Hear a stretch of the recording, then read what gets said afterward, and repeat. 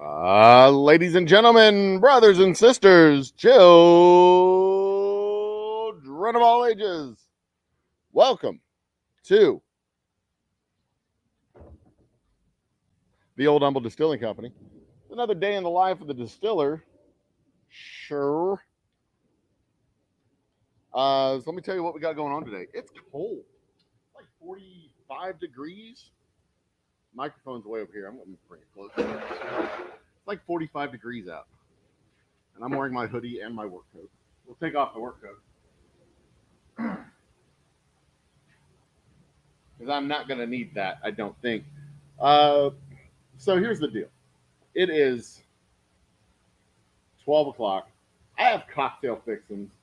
People want to come see me. We're going to be open, officially open from 1 to 4. It's cold. I don't have a band. We don't have food. I don't expect a whole lot of people to show up. There's a red dot in the middle of my camera lens that I've never noticed before. Huh, how about that? Okay. I don't expect a whole lot of people to show up. But here's what's up. You see this pile of wood? That pile of wood used to be a table that looked like this. But I dismantled it, as you can imagine. But, I mean, they don't just fall apart like that. That's a fairly sturdy table. And I've been waiting to rebuild this table, but I've also been waiting for that box to come in. Say hi, Wally. Wally, say hi. Lay down. You're fine. Lay back down, buddy. Buddy, lay down. Hold on a second. Come here. Lay down. Lay down, bud.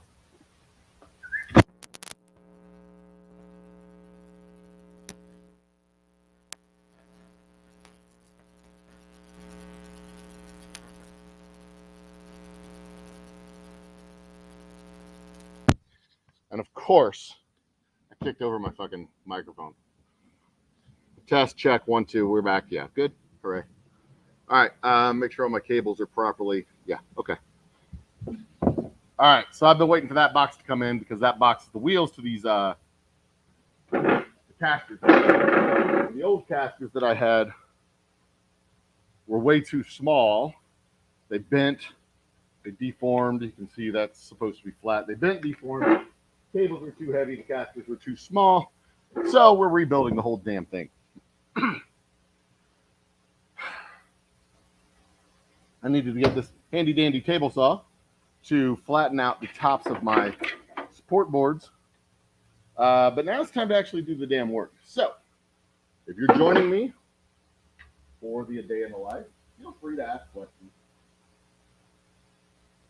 I'm kind of monitoring chat, so I'll be able to answer your questions as they come in. And of course, I lost my tape measure. I'm always losing my damn tape measure. Always losing my damn tape measure. There it is. Ugh.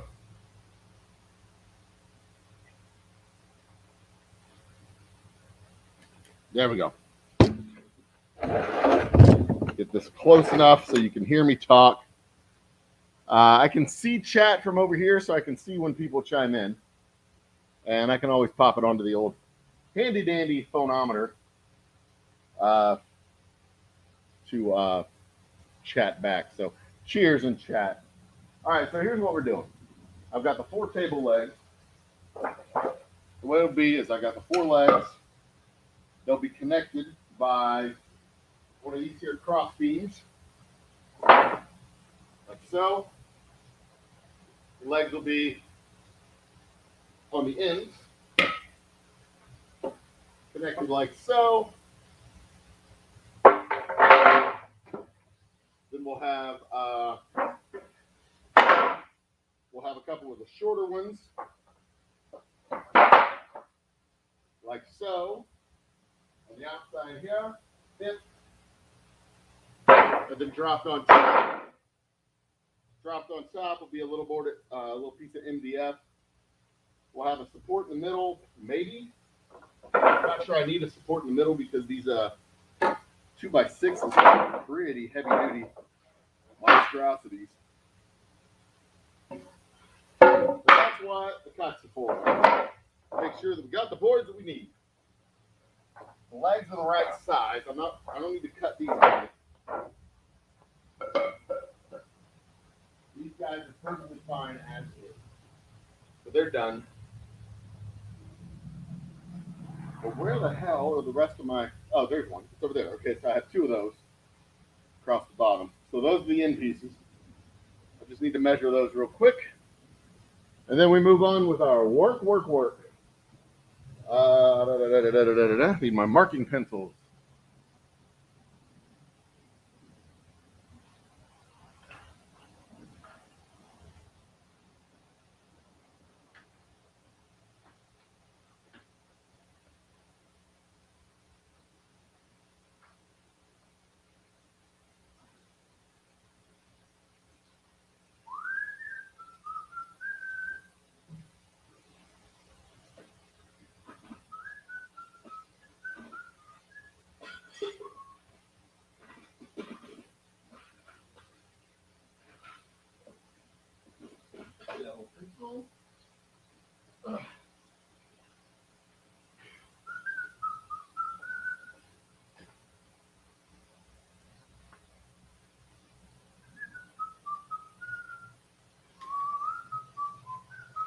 So here's the MDF board that's going to be the tabletop.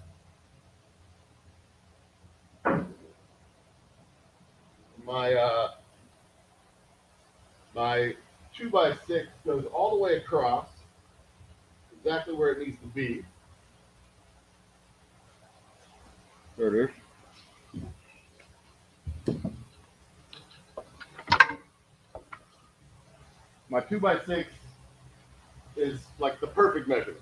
It is 8 feet long, or just under 8 feet long.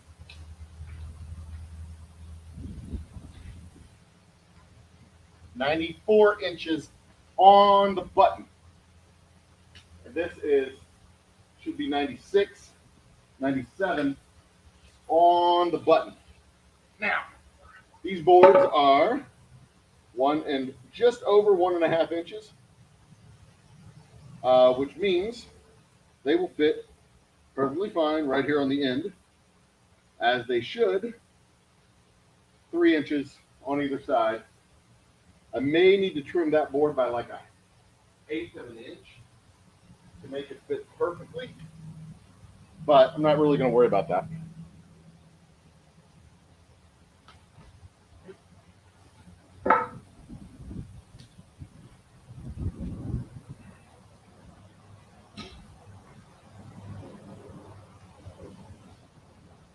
Yeah, damn it, I'm going to need to trim that board by literally 1/8 of an inch. But that's all right. That's why I have this bad boy. And my miter saw.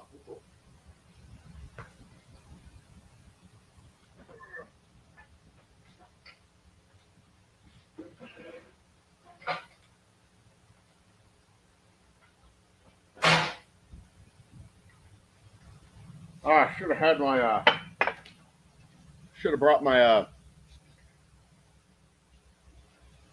brought my whatchamacallit, sawhorse. It's like exactly what the sawhorses are for holding saws up, you know.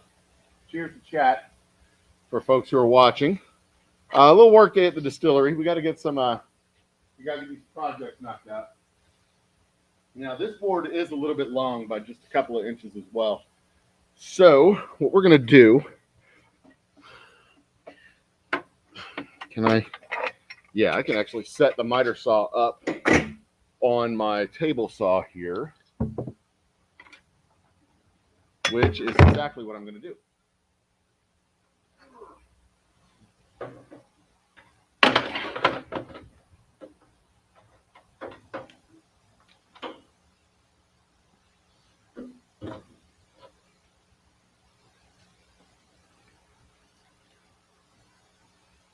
You know what they say, safety third.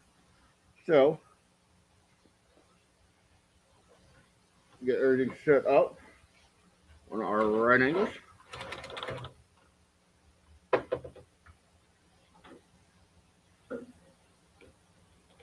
going to have to knock off about about 3 inches. Now, an eighth of an inch, not quite 3 inches. I need to knock off just a little bit on the end of this guy. Measure twice, cut once.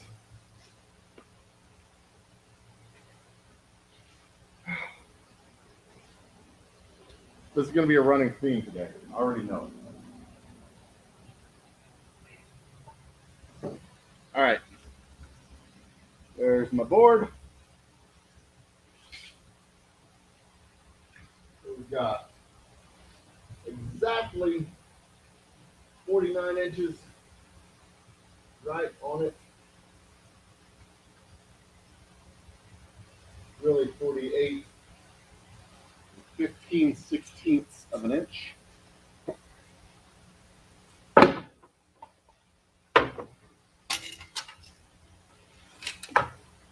Get my speed square out here. Why the hell do I not have all my pieces of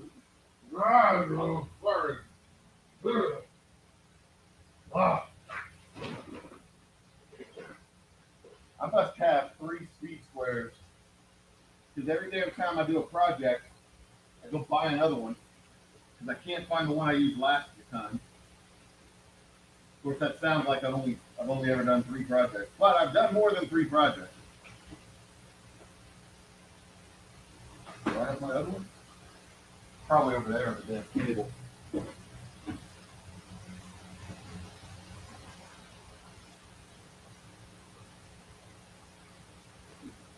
I have carpenter square, speed square, and another speed square.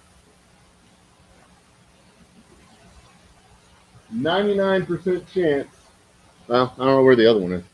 It's around, probably right over here. To be quite honest. But I'm just not finding it, not seeing it. Doesn't matter. All right. So 48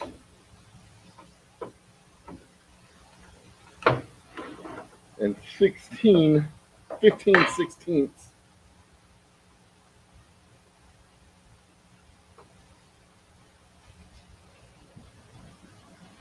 Ba-bam.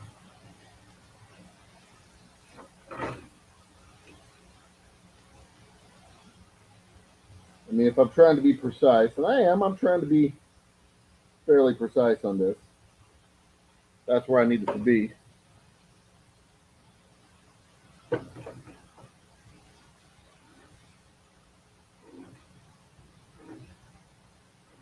that's the part that I want to knock off. And I can do the same with the other board. Got them both the same length. The square piece in the out.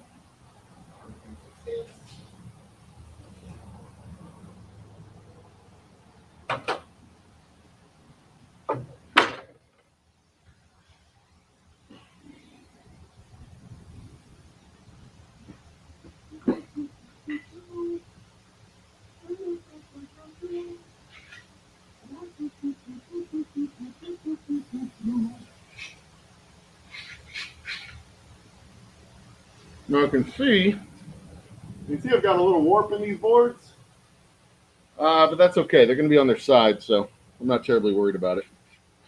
You want to hold them together, make sure they're equal length over here.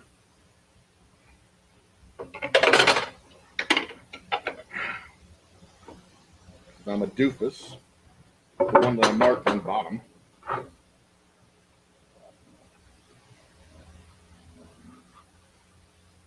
Now these pieces were served the same function on the old table, so they're the same length, conveniently.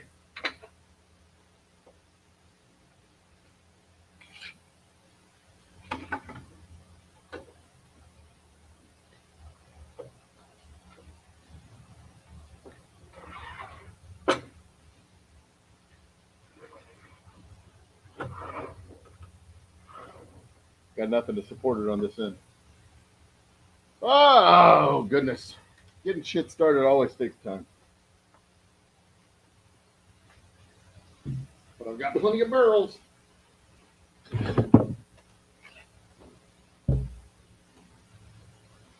Plenty of barrels, plenty of scrap wood.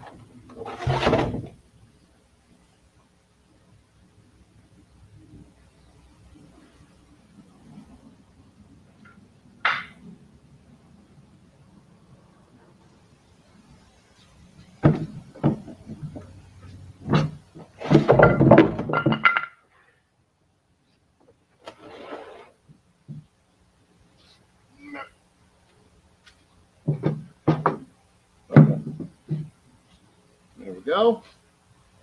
Beautiful. This is, by the way, not a building tutorial. Do not do this at home. Don't even do this at your neighbor's home. Don't do this. I don't know what the fuck I'm doing. Don't follow my lead. For God's sake. Get everybody killed. What did I do with my extension cord?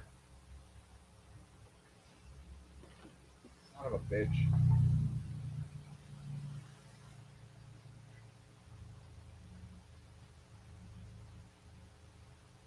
It was on top of this thing. I moved these things off of it. Of course, it's green, so I'm not going to find it. It looks different from mine. Shout out to Brian for loaning me his table saw. You're a brave man. Loaning this idiot a tool. Appreciate that.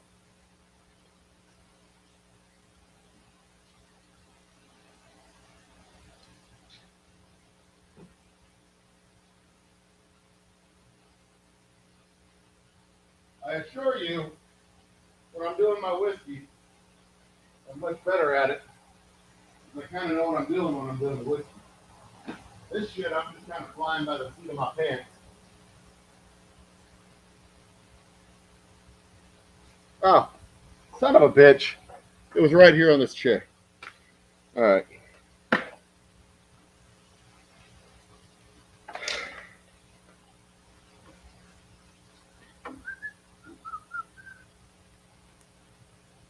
Look at that. Plug you in there. All right.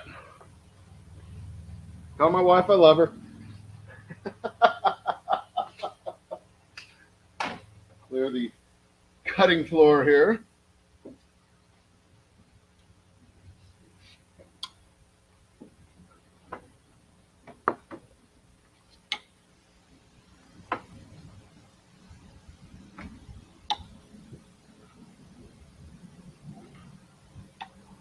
There we go.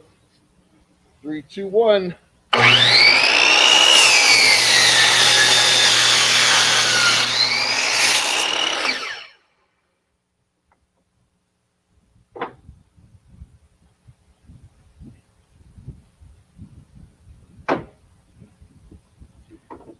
Did not cut through both boards. That's all right.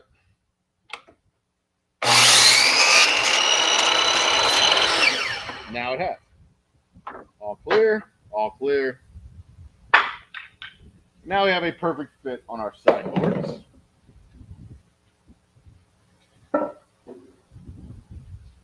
One, two, button my shoe.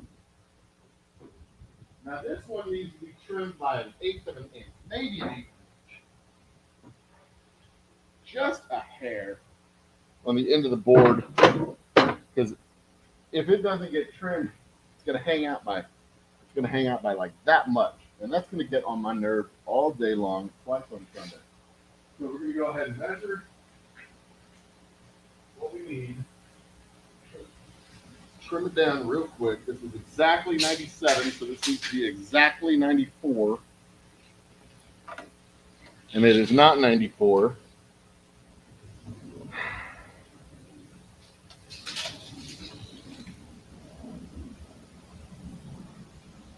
These are exactly 1.5. So this needs, well,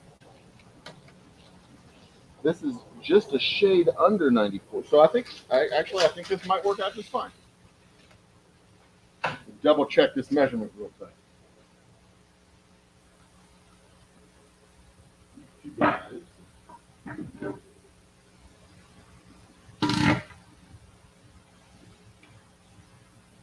Beautiful.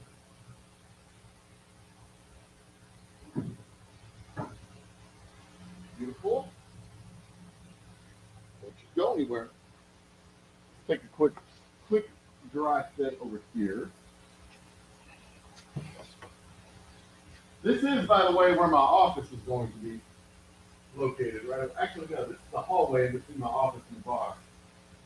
Kind of the back area of the bar. Oh, yeah. That's perfect. That's an absolute perfect fit right there. Okay, so these wood are done. That frame is done. The frame, upper frame, is done. Perfect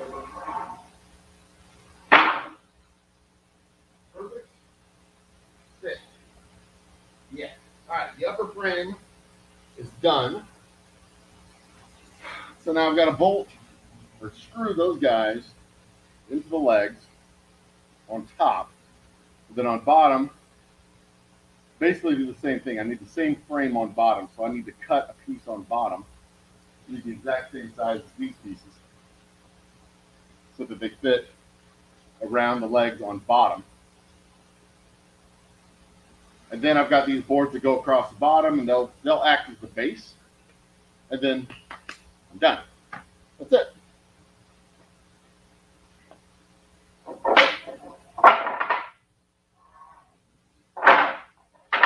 You know what? I wonder if these are the right length. No, this is too small. These were the support beams. These are the supports that I have across the top of the table for the 2x6s to lay on. They're wide enough for the 2x6s, but they're not wide enough for the MDF. I'm adding about 3 inches, 4 inches to the tabletop. So I'll have more workspace, so I'll be able to make more bottles at once. You know, fill up the table with more bottles. I'm going to have 2 of these. That table's going to get replaced. And I think I'm going to go ahead and replace that one too with the same style top.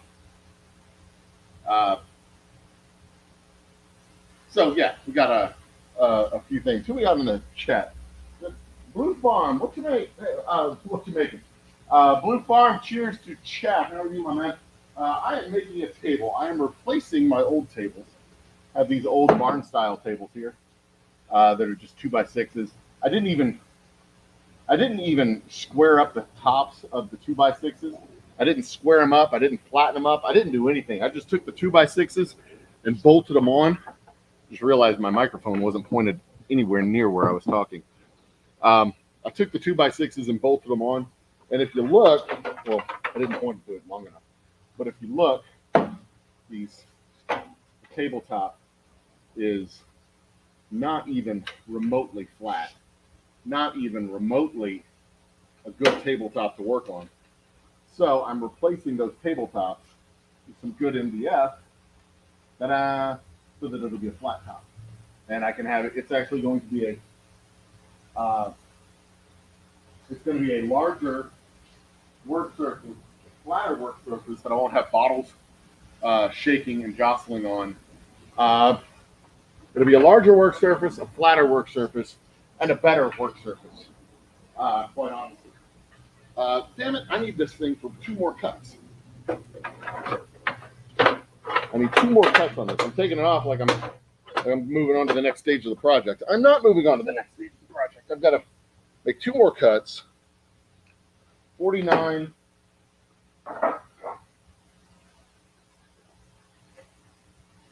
This one will do. I've got to cut it to. I'm over here. Actually, no, back over there. Sorry, whiplash. Here it is. So I need 2 more cuts that are the exact same size as this guy. Exact same length, and I hope I can use this board. I cannot. Son of a bitch. That's fine.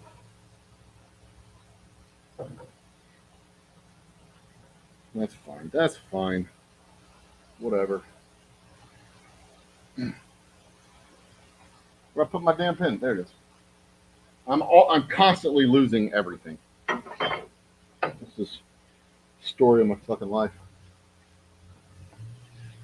So the net result is going to be more table space that I can work on.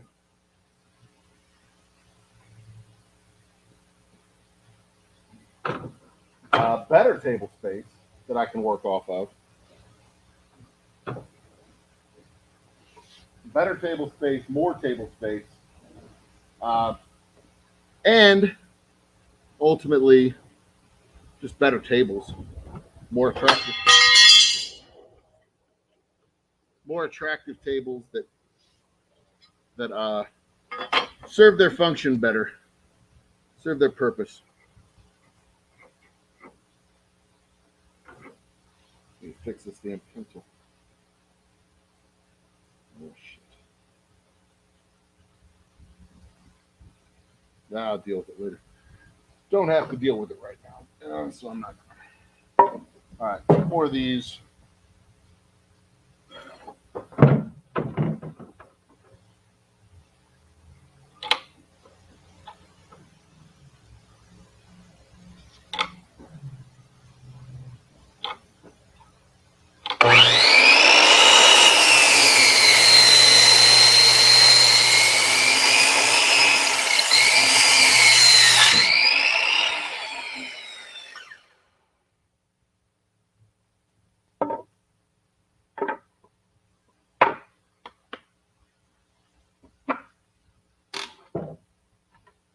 Now these 2 boards are going to go on the bottom. So I've got a double frame on top that holds the tabletop, frame on bottom. It's going to hold the sideboards, or the bottom shelf. And the bottom shelf is going to be 1, 2, 3, 4 boards long, and it's going to hold. It'll be there for storage and whatnot. But this is just slightly too short. Son of a bitch! Look at that. It's too short by that much, and I can't just do that because it's actually a short board. Damn it! I hate wasting. Yeah, sorry about that. I hate wasting wood, but 4 boards to go across the bottom. It's not going to be perfect, but it's going to be good.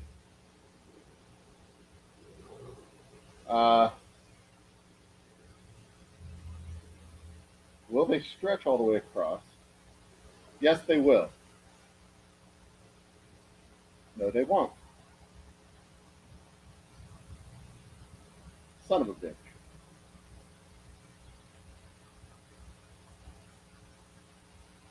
Son of a bitch. They're not going to stretch all the way across. That's fine. I'm going to have to get another MDF board for the base. I'm going to have to cut out the notches for the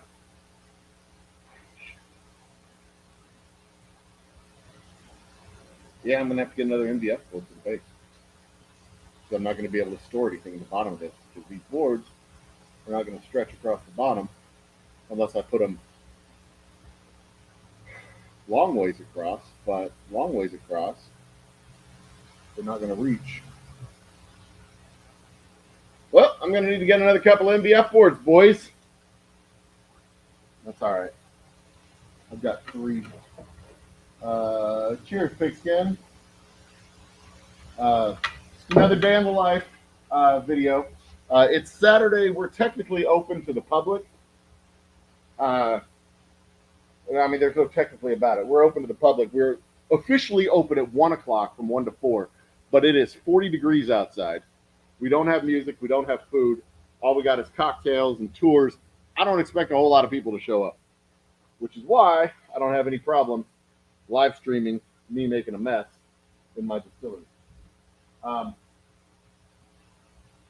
But here's the thing: I don't need to worry about the baseboard, the base shelf right now because I don't really have anything being stored underneath. I have stuff stored underneath that table. I don't have anything on the shelf underneath these tables that let me show you what I've got going on down there. It's just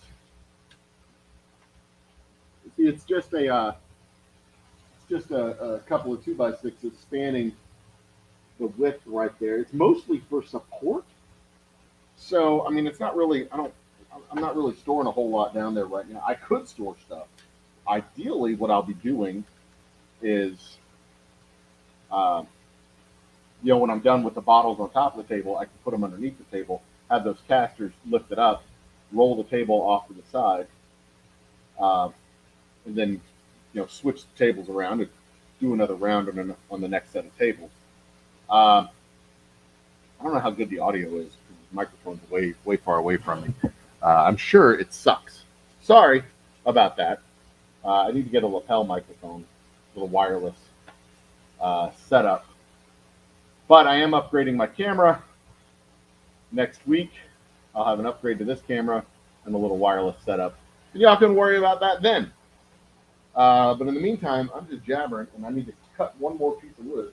I'm just going to make the one table today. No, I'm going to probably disassemble that table. Because I've got time to spare today. La la la la la. Give me wood in a family appropriate way. What do I do with my goddamn pencil now? Ah! Where'd I put? There it is. Real. Man alive. Measure twice, cut once. There's not a right angle on this entire goddamn thing.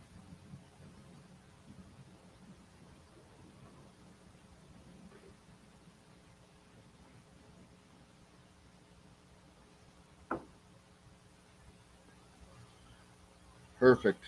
Exactly where it needs to be.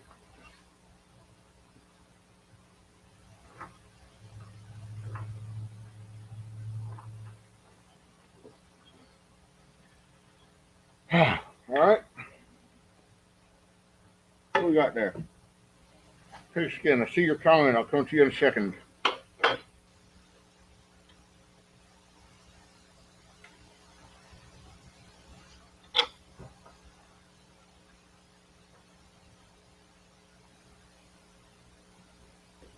There we go.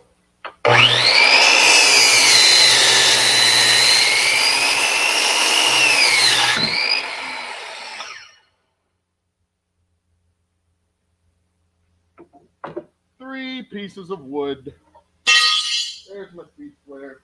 All right, so those are the two on bottom. Two long boards on bottom don't need to be trimmed. They're the right size, but they should be the right size. I'm not going to worry about those. But if my top pieces and my bottom pieces are the same size, I should have perfectly perpendicular box with all the right angles. Looking for love and all the right angles. I have not checked it out yet, Pigskin, but I will. You can count on it. I'll go check it out. I'll go check it out tonight, and I will share the video. I'll share the video, put it in a playlist. I try to find all the reviews of my whiskey and put them on a playlist on my channel for people to find what it is that they need. All right. All of this wood is now scrap wood because none of this wood is going to fit. None of this wood down here is going to fit in the new table. So all of that wood's going to go over in the scrap wood corner. I guess I'll pile it underneath this table somewhere. All right, it's fine. Time for assembly. But before I do assembly, I have one more thing I want to do. Safety first. Eventually, one more thing I want to do with the wood for prep.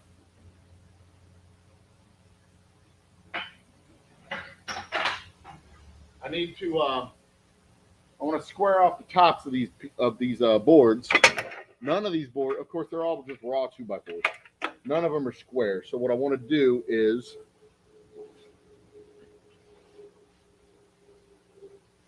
rip the tops down, just that little 1/4 of an inch. Rip the top, get that rounded part off, so that they're square and they'll sit flush up against it, and they'll be straight and they'll be square and everything will be copacetic. So that's the last thing I'm going to do as far as prepping the wood. And there you go. Originally, I had planned to do this with to use this with that table or with these tables and trim off the sides and square up the sides so that I could put them together and plane it down. But once I took the top off and I was looking at it, like, let's just put MDF on here and save me a shit ton of work. It cost like $100. What was it? $25 for each of those pieces of MDF. So, but the MDF gives me another 4 or 5 inches of tabletop. You know, this is 3'8" versus 4 foot even. Or maybe it's, I can have the table. Yeah, 49 inches of tabletop space versus 3 feet.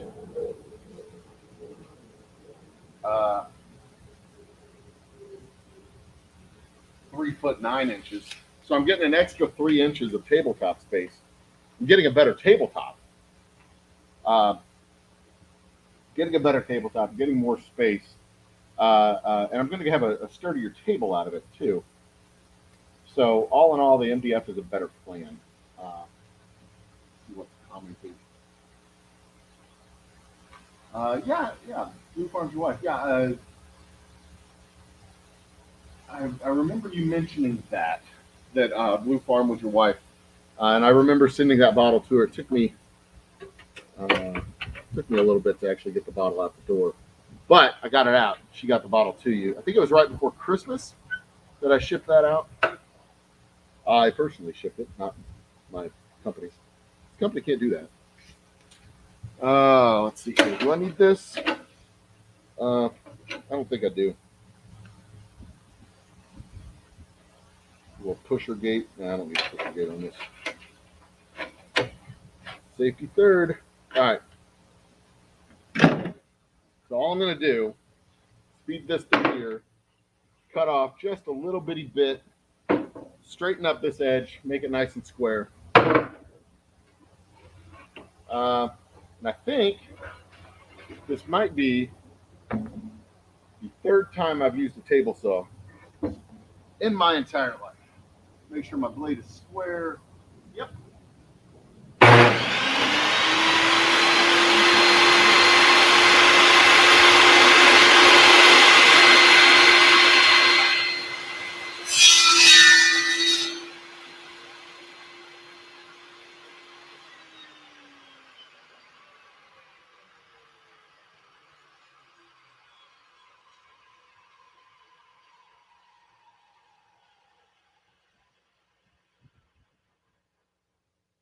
You know what I didn't do? Other than have a face shield and eye guard and all that other stuff. Don't do this at home, by the way.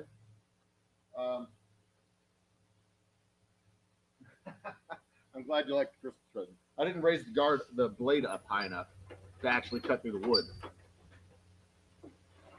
That's something you ought to make sure you're doing. When you're cutting through a piece of wood, make sure the blade actually goes through the fucking piece of wood. Stupid, dumb idiot. All right.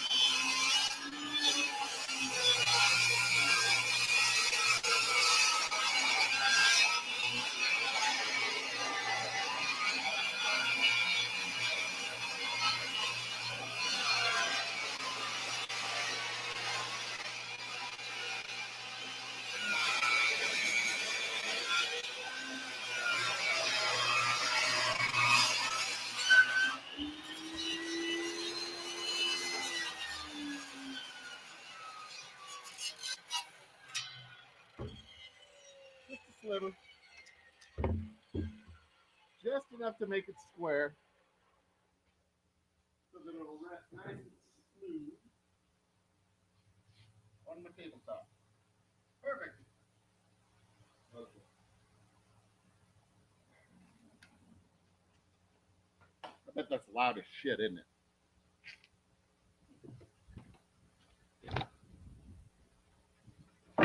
Move you all over here so you're not quite so close to the. I mean, it's loud in my ear. It's got to be loud on here. Okay, so I need 2 of these cut. The ones on bottom, I should probably trim the ones on bottom too, shouldn't I? Yeah.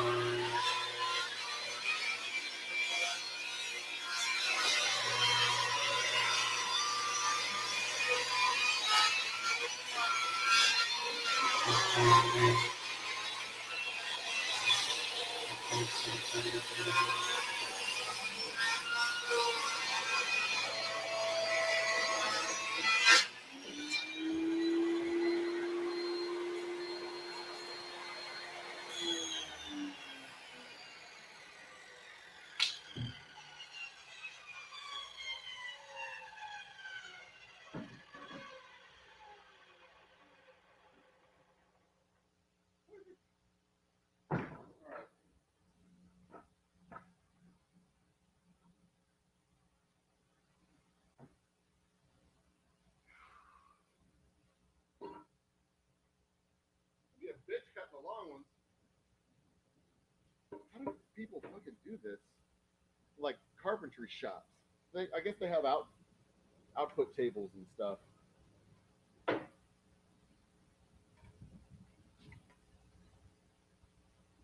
He's got the. This is where the face cover windshield was. Why doesn't he? I don't even know. I don't think this was intended to be like a long board type of table.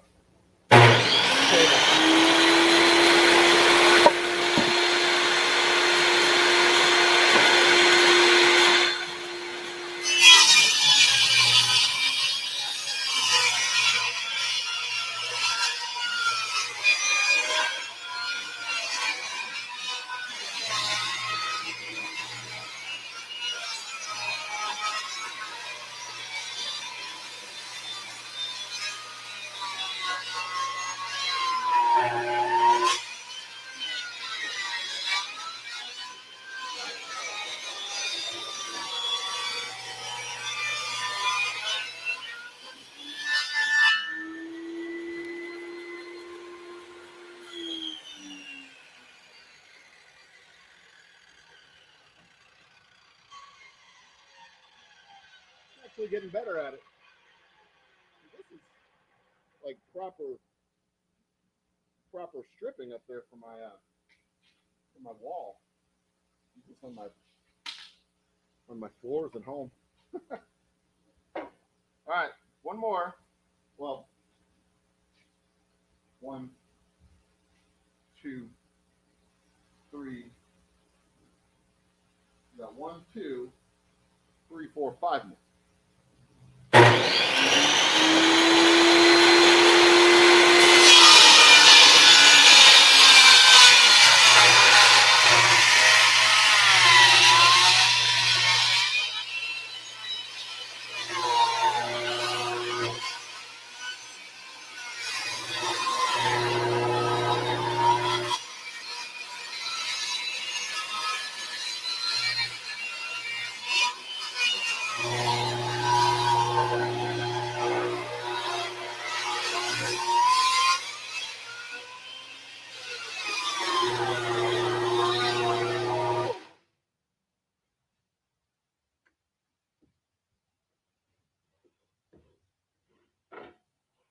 Not supposed to do that.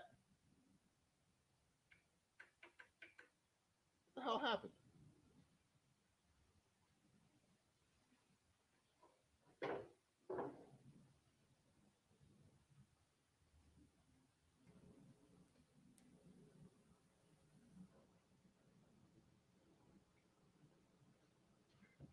right.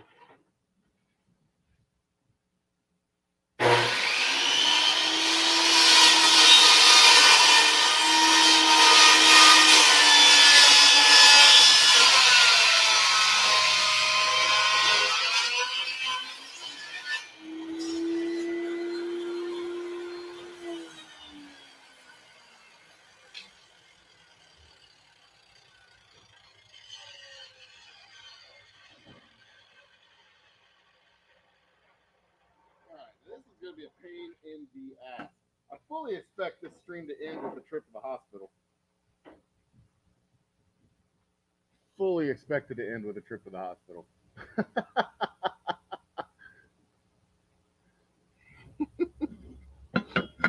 Do not do this at home.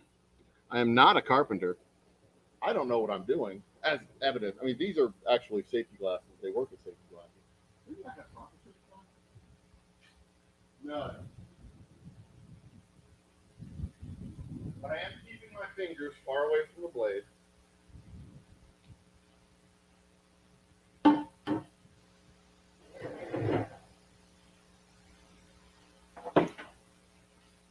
All right.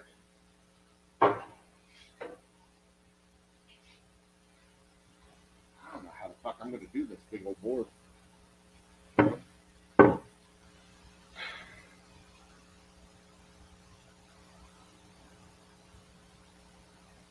Do I need to? Really?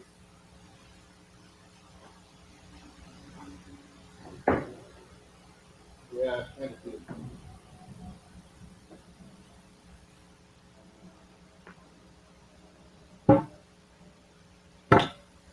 Thanks, Bria.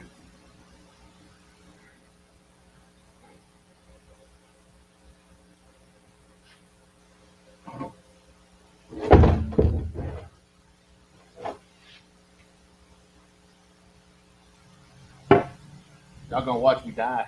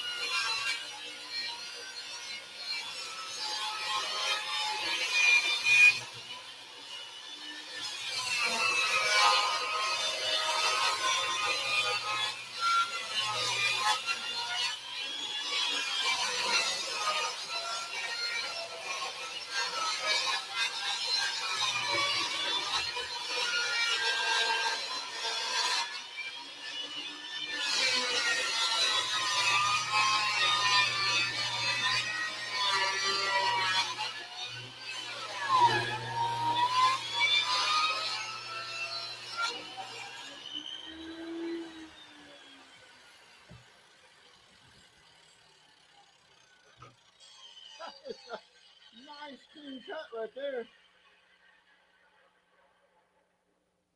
I really could use that up there. More than a couple of spots I can use a piece of slice like that. All right.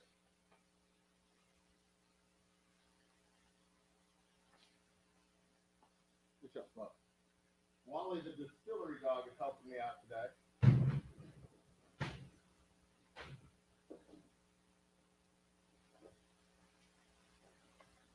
I could use one more outflow barrel. Hold the wood as it comes through. These long pieces make me nervous. This is so damn much.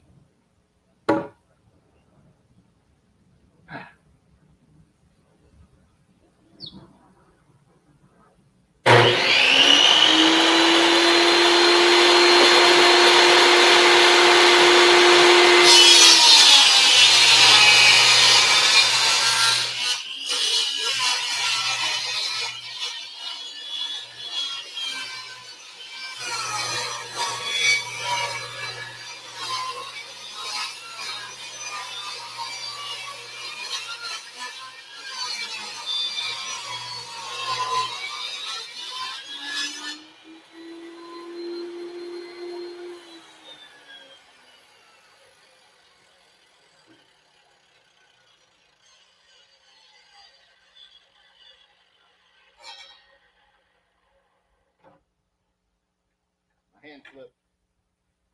It came up.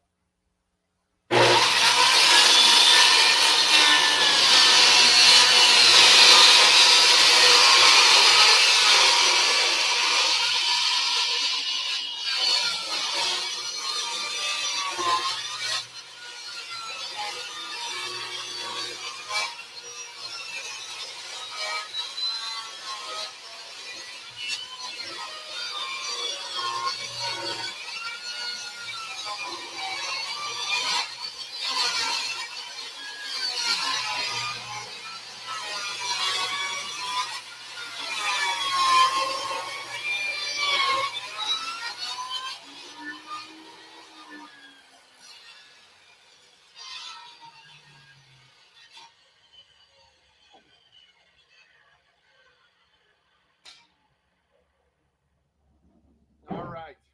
Let's go deaf.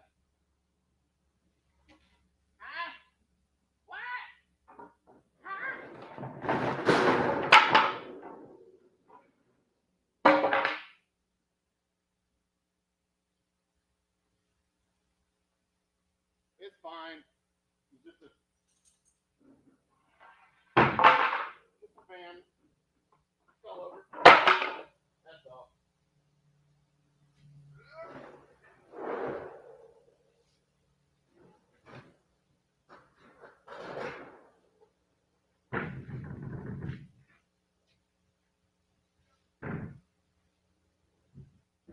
Everything's fine.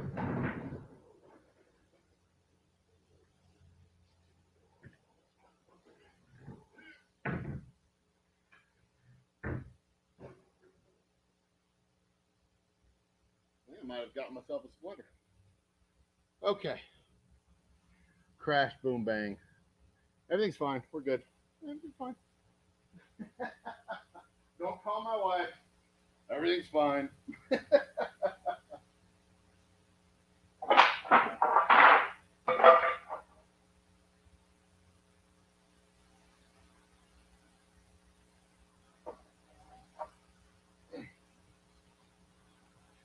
All right.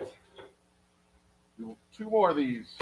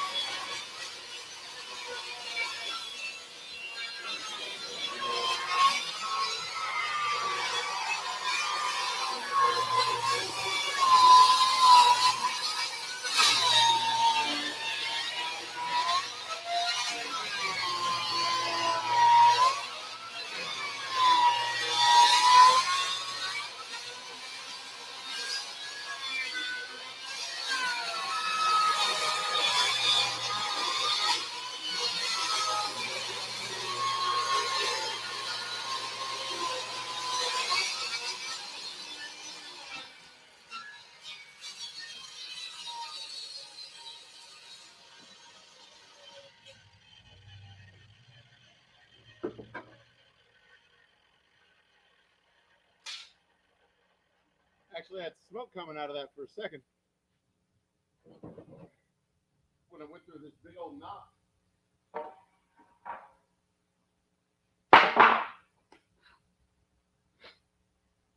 What's up? Hey, candy scrapping. Cheers, guys. Making a table today to replace my old tables. Ugh, getting kind of sawdusty. One more.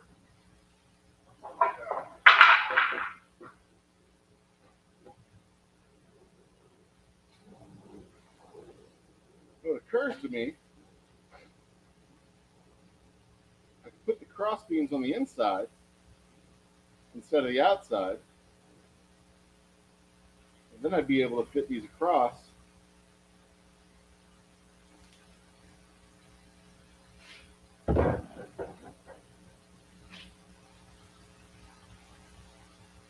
Now, but I wouldn't be able to fit my the uprights wouldn't go across, or the long beams wouldn't go across, or they'd be intersecting. I'd have the long beam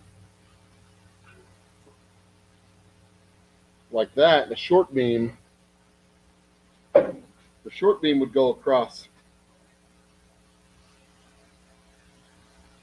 They'd go between the legs like this, or rather, like this.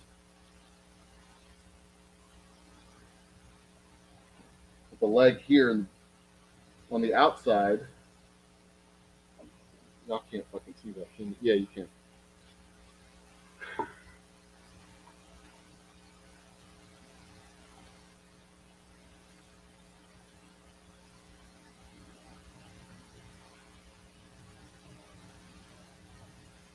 Wouldn't be optimal, wouldn't be ideal, but I could at least put the long boards across the bottom and pot as kind of a temporary measure.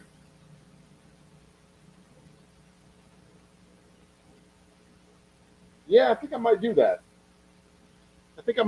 Put the bottom supports. All right, so I've got the top skirt on the top skirt. There's the boards here. So I'm going to have the top boards on the outside of the wood. Short 2x6 here, and the long 2x6 here on the outside, going around it, for the tabletop to rest on top of. So the whole tabletop will be supported on the perimeter. It won't be supported in the middle, but it'll be supported in the perimeter. How do I have sawdust on my back? Anyway, but on bottom, to support the perpendicularity, I can put the boards on the inside. That way, yeah, that's what I'll do. I'll have the supports on the inside, and then the long beams on top of the short beams. The short beams going across, the long beams going on top. And then if I want to change that to put MDF on bottom, so we'll have a larger storage space on bottom, I can just undo the screws, move them to the outside, screw them in that way, drop the MDF on top of it that way. Yeah, that should work. Should be okay with that. Okay. Yeah. All right. Who else is here? Oh, Sandy. All right.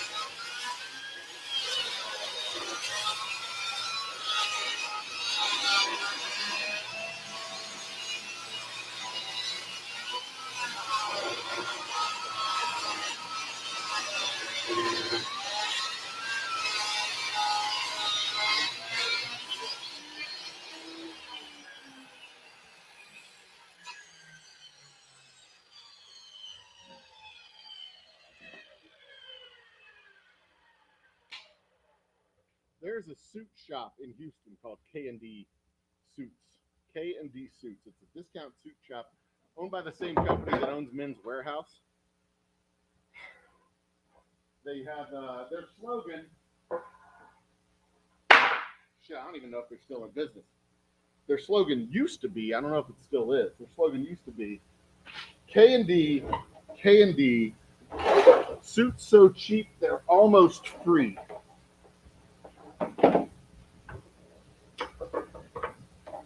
Do with that what you wish.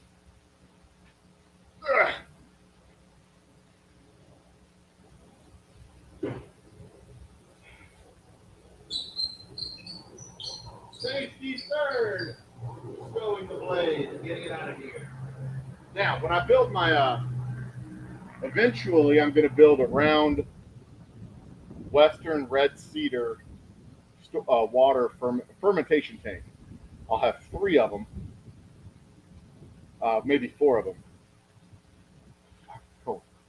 Might do 4 of them, but eventually when I do that, I'm going to need to use that same tabletop and cut grooves in my upright slats so that they can lock into the bottom. I've got a lot of projects planned. I got all kinds of projects. All kinds of projects planned. But now we're going to assemble a table. I got to move my wood scraps out of the way and assemble a table.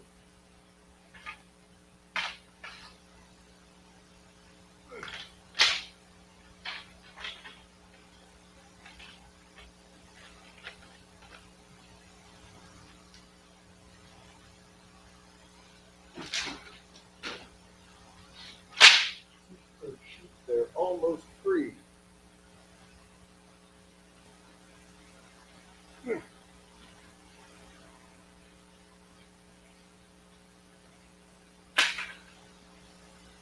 All right. We about to get down on the ground and get dirty. What do you say, Pup? Think we should get down on the ground and get dirty? I think we ought to. All right.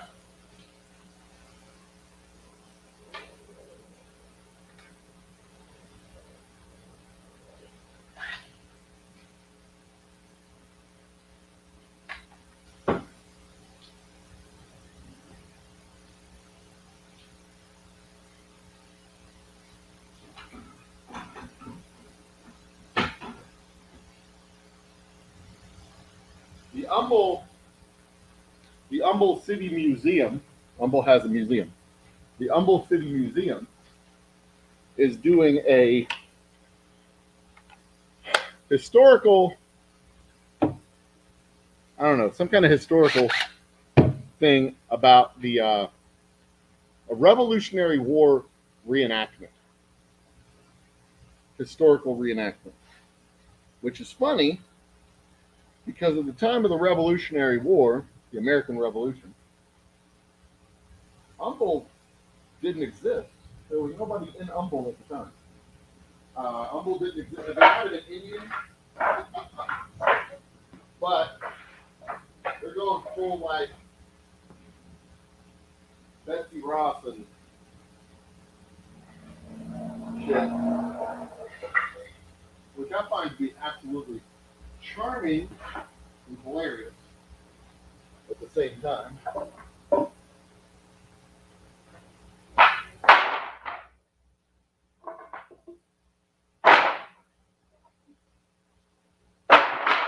right. Fucking splintered. All right, time to do a thing. We'll get these guys out of the way, I think. 'Cause I think I'm just going to build it right here. I mean, this is eventually where the table's going to go anyway. Yeah.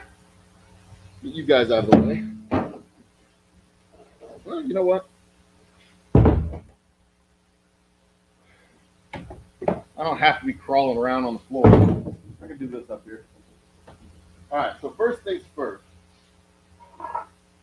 These boards and these boards got to go together. I figure I'll do the short ones first, then I'll do the long ones. I'll attach the short ones to the uprights, and then the long ones. Because these are going to be flush on the ends, like so. You can't see that. They're going to be flush on the ends like so. So, this, and that.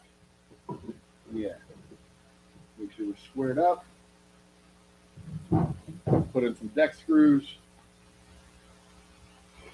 And I salvaged all the screws from my old tabletop. I just got to make sure they're not stripped out when I use them. Oops, wrong one. Uh-huh. Make sure we are perpendicular.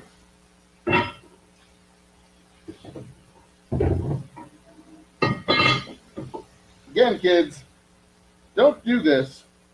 It is not a tutorial. It is just informative of the shit I do at the distillery.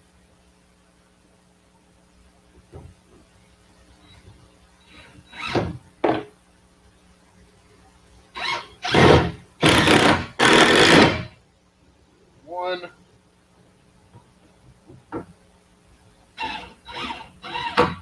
Two. Would swear. Always measure twice.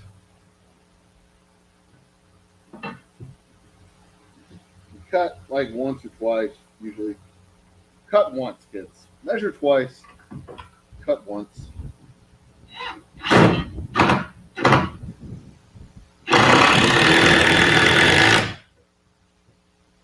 Them's how it's done. Make sure we're square, plumb, flush, beautiful. On to the other one. See, assembly goes quick. Once I know where I'm putting the nails or the screws, assembly comes together real fast, real easy. And these barrels are wonderful as guides, benches, tables. They do all kinds of wonderful things. Get in there. I am not using the right screw bit for this. There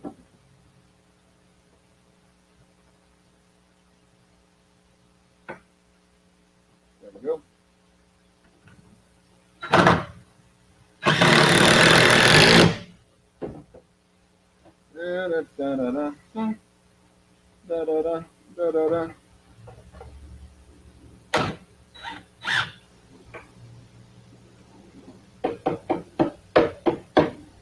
And I do not need my carpentry experts to tell me that I don't know what I'm doing.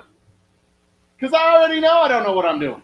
I just got to slap together a damn table that functions fairly well. I know there's better ways to do it. I know there's easier ways to do it. But I also know that you can eat me. Because I'm doing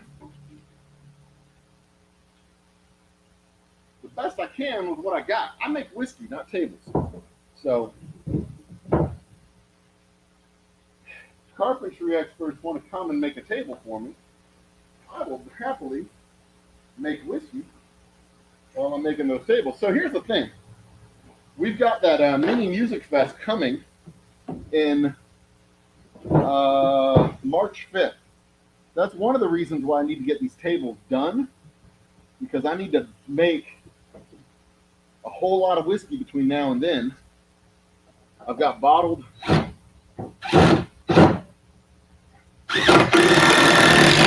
I have supplies of my straight whiskey on the way, as well as the special reserve.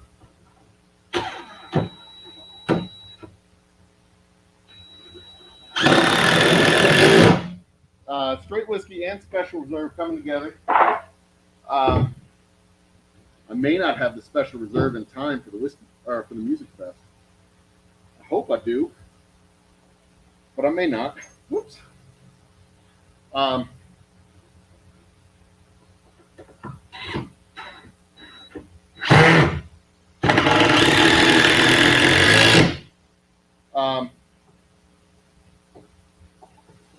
I will have the rye. I have boxes finally coming. Oh, this is just a little bit shit.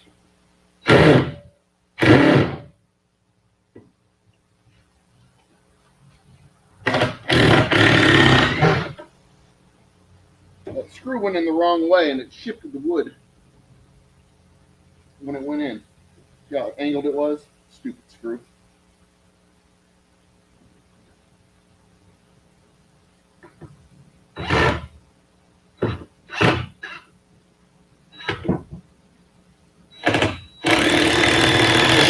That's better.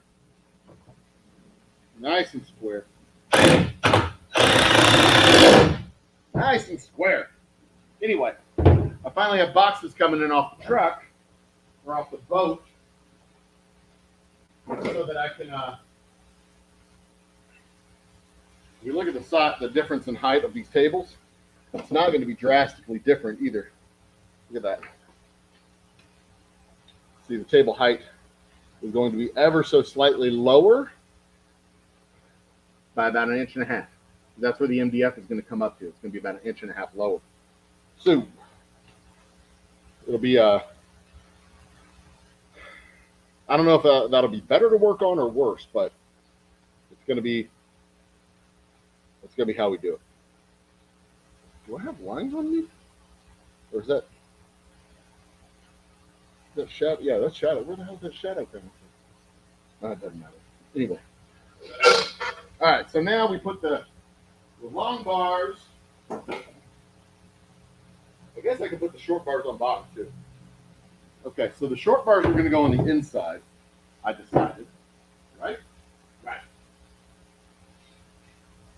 So this will help not just give it structural integrity, but also help keep it squared. So we're going to put the bottom crosses down here on the inside, and then the casters will be on the other side, on the outside.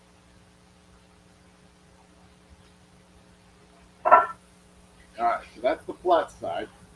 So this way,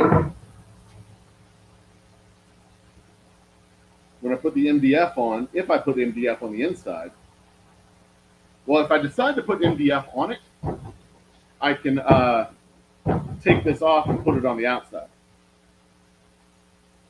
But otherwise, these long beams will be able to go across on the inside.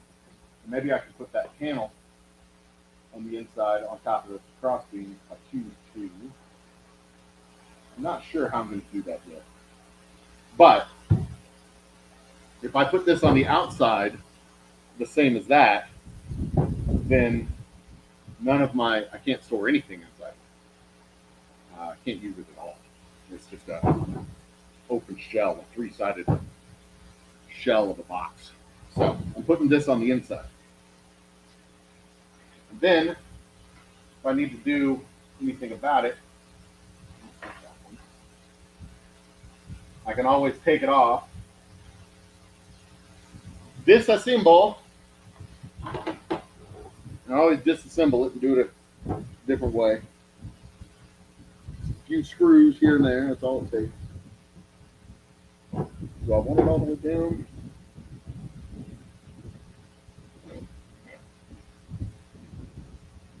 I do. Do I want it?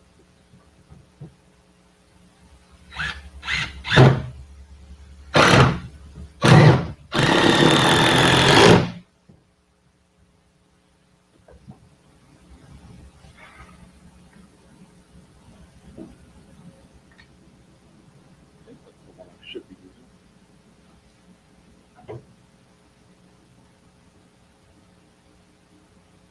Yep. Yep.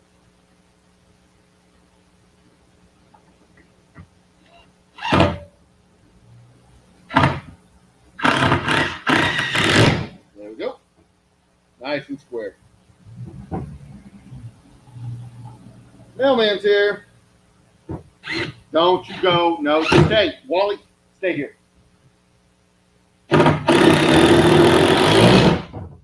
have not checked my mail at the distillery in quite some time.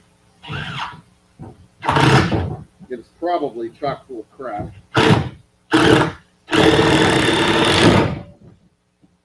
Notifications from the power company advertisements from cable company, the internet company rather, magazines from Uline, chock-a-block full of crap and garbage.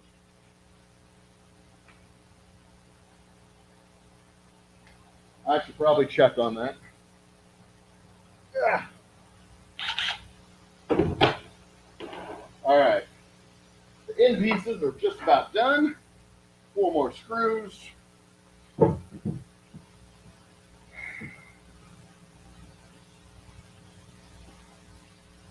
And then we will.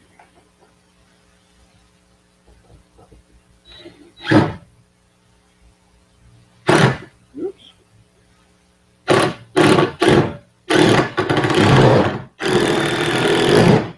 God dang it. Fought me all the way through.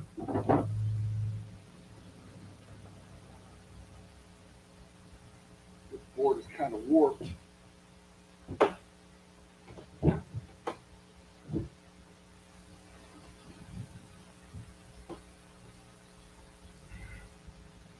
We'll come together.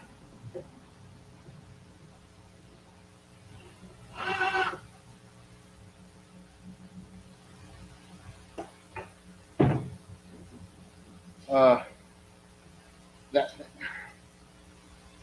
Who's here? Hey, Tuna. Cheers and salutations. Glory be to the Empire. Indeed. One of these days, I'm going to get you to tell me the story behind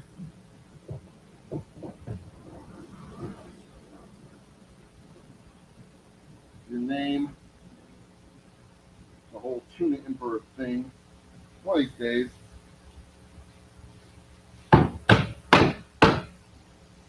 Because I'm sure that's a hell of a story.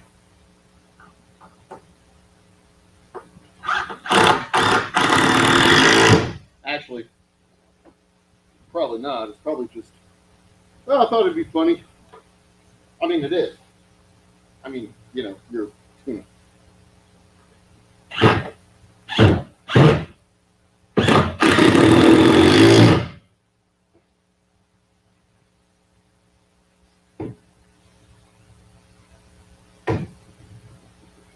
Or at least the Emperor of Tunas. I guess you're just the Emperor. I mean, I guess you could actually be a fish. Rule it out. I don't know if y'all can hear me. I'm mumbling.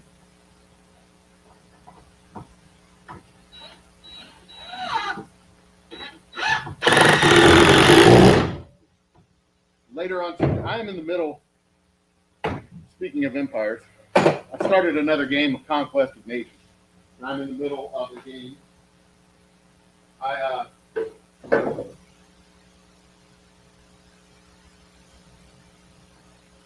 started this particular round as Haiti.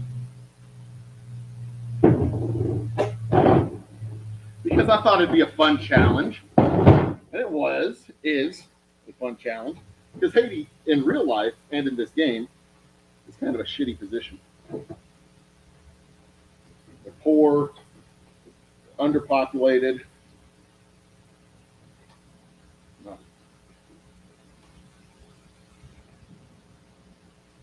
They got no resources.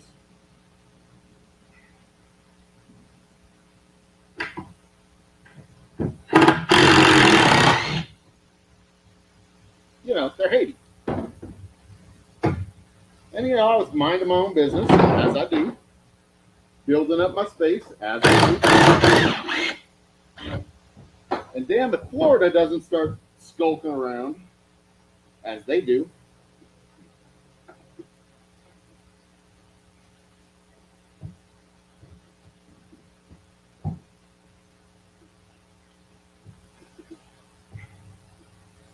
This one has a warp in it too, and I'm trying to get that out.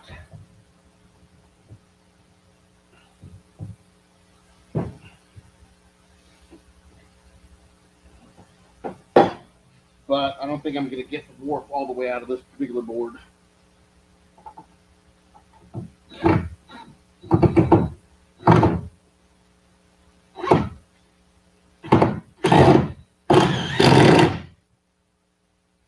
Maybe.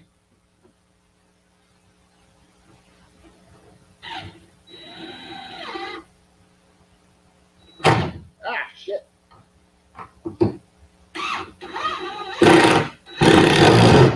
I can hear my dad's voice in my ears telling me, let the tools do their work, son. Let the tools do the work. You don't have to push it down so hard. Let the tools do their work.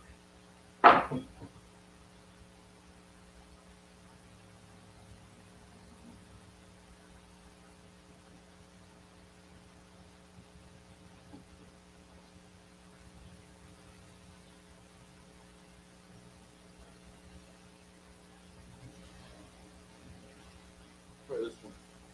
Fix this one more time.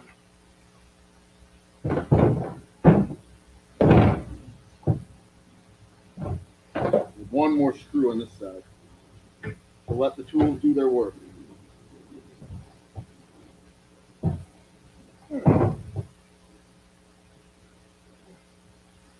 Right, one more screw. Tie it together.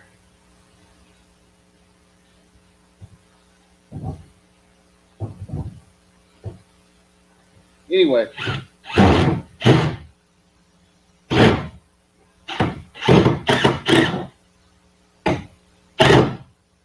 Florida comes in while I'm working to consolidate everything in the Caribbean Sea with Cuba, Caribbean states, and whatnot. Then he goes and he takes Jamaica, and Puerto Rico, and the Bahamas. And, I mean, he's got all of Alabama and Mississippi and Louisiana and Texas. He has plenty of space to go expand, but he has to go skulking around in my neighborhood. So, long story short, I now occupy his capital. I'm consolidating all of Florida.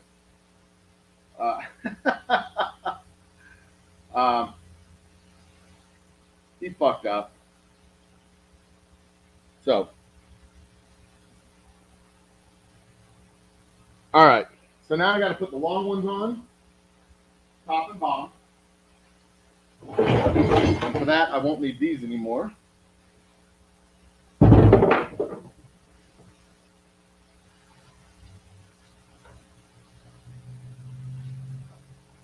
I could just put this here. A lot wider than I remember. And this one. The top ones are on the outside. Did I fuck this up? No, I didn't. Top ones are on the outside. The bottom ones are on the inside. And what we're going to do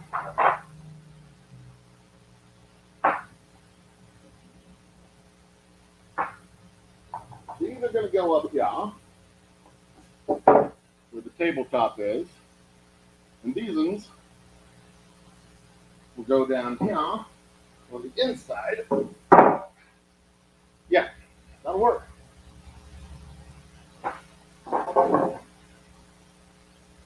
That'll work. All right. Kick you out a little ways. Y'all didn't see that. Oh, stupid. All right. The outside. The outside. To the outside. I think I fucked this up.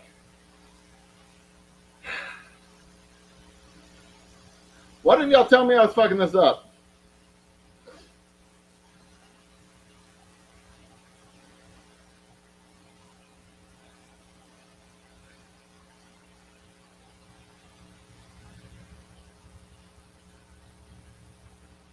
God dang it.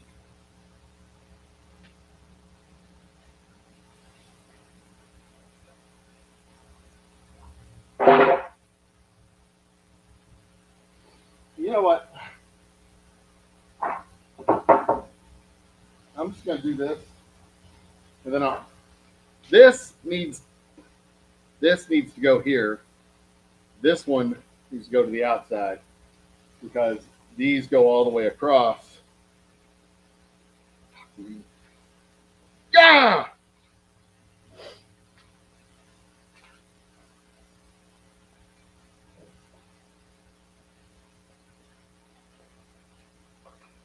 Fine, fine.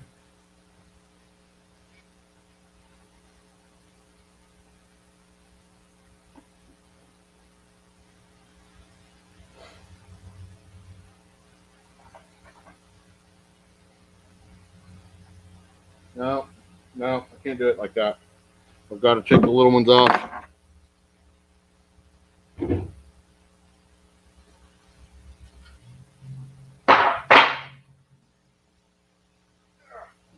Got to take the little ones off.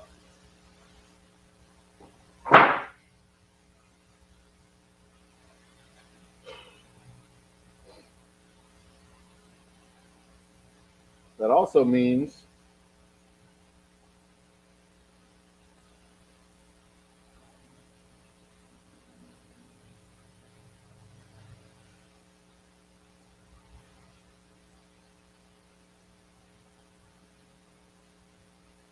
I got to have this support on the outside on bottom too.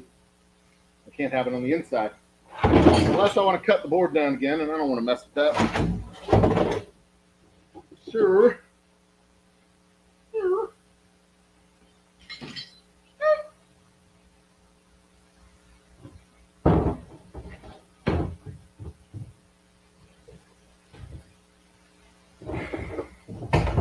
Still measure once, cut twice. Just, make the right measurements.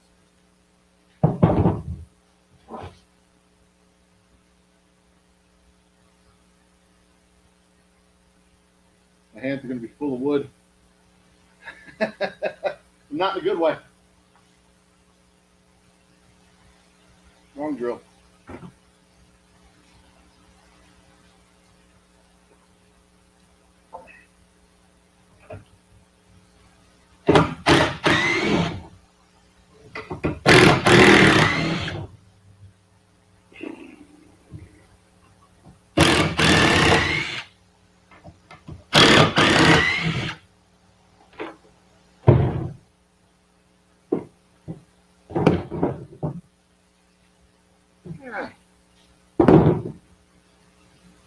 What? What on earth are you doing, whiskey guy? Why are you taking it apart? You just put it together. Well, yeah, I screwed it up. These boards don't go flush. These short boards hang over by inch and a half. The long boards go flush. Short boards are inset by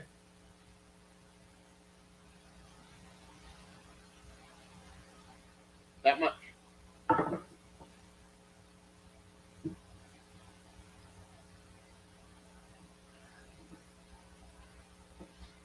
The short boards need to be inset by that much.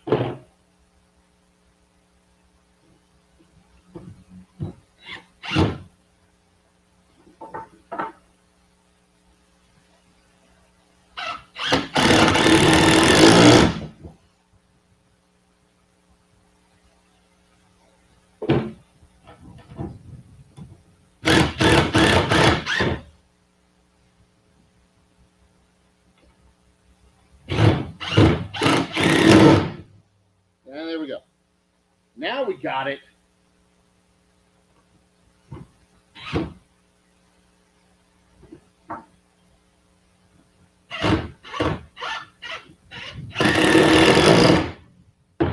There we go.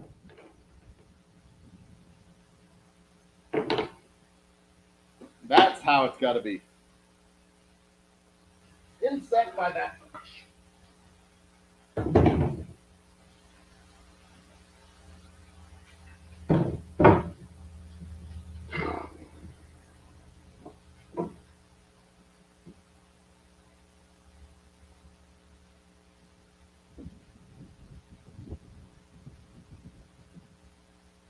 by precisely that much. And this is the top.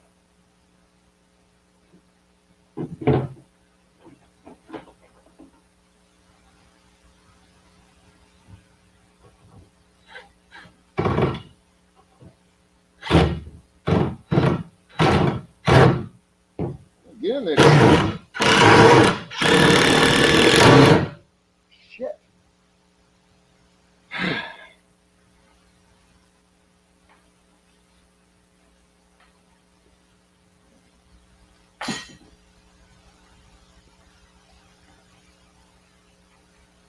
Not all of these screws were great when I pulled them out. That one was okay when I pulled it out. I probably shouldn't have used it. Now it's all stripped out.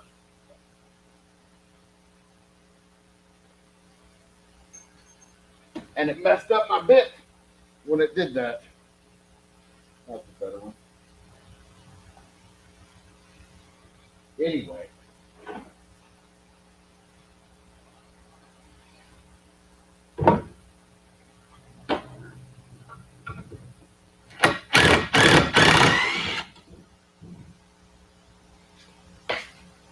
Get rid of that. Not only did it screw up my bit,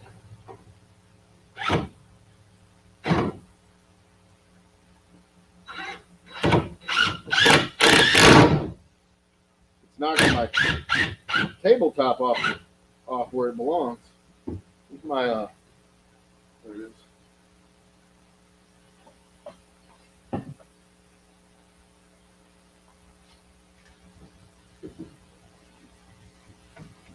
Do this the way grown-ups do it.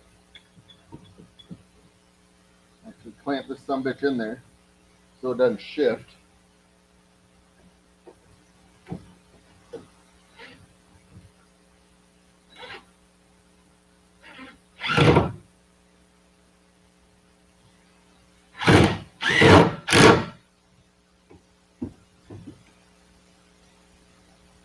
While it's getting screwed in. No, I gotta find a different hole. That's what she said. Ha!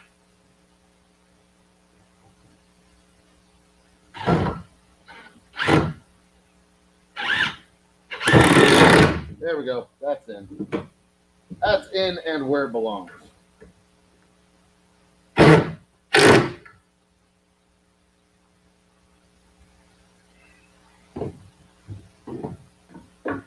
Stay offset by just the right amount. Just the right amount. Make sure we're perpendicular. We are. In you go. Beautiful. Beautiful.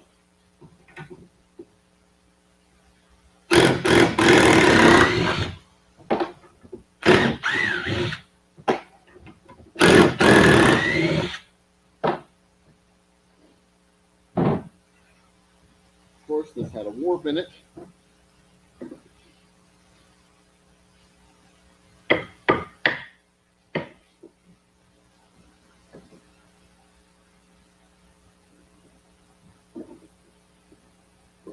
All right. What's going on over there? Take a gander at the chat boxes. Nothing. Great. Fantastic. Wonderful. Well, like I said, it's cold here today. I don't expect a whole lot of people to show up. That's kind of why I'm doing this project. We are technically open.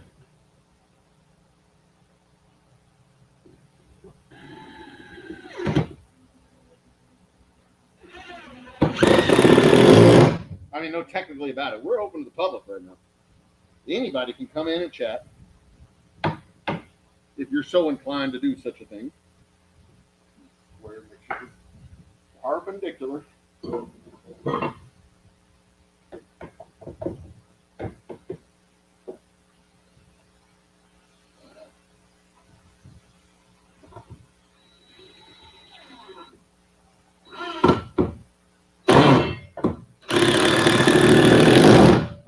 Beautiful. Beautiful, beautiful.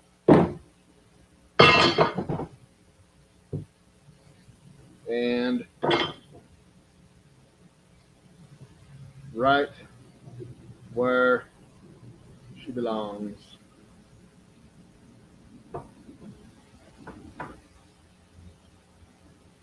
Offset just so.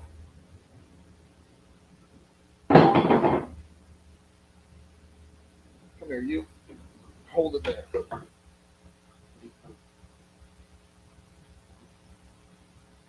Don't let it shift. Missed.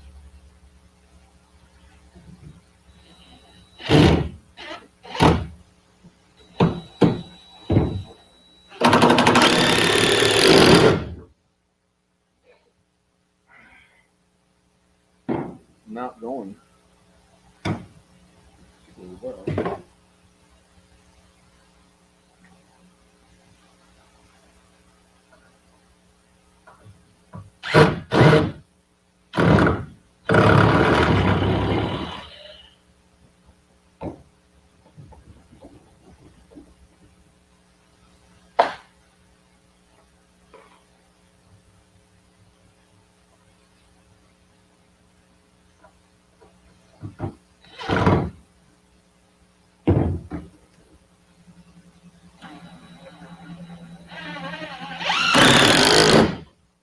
There we go.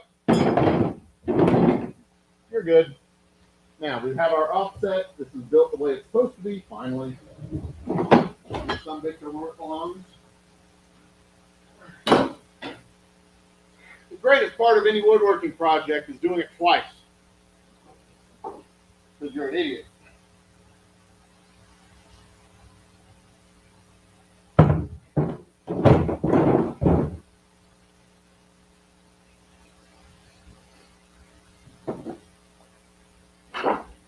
I mean, one way to get around that is not be an idiot.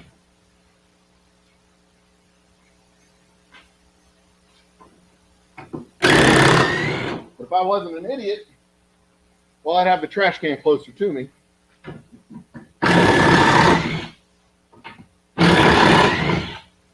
But, you know, who wants to do that? I'd rather just throw all over my shop floor like an idiot.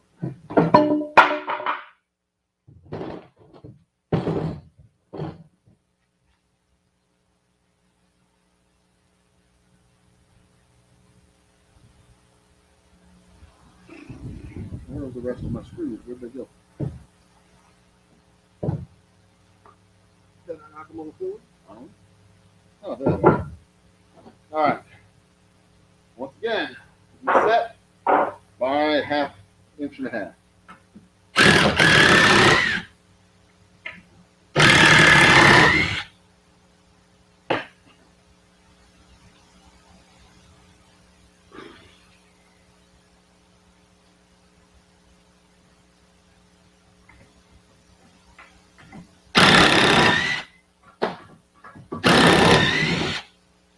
And you see, in a few days, I'm going to start putting in new floors in my house because we had a water pipe bust, ruined the walls, ruined the carpet, and I know good and damn well that I'm going to install that floor twice. Mostly because I don't know what the hell I'm doing when it comes to this stuff. But by the time I'm done installing the floor, you are not even pointed at me. Once I'm done installing the floor the second time, I'll be a goddamn expert. You know it.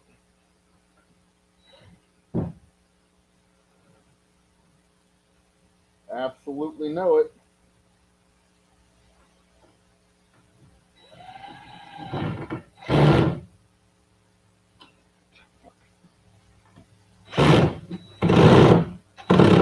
This screw stripped out too. I haven't had lunch yet. Maybe that's part of my problem.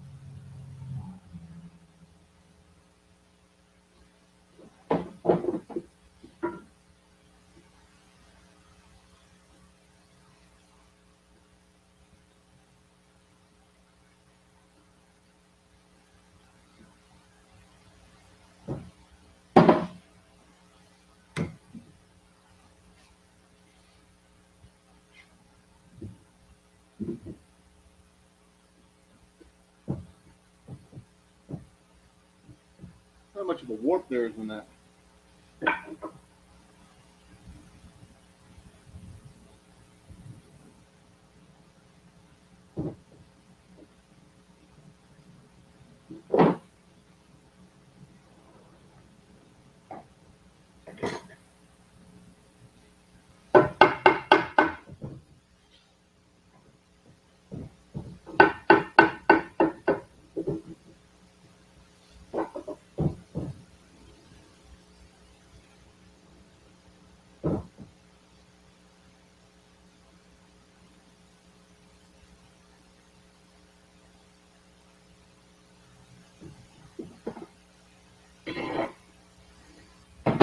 That'll do.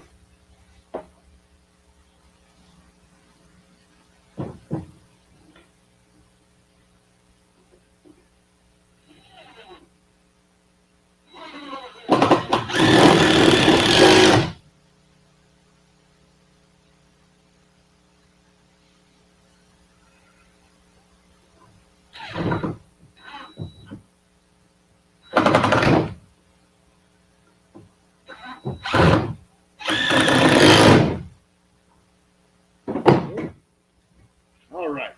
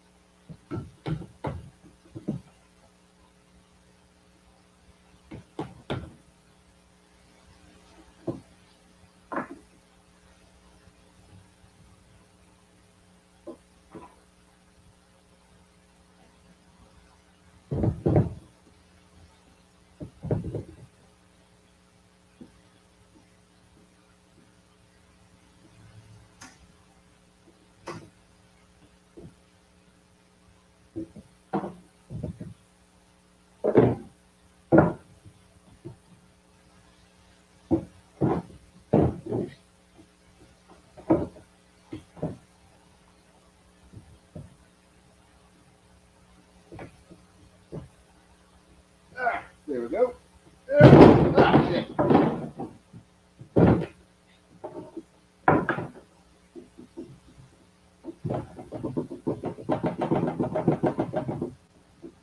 All right. If anybody wants to send me lunch, I would appreciate it.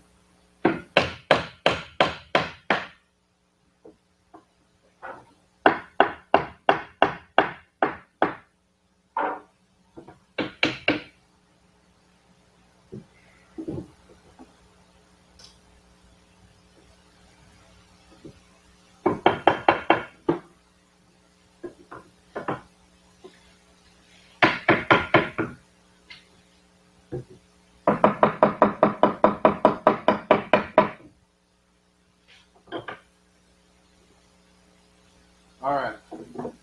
See if I got this in the right spot here.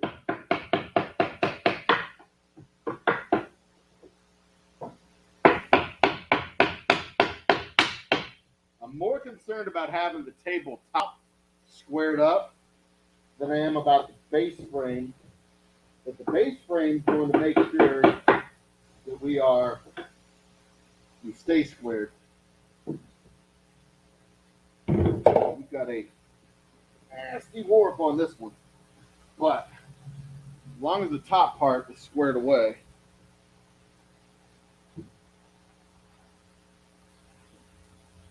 not look square in the least.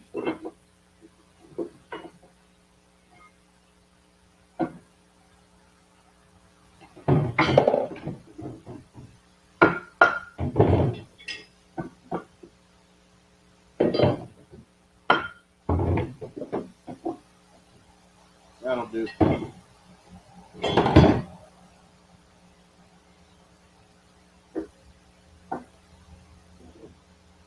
Good.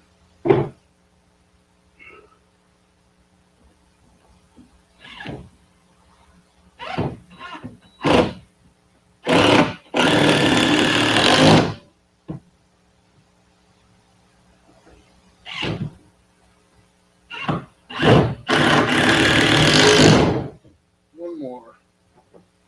Screw should hold it in good. this one has a nasty twist to it.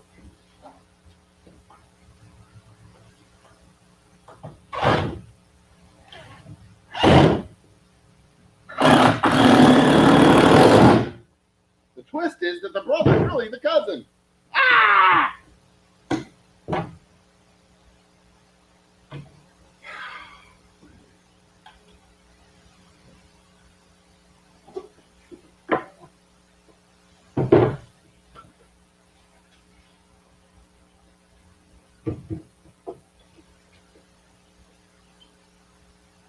Okay.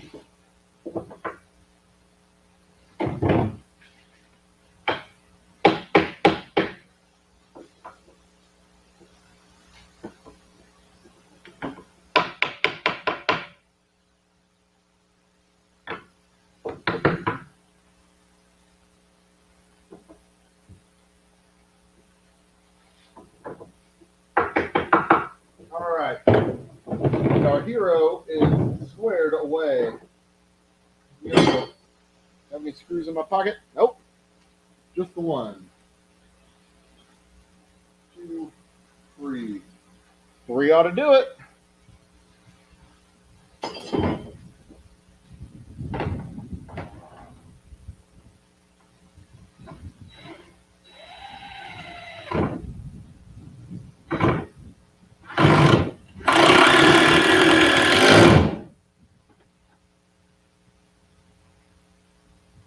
It sounds like I'm stripping them all out, but I'm not. That one wasn't good. It's an impact drill, so it makes that noise.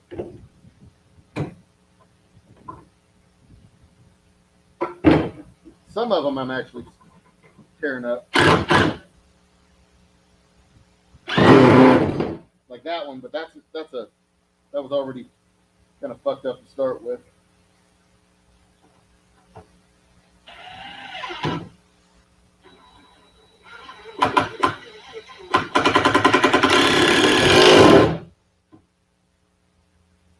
All right. Now I can get back to where I was before this stupid little diversion.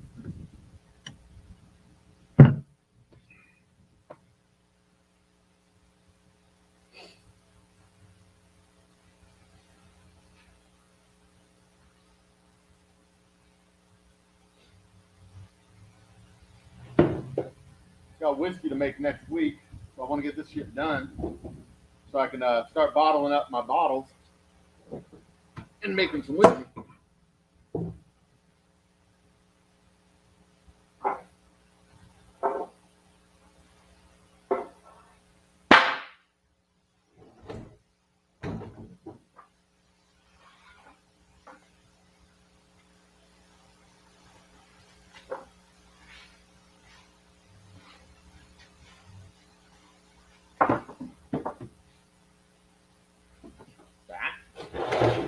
So I should try it.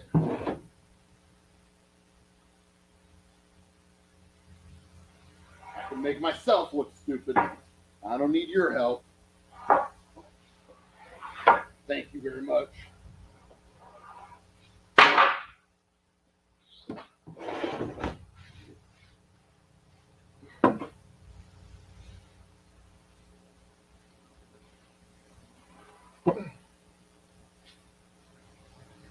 Now, should hold that one in place. This one should be fine. It's set up where it goes.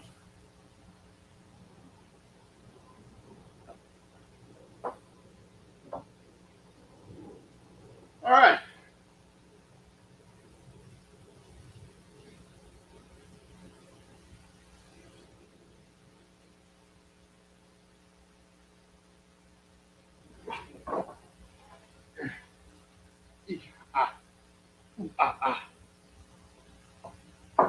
Perfect fit. Like it was designed to go there. Boom. Boom.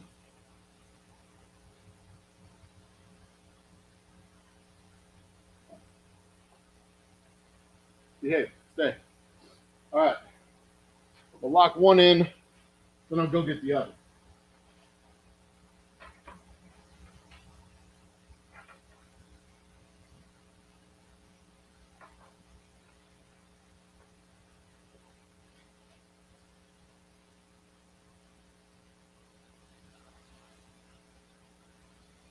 go.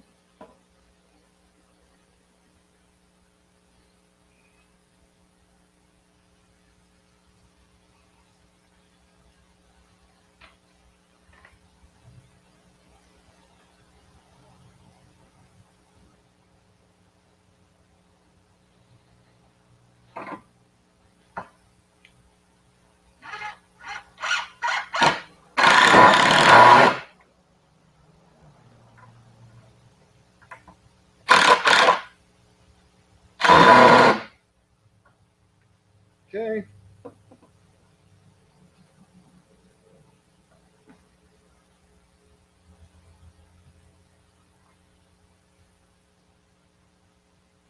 Motherfucker.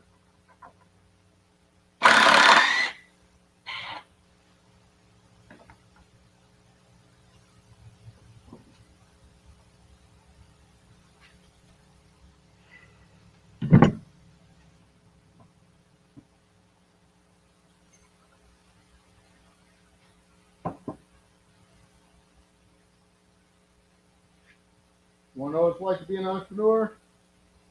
This is what it's like to be an entrepreneur.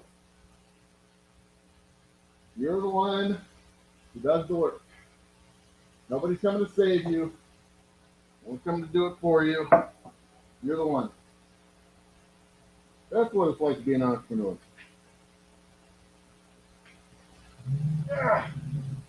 So you get it built up enough where you can hire people. But even then, you got to be there making sure that shit gets done.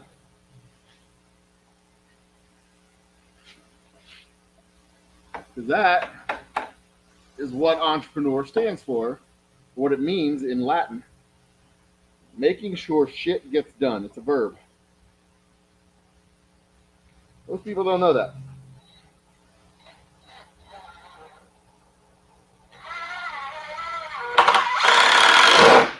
They think you're a business owner. But I mean, you are. But you're also there to make sure shit gets done. Toilet clogs? Well, now you're a plumber.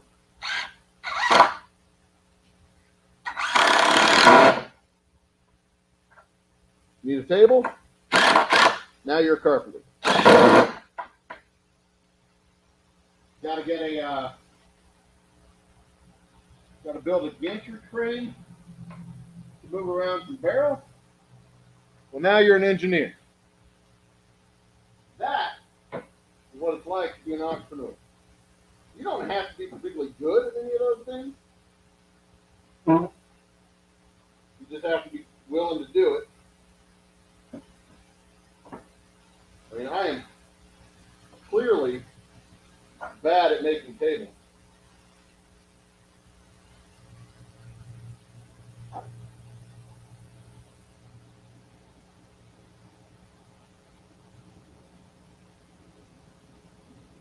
But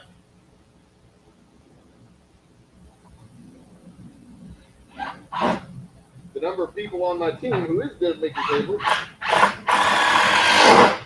means I'm the expert at making tables.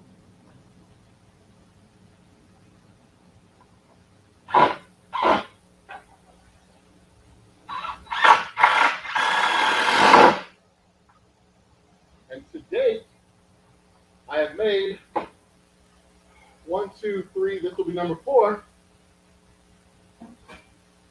tables at the distillery. Are they any good? They've never fallen apart. So by the measure of a table's goodness, yeah, they're okay. They're pretty good. By that measure.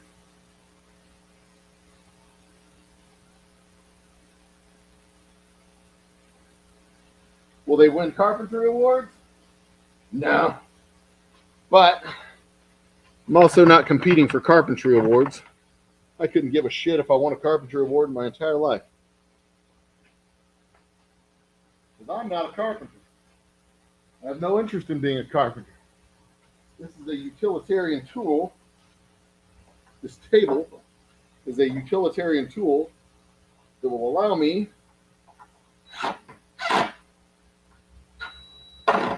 to make whiskey. God damn you. Fucking get in there and quit being a twat. I think if I say twat on live streams, I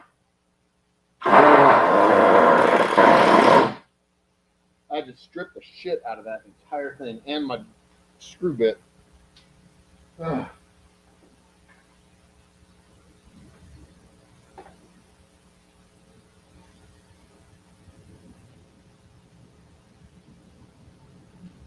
Because I'm hard-headed. And that's even in the wrong spot. God damn it.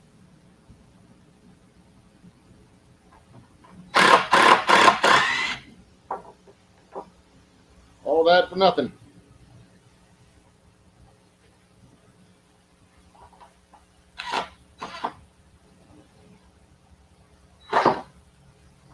The tool do its work.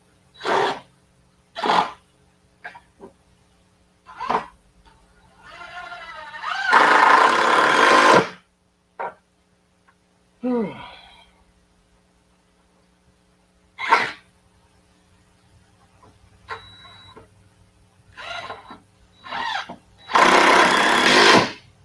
we go. Look at the warp on this mother. Look at that warp. That is off by a solid 1/4 inch over here. Holy shit. I'm hungry.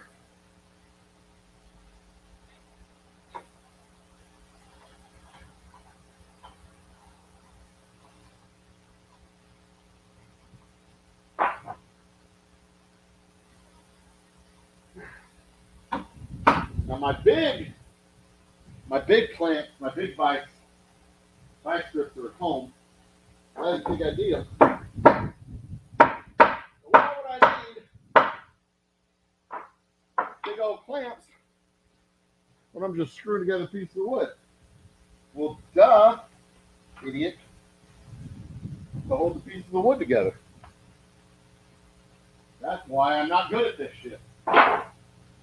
Any idiot knows that. But I'm a different kind of idiot. I'm a well-educated idiot. And I believe that means I am a sophomore, educated fool.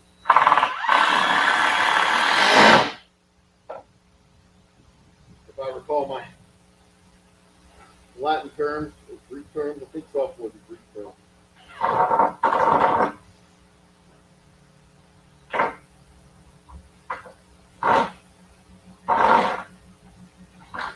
Get in the damn hole, bitch.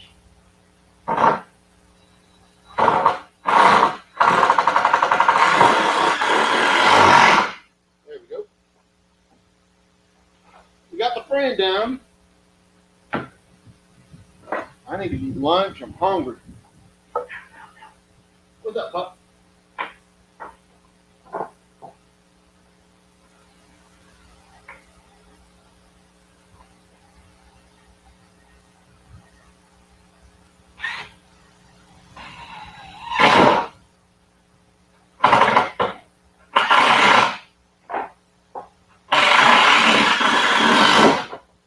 Figured I'd add one more screw on account of that warp. See if I could stabilize it a little bit. Now, I need to put the casters on here while I still have it up.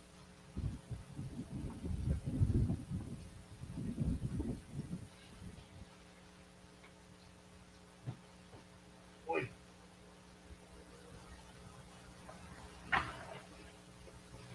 Oi.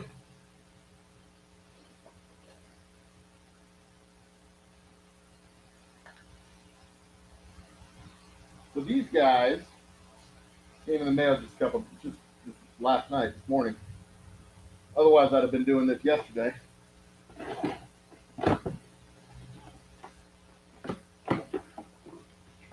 But I was also feeling fairly terrible yesterday, recovering from the accident. Probably give an update on that crazy person who rear-ended me, but not in a good way.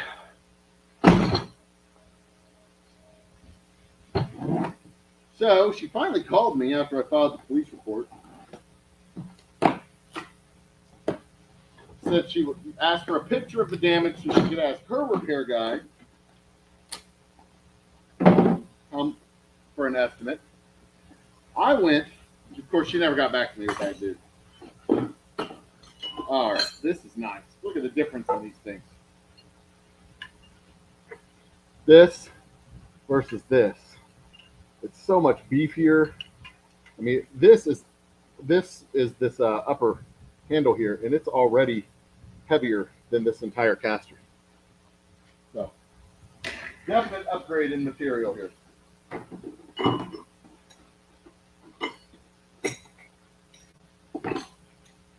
And the way it works is this, and this. This holds the wheel. This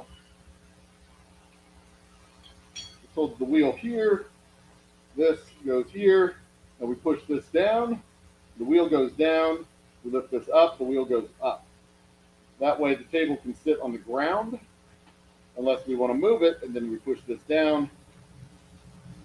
We push this down. The wheel goes down.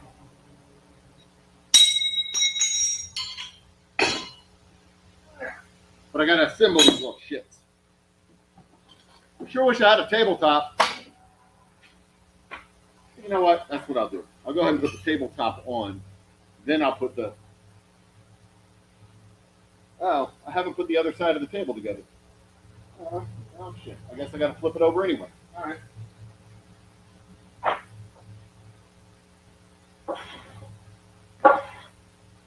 At least one of us is paying attention.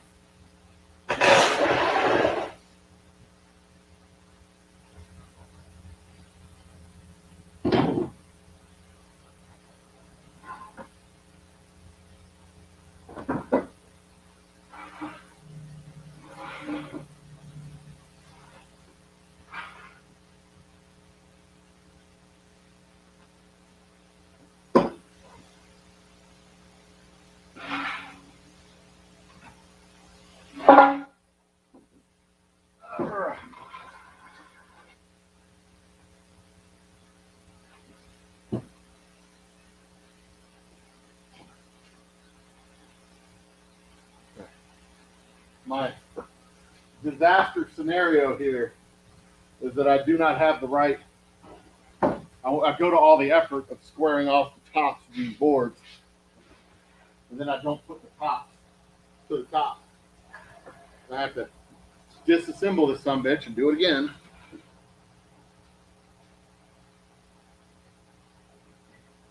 Well, this is sturdy as hell. It's not wiggling or wobbling at all. Nice.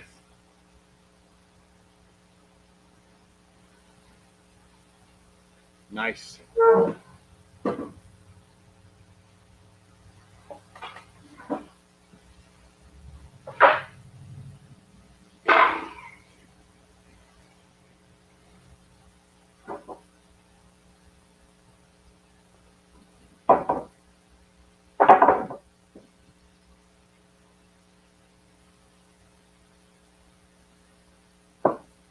Nice.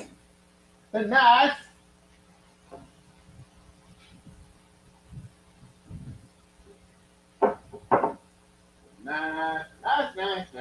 Nice. All right, sweet.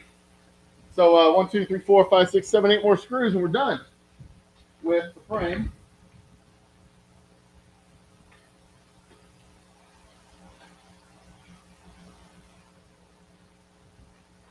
Two, 3, 4, 5, 6, 7, 8.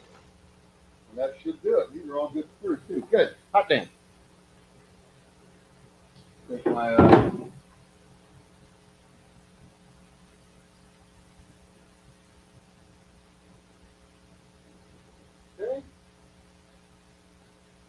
Just plank you in right there. Adjust you.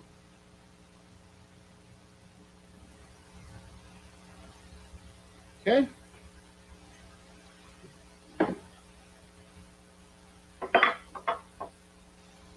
Beautiful. Beautiful.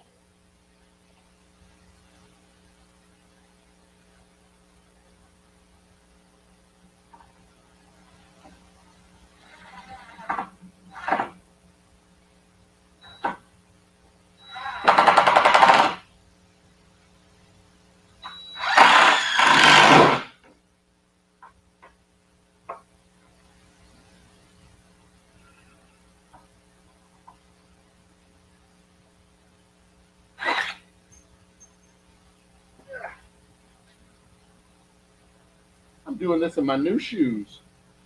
Not really shoes. They look like shoes, but they're really slippers. Because I believe in foot comfort. I haven't even checked.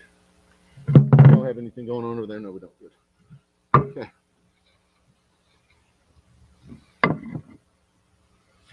Boop, boop, boop. It's probably the worst noise.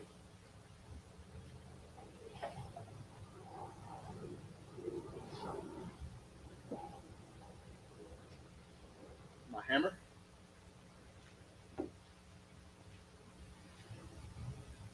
I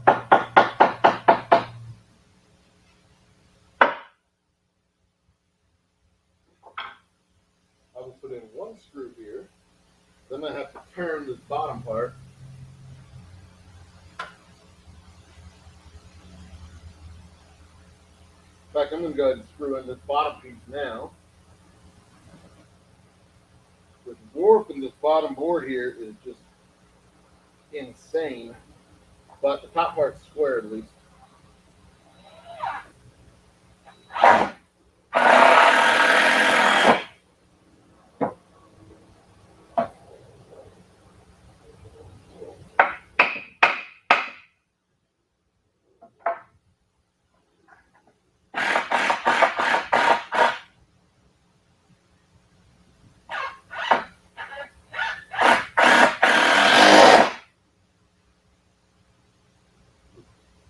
The top is square, but the whole rest of the board is warped. I'm messed up. Ugh.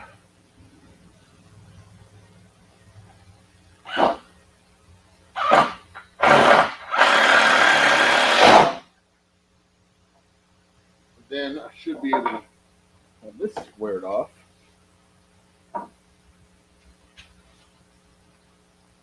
Just bringing it in there, popping it there. Yep, that's where it ought to be. But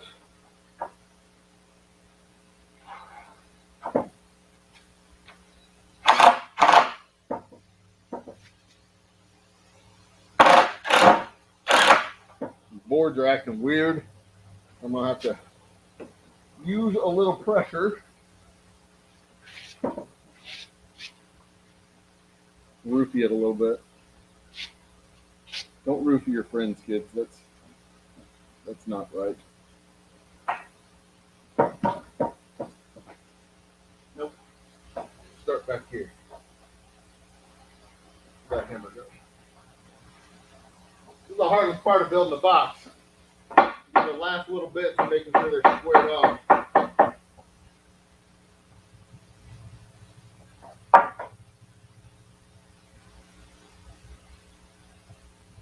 I'll put this screw in here, one screw here.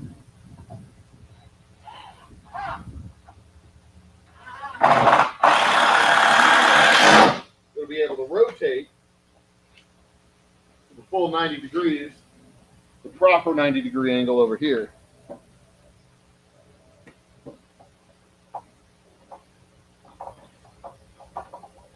Again, not a carpenter.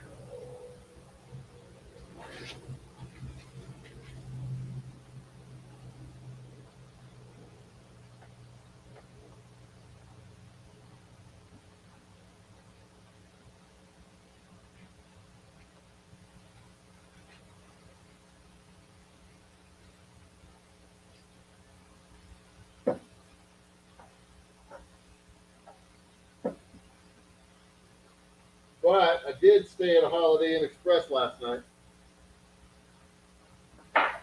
Also not true, but funny.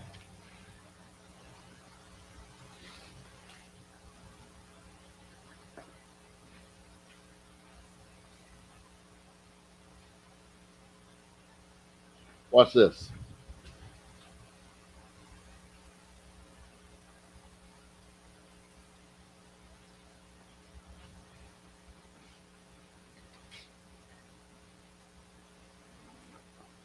The problem is these two leg pieces are trying to rotate out. So I'm just going to tie them together real quick.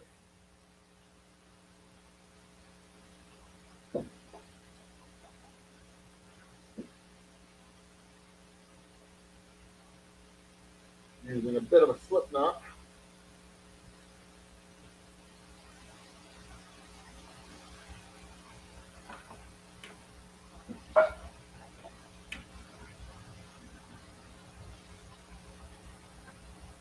And some leverage.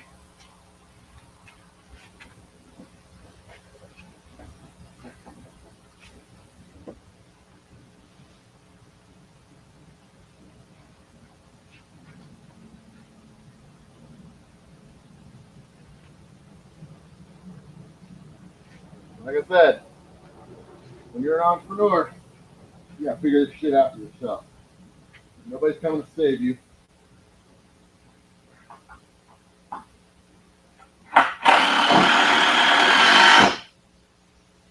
You gotta figure this shit out for yourself. And that squared it off. Right by design. Hot damn! We got 90 degrees over here.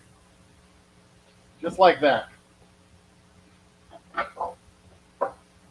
We got it squared off. Second screw goes in to lock it in.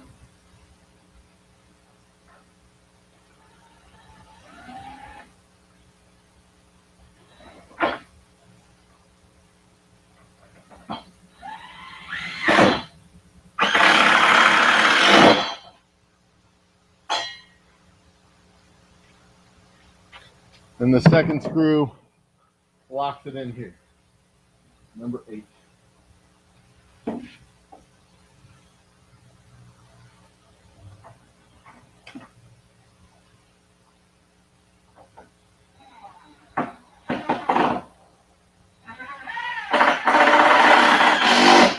Now what's really going to lock this in is when I put on the top, the table top itself. That's going to hold it. That's going to hold the top rectangle, obviously.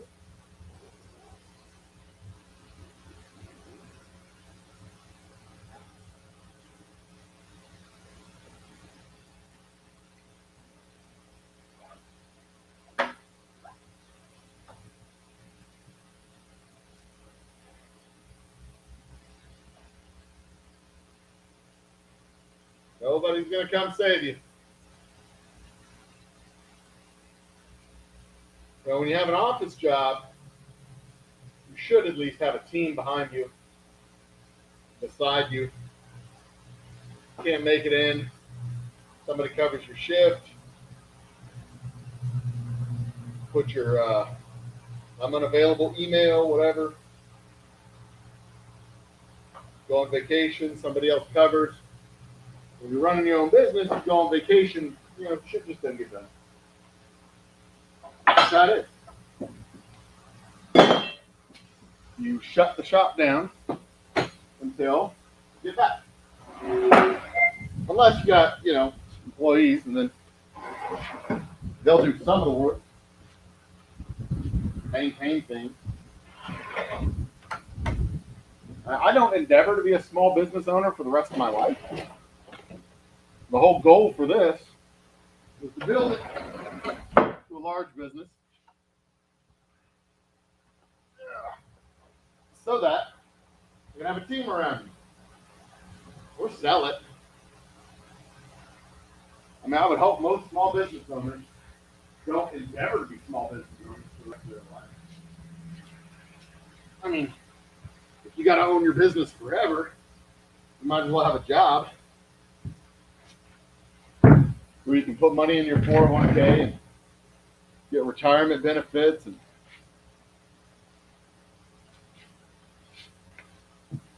spend some time with your family and, do stuff like that. That should be the, if you're,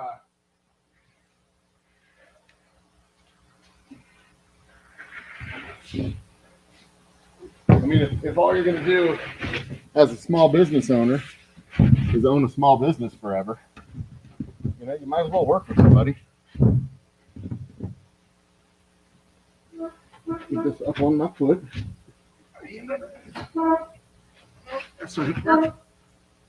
All right. How am I going to do this? You might ask. That's a very good question. Question which I'm also asking. How am I going to do this? This is how I'm going to do it.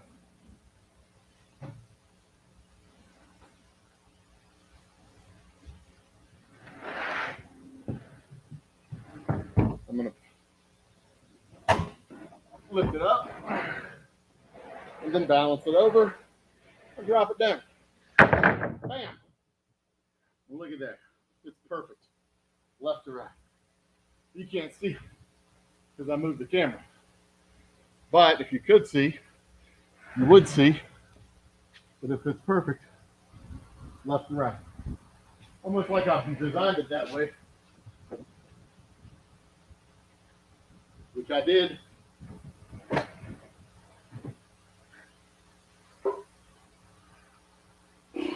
That is a heavy motherfucker.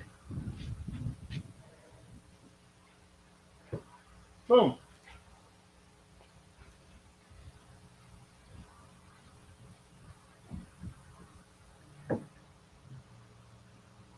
Perfect on this end.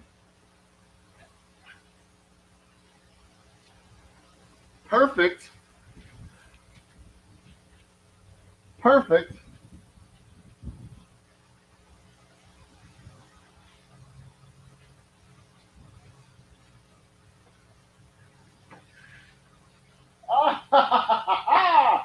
Flush on all four corners.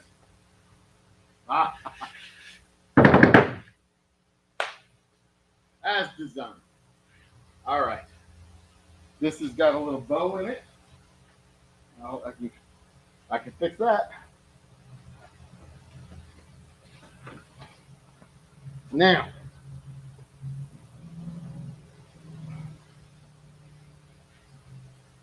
you're such a good boy. Such a good boy. All right. I've got here the counter sink drill bit so that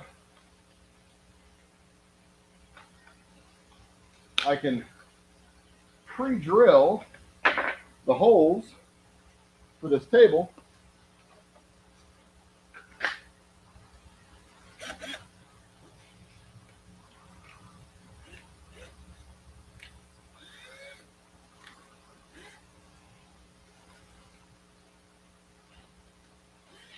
and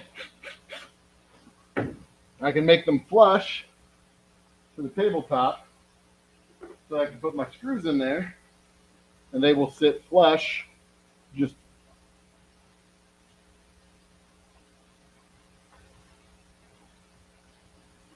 I think Mrs. Old Humble Guy just pulled in. Well, I'm going to start with this one in the corner.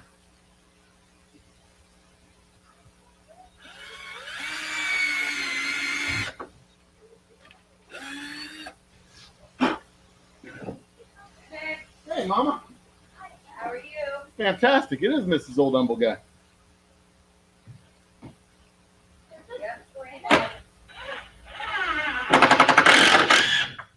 There.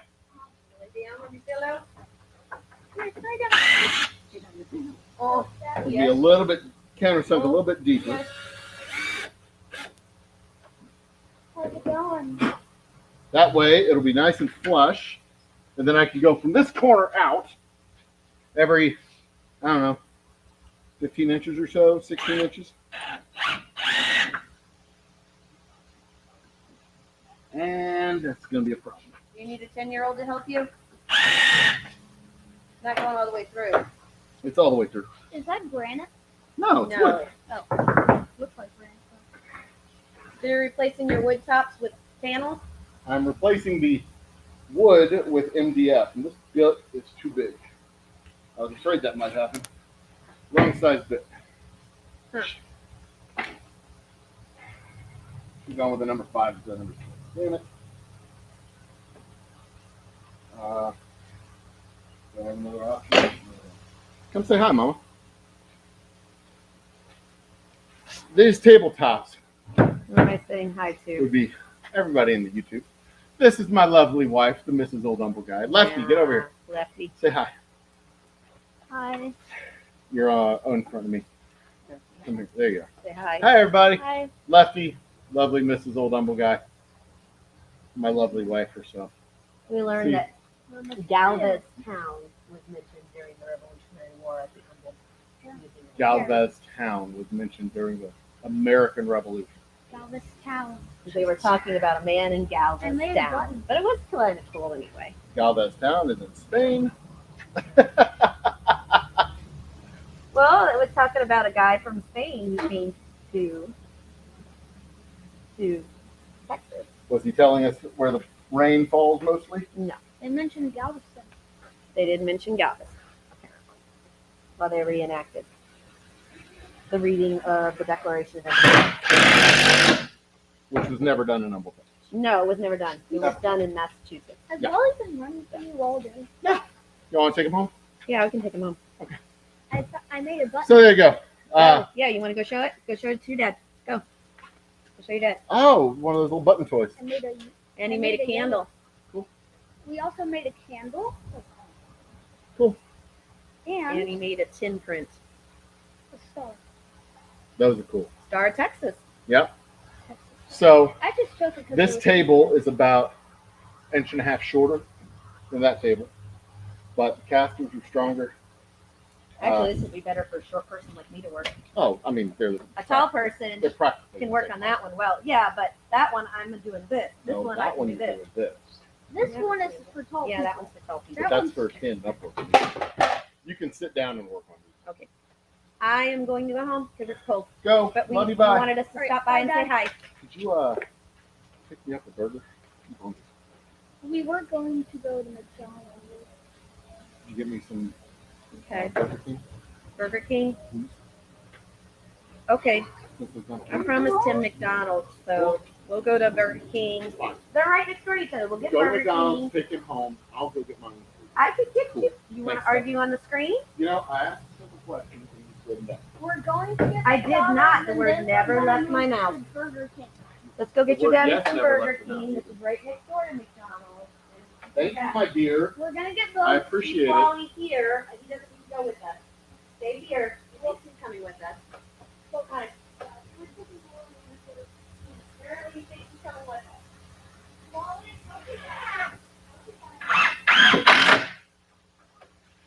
All right, so I'm not going to be able to countersink these. That was my lovely wife, guys. She's beautiful. She's lovely. She's talented. She's the greatest. I love her. But it does appear that I can't countersink it, but yes. You want to keep him here so I can grab him? Wally, come here. Stay here. We'll come back and grab him in a few minutes. Yeah. He's adamant about coming with us. You're staying here, Wally. Wally.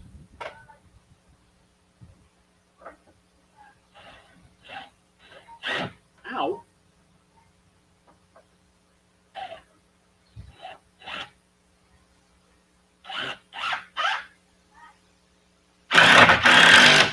There we go. If I get the corners of this thing down, then it'll be easier to square up.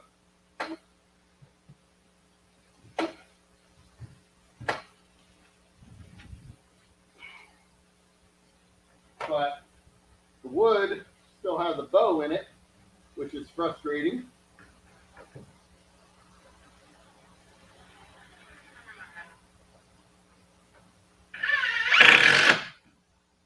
nonetheless, we have a functioning table at this point in time. Now, what I'm going to do, put my thumb there,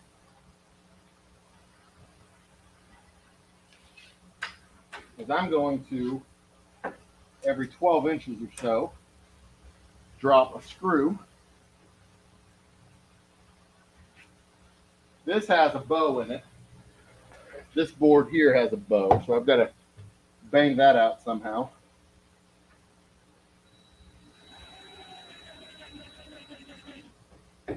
Actually, I should probably go every 16 inches.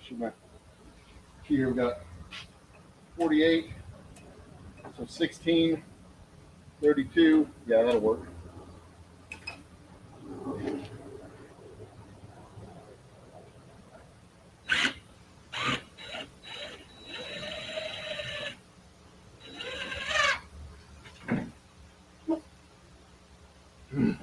All right. How am I going to unbow this? Any suggestions how to unbow wood that is agonizingly bowed? Give me a fulcrum and a lever long enough, I can move the universe.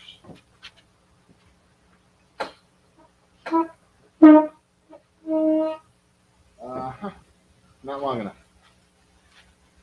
Actually, I'm moving the table is what's happening. Maybe this will do it.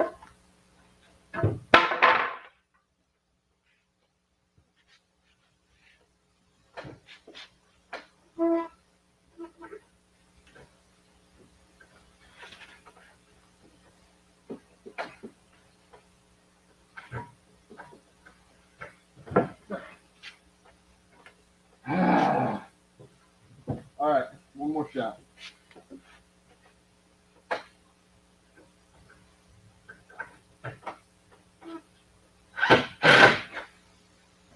Almost there.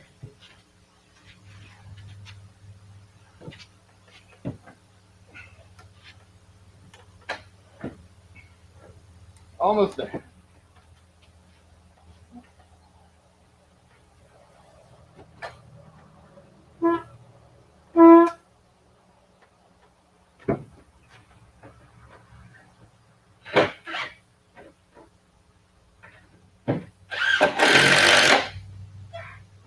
I did it.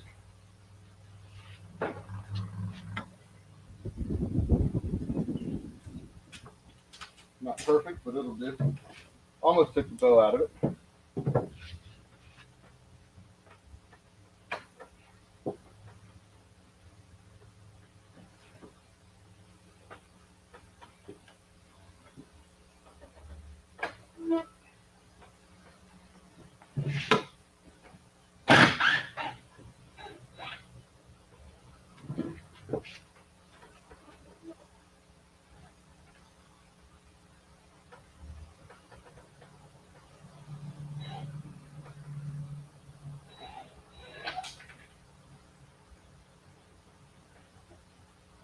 Sorry, my back's to you guys.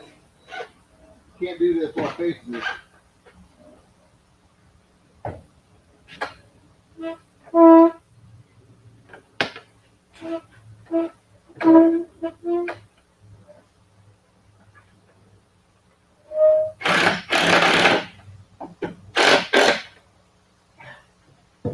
There.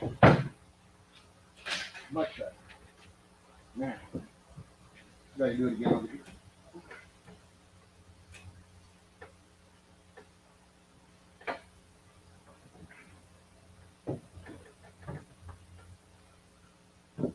Fulcrum and a long enough lever. Now I can move the cosmos.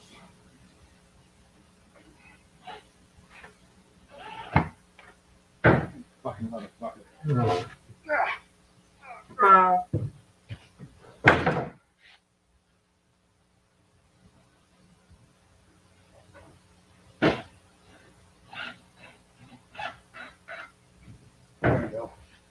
Now.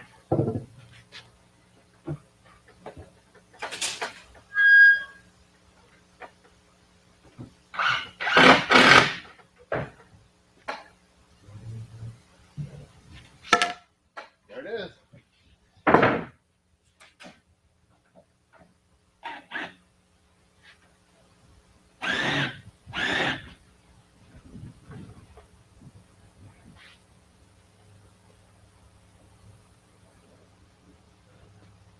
There you go.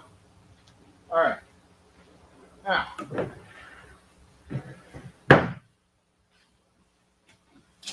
this one has a bit of a bow in it.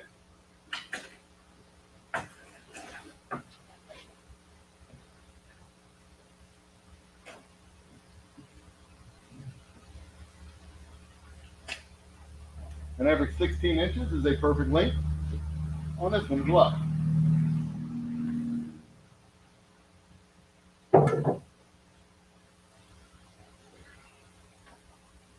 It's much easier to take the bow out of this one.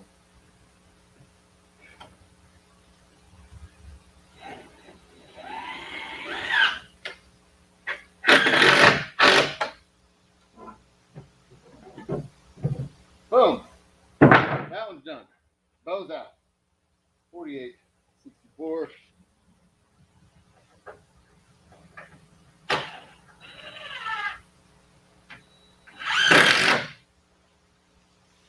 See, what's also great about this is I'll be able to put these tables like smacked up right in between each other without having to worry about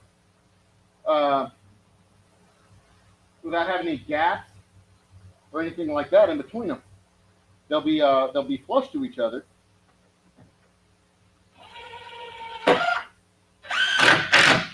And a full-on production line can be done at that point.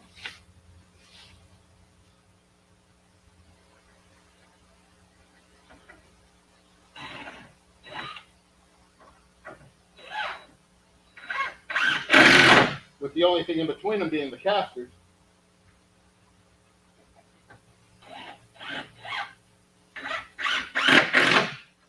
But I can put a little board in between them to cover that gap if I need to. So that'd be nice.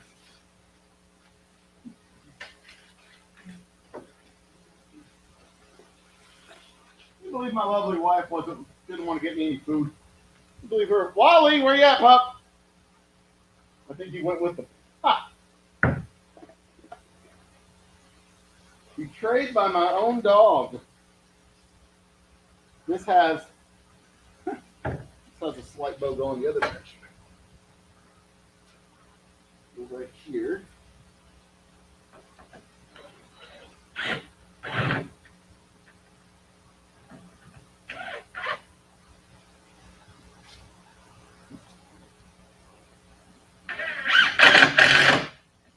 Go.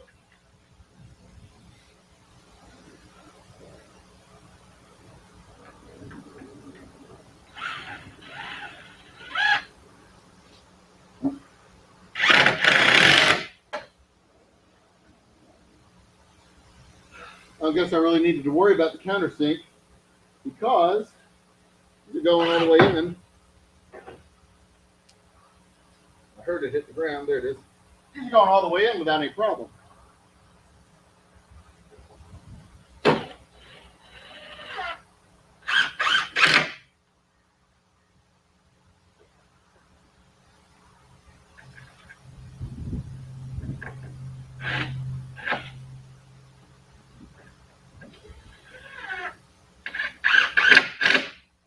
Now there is a possibility that I may need to reinforce the middle of this.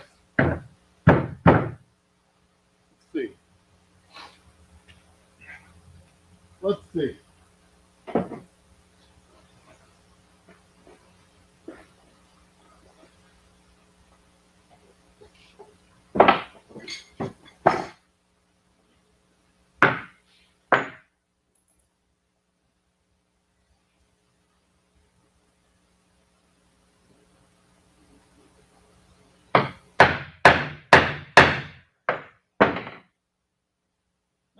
Works just fine. Works just fine.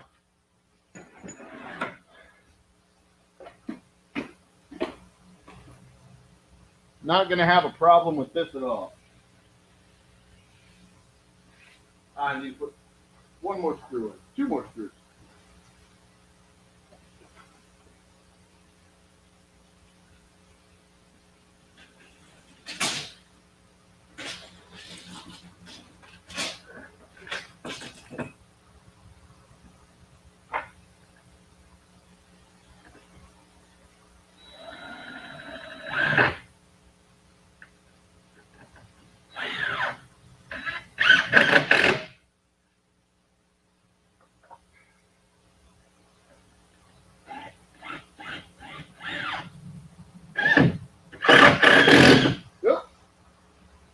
Whoops.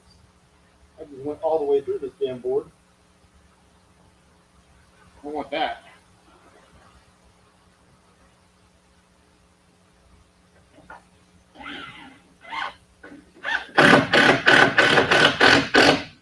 There we go. Pull this back out. Jeez.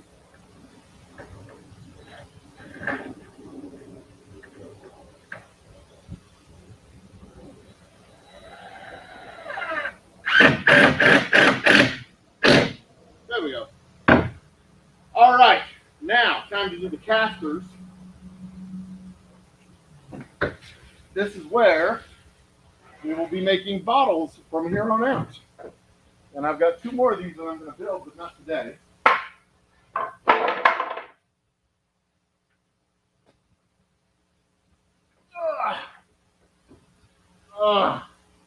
Oh, geez, this would actually work out great as a bet. Nice. All right. That is bad.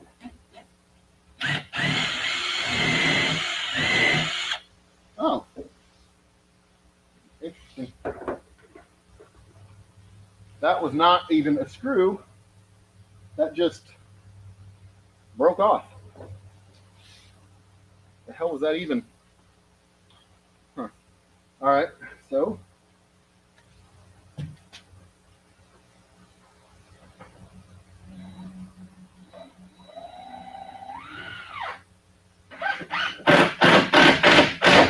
There. Smooth flush top.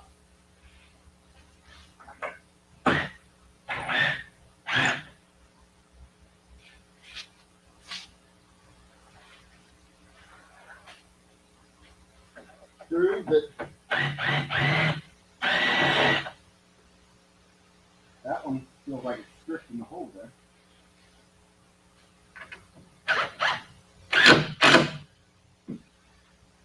So we can run bottles across and not have them hit anything. That's a good table. That is a good table. Okay, now we got to get these casters on here.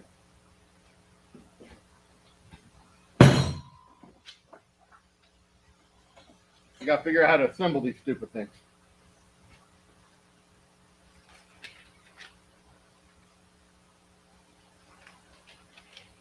Packing slip.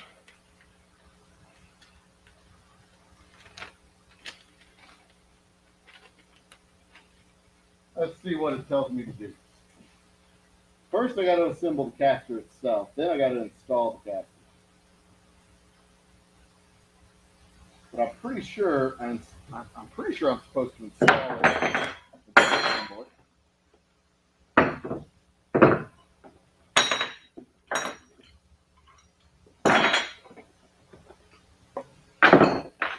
All right. So here is the diagram of where it's supposed to go on the leg.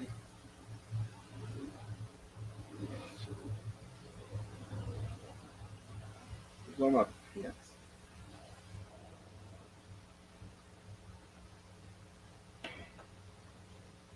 This was actually sticking out, stuck through the denim in my pants. You believe this shit? All right.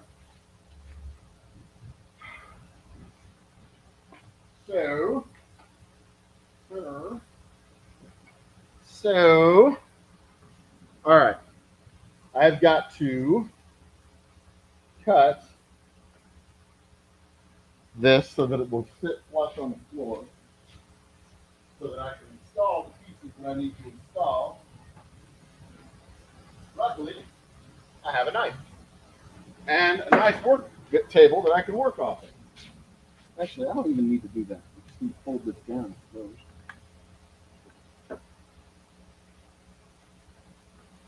Yeah. Fold it down.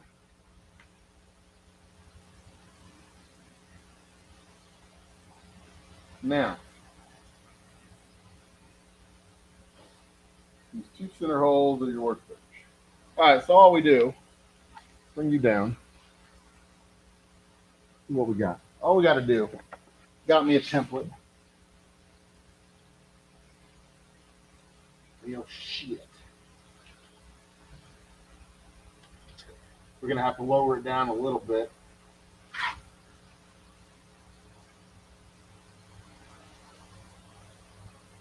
Either that or lift this up by half an inch.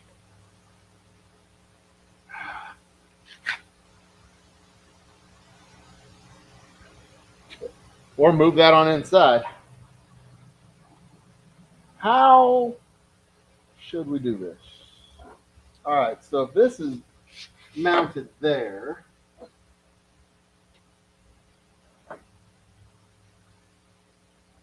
will it be too low?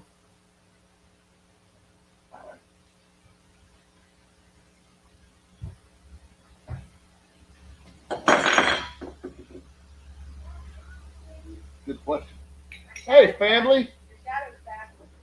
I was wondering where he went. No, he's my shadow because I have. All right. I'm gonna eat lunch.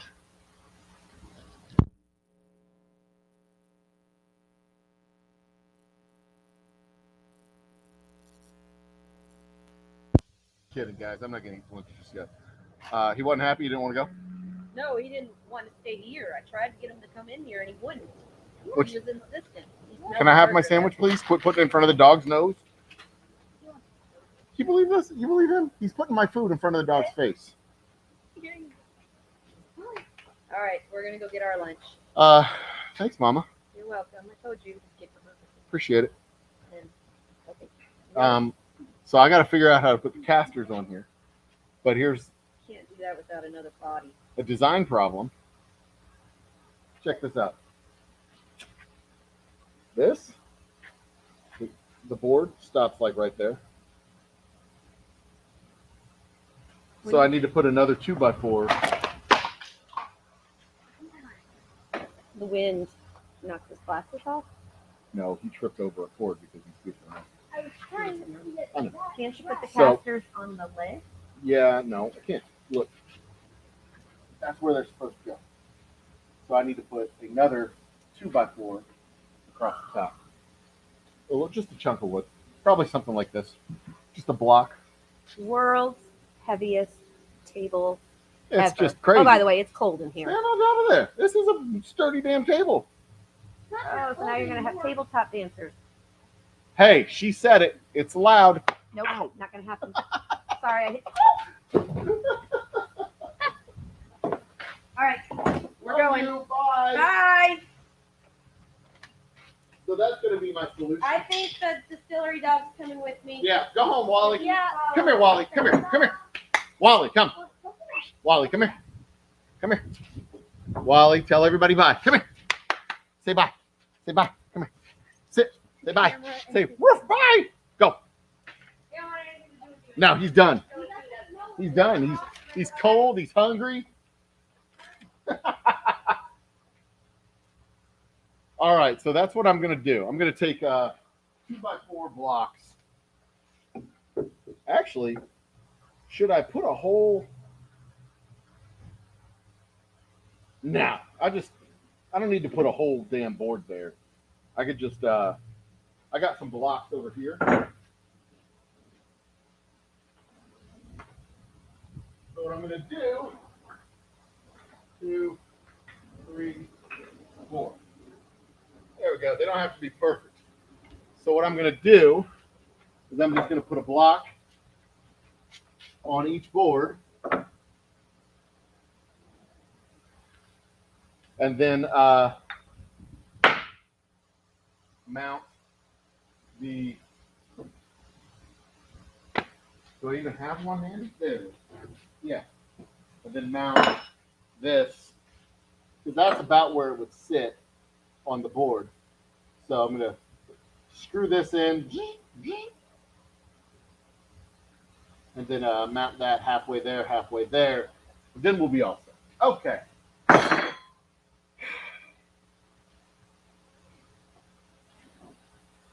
wonder what she got me.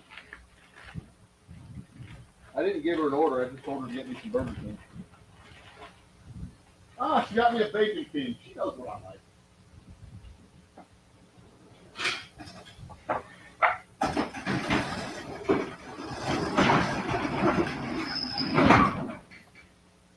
That breeze is cold. All right, so guys, what do y'all want to talk about while I eat lunch? Ugh. I think I have a Be Right Back panel.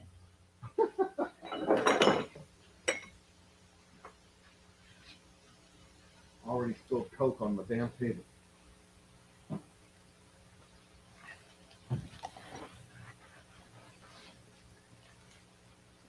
That's fine though. All right.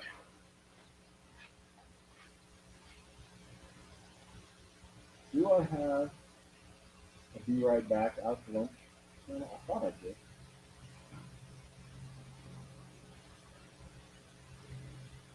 I used to.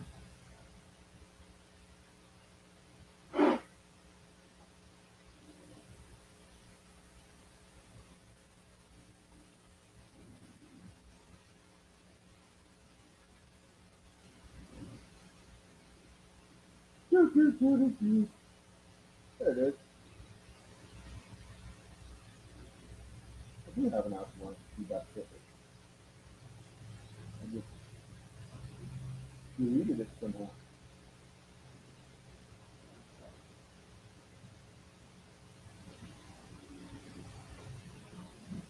Well, anyway.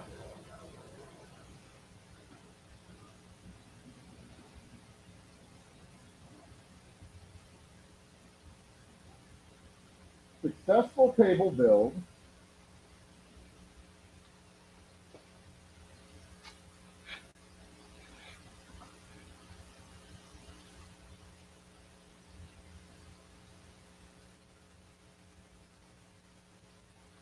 Now, all I got to do, all that's left to do, should I nail? I can't nail it in. I've got to screw these things in. Because if I don't screw them in, what's going to happen if I don't screw them in is it's going to get yanked out.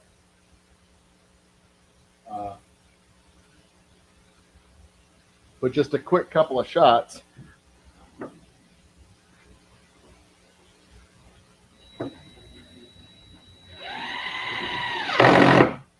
We'll do it.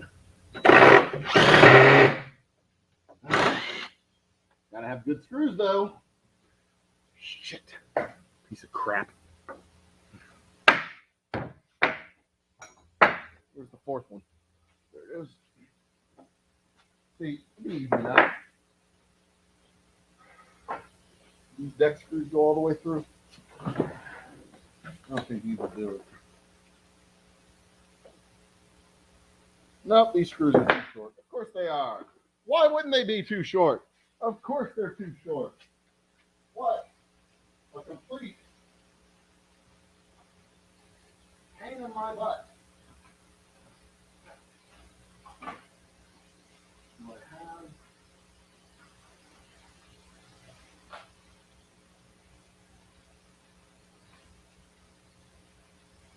more of these? These screws. All I need is like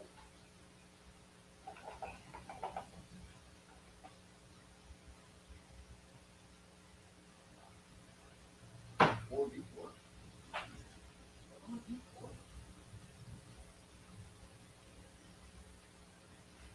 Yeah.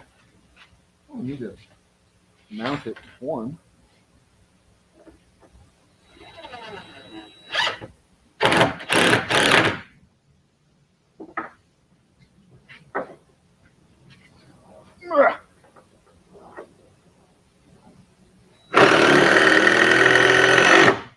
Yeah, that'll work. All right. Because it's going to be locked in on bottom with the actual caster hardware.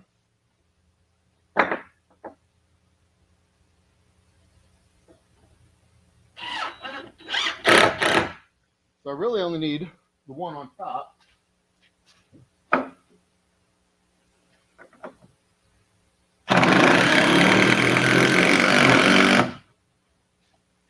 Because on bottom, it'll be locked in.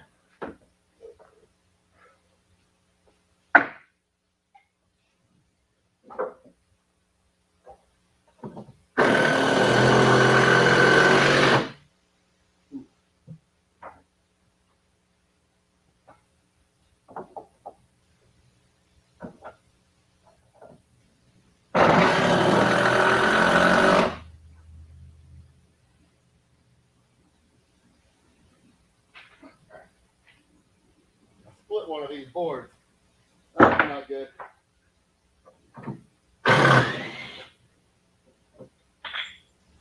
That's not going to do the trick at all.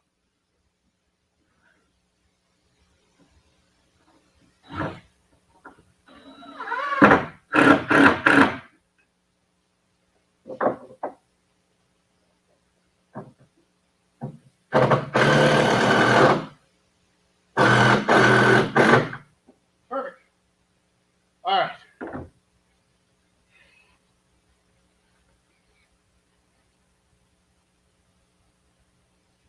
Okay. So, who we got here? Who's in the comments? What's up, chat? A computer. Mr. Great Shot. No, thank you. Cheers, Great Shot. You are just in time for me to take a break and go to lunch. Got about an hour left before we are officially closed for the day. But I am not leaving until and unless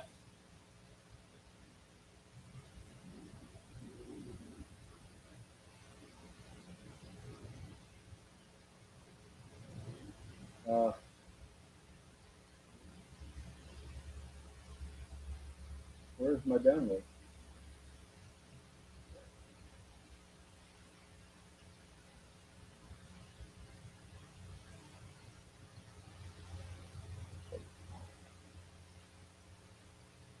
Hey, nice. You got the old humble. You got my purple label, straight whiskey. Whoops. Come over here. Dun, dun, dun, dun. There we go. Yeah. As I look at the computer. Well, I appreciate the support. Great Shot. Hey, we are open until 4 o'clock. So if you're here in the Humble area and you want to come get one that is signed by yours truly, come on in. And you can get one that's signed by yours truly because I have one right here, as a matter of fact. Ta-da! And the ones in the shop have a special white collector's edition white back label.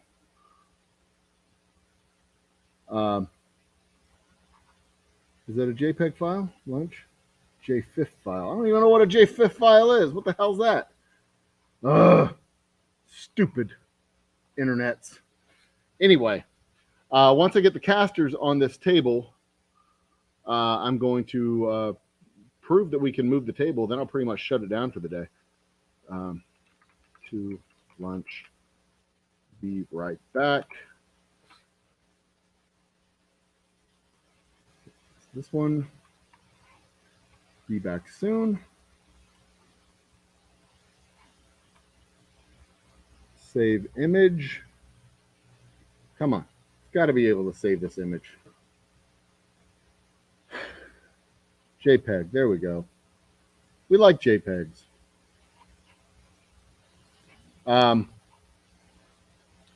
In fact, you know what, Mr. Great Shot? I'll have a drink with you because it's time for me to have a little lunch. Since you've got the bottle, I've got a bottle. Oh, you're all the way out in Austin. Cheers. I was going to save this until the job was done, but cheers.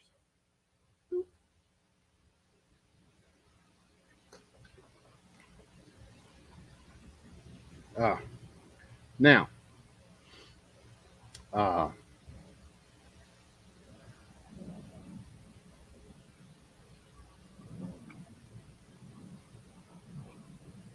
so why am I not getting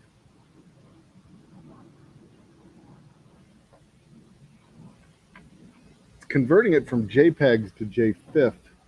I don't know what a JFIF file is, but that's dumb. It shouldn't do that. Maybe it's protecting it.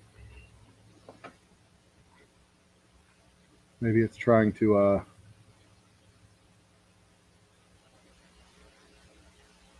yeah, that's it. I just want to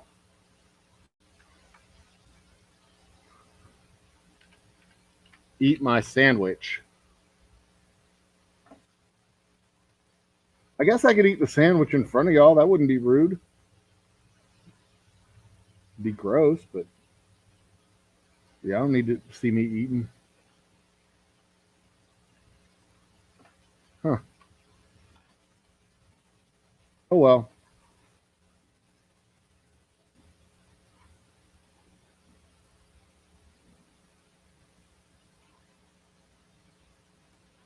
Screw it. I'll just eat. Y'all are just going to watch me eat. Deal with it. But hey, it's a nice table, though. I mean, look at that. It is a beautifully constructed, handcrafted, custom table. That's where the casters are going to go down there. And where's my template for the casters? Template is right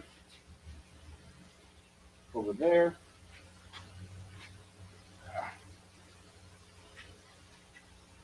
And I need to poke holes where my template is.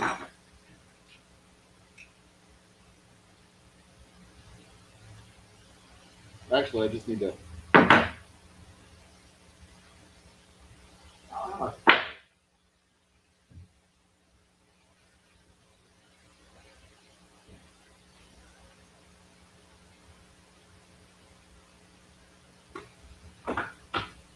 Do this.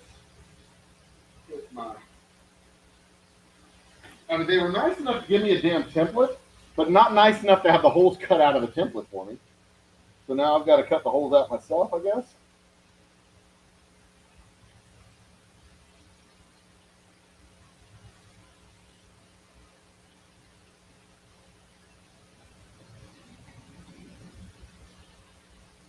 Thanks, China.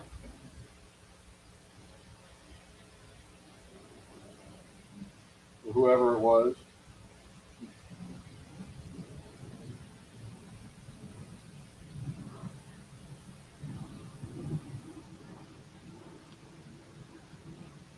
There. Okay, 1, 2, 3. So each of these has 6 screws on it.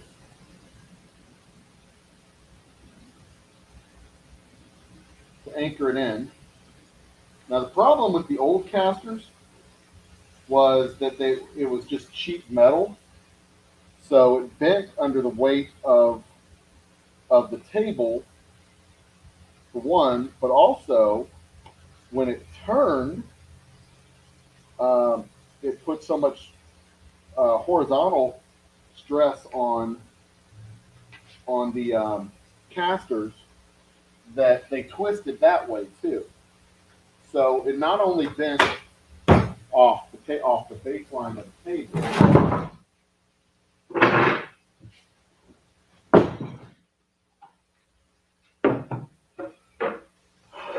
it not only bent here, not only bent here on this front, on the, I can't fucking see a thing I'm talking about.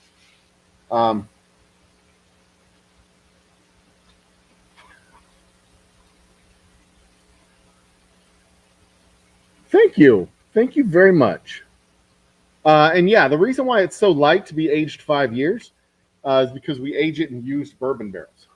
So it doesn't have the heavy oaky char that your typical heavy corn whiskeys have, because it's aged in used barrels and not new barrels. That is the feature of our straight whiskey. Typically corn whiskeys. Well, typically corn whiskeys taste like corn whiskey, and if you've ever had corn whiskey, you know exactly what I mean by that.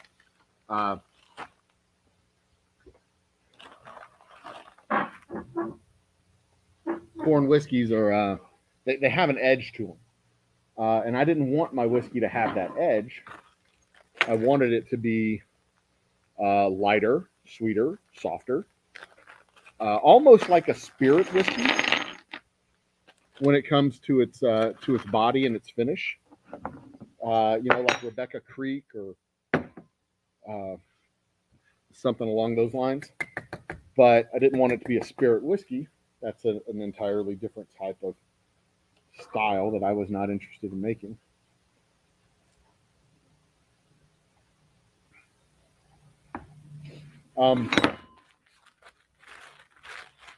Pardon me, it's almost 4 o'clock and I'm starving. Oh.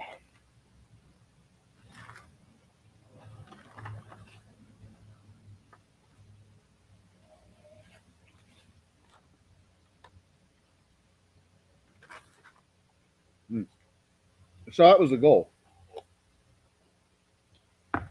Have a lighter, sweeter, more mellow style whiskey. Where the hell are these pieces going? Okay, so this goes like this. This one goes here. Okay. All right. I gotta separate these damn screws. So these are the screws that attach it to the board. 2, 3, 4, 5, 6. 1, 2, 3, 4, 5, 6. 1, 2, 3, 4, 5, 6. 1, 2, 3, 4, 5, 6.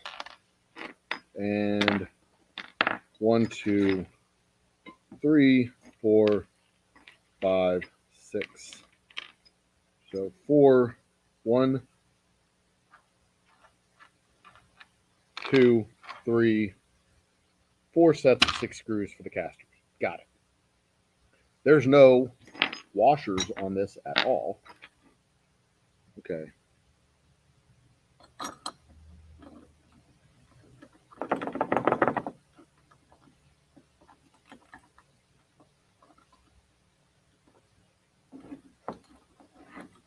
Get in there, you dumb asshole. All right. And that is how these go together, just like that. I will attach the caster, the actual wheel, last, because when the wheel's on this thing, it makes it hard to do anything.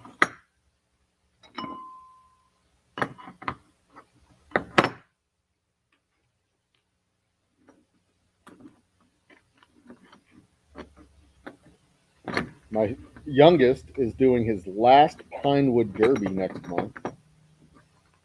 We have done 10 solid years now of Pinewood Derbies with Cub Scouts of America, the scouting program.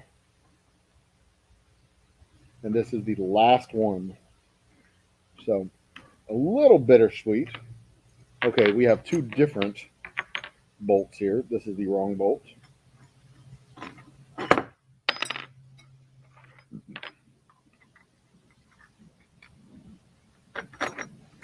And I should have my phone here so that I can see if there's any chat we had. Oh.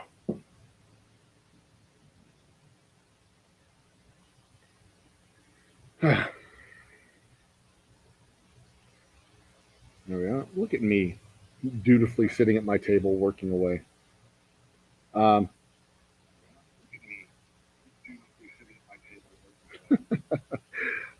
Yeah, Mr. Great Shot. The used barrel is now the used barrel gives it a nice light texture. And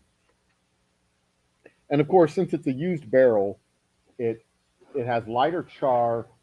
Um, there we go. They had the forethought to put in two wrenches that I could use here. That's nice of them. Of course, I have my own wrenches. I just don't want to get up and use them.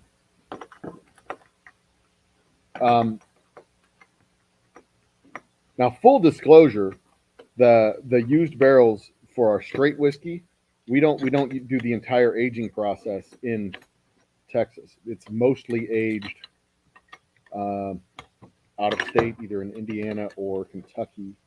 In fact, the batch you have was aged in Kentucky.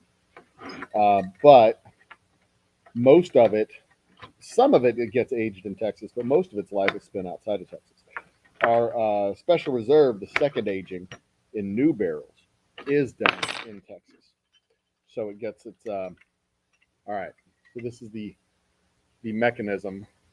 This is when it's disengaged, is when it's up, and when it's engaged, it's down.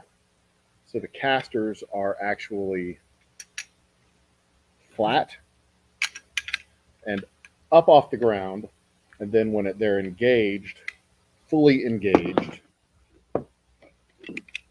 they're down like that, which actually they should be down something like that, which is one of the reasons why it has problems. Okay, so it goes from here.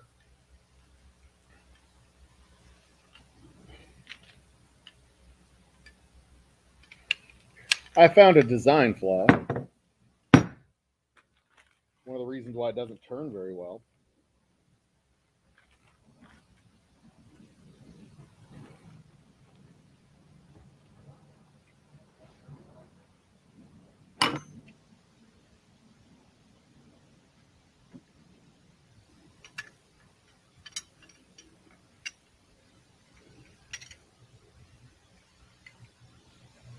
Yeah. See, this bulb here should be further down here so that when it goes down, it's not putting the wheel at an angle. It makes it really hard for it to steer when it's at an angle. Unless I put this up, I think I put that upside down. I did.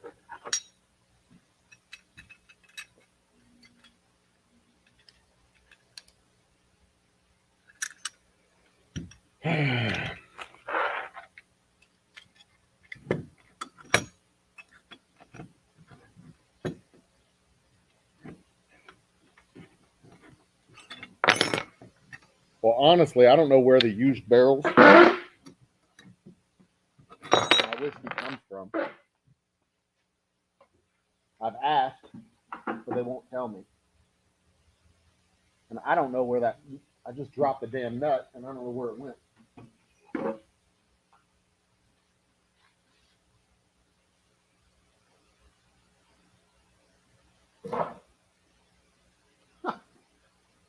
Full on disappeared. Way the hell over here. Ugh. Hate it when that happens.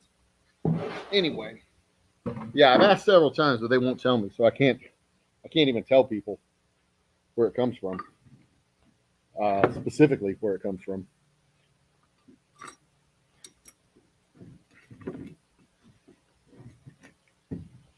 But I can say that most of the final product is local to Humble, local to my shop and my own process, because what goes in that bottle is entirely different than what comes into the shop based on what we do to it after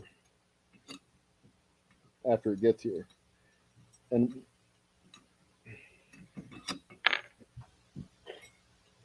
sure, I'm using the right damn pieces again.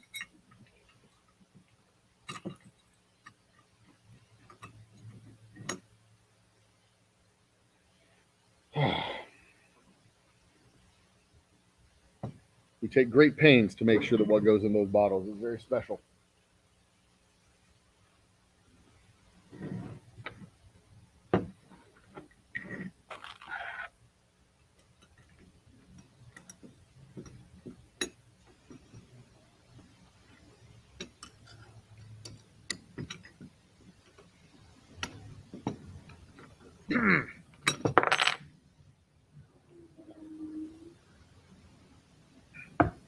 And not like anything else in the back. Did I just do it again? No, I did it right. Okay. So you see, that's what it looks like when it's engaged. And the wheel's at an angle, which makes it really hard for it to do stuff.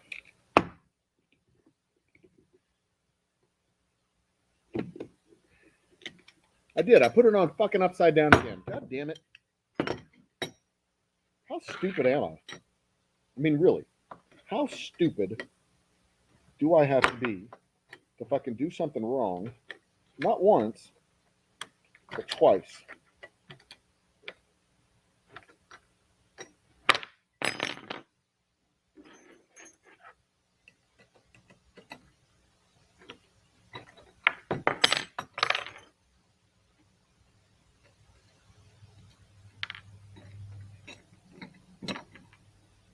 There. The flat part is supposed to go down. The channel part is supposed to go up. One of these days, this shaved monkey will learn how to do things correctly. But today is not that day. I'm going to do dumb things on the internet so that people can interact with me and hopefully go buy my whiskey.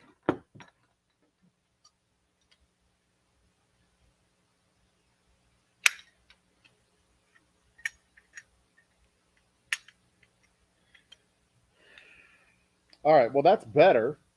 Yeah, that's better. That helps. This is up. Now this is down. When I put it all the way locked, when I do it right, it does it right. All right, good deal. Right on, right on, right on.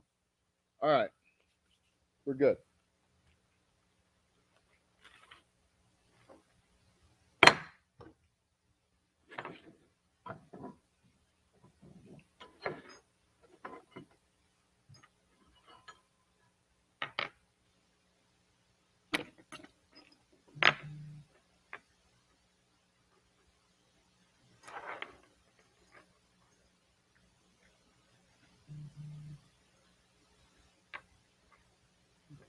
My family's texting, but I haven't been paying attention all day long, so I don't know what they're talking about.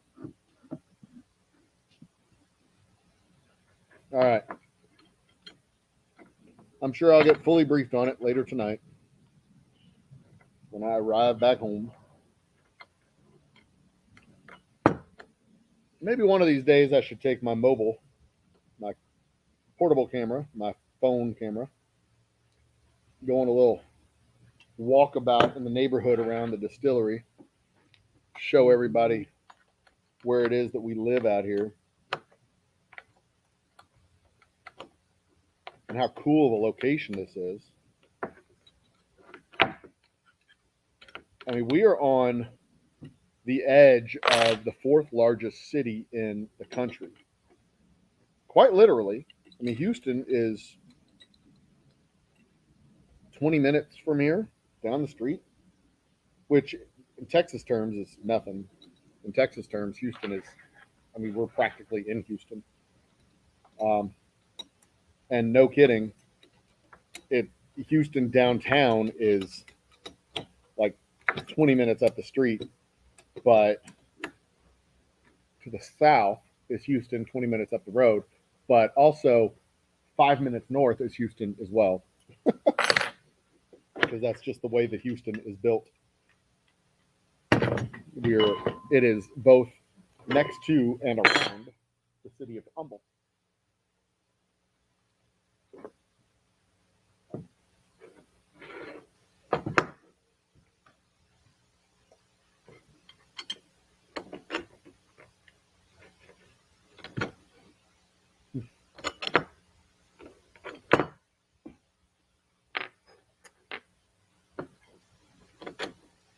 every single time. But where we're at is unincorporated Harris County, the county wherein Houston is situated. And it is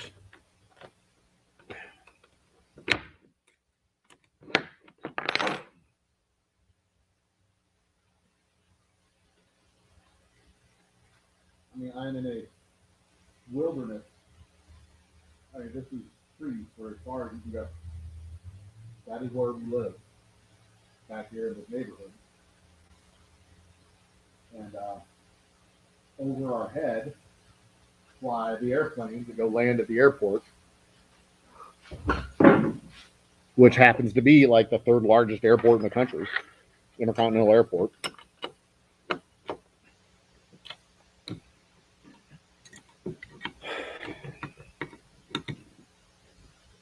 Or the third busiest airport in the country, I think. It's Houston, New York, Houston, and God dang it, New York, Houston, and Los Angeles, I think, are the three busiest intercontinental airports.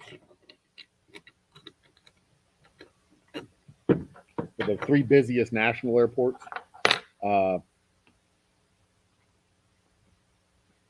The jets fly overhead fairly regularly because we're in the landing path.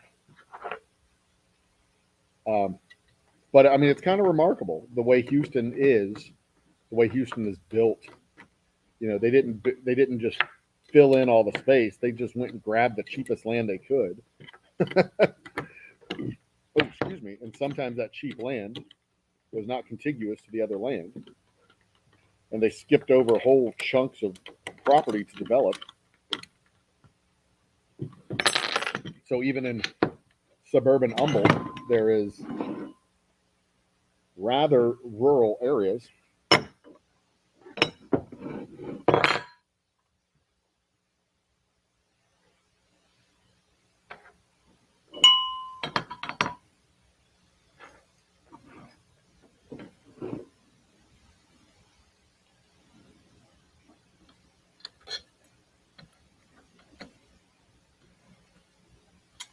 I mean, hell, on the other side of our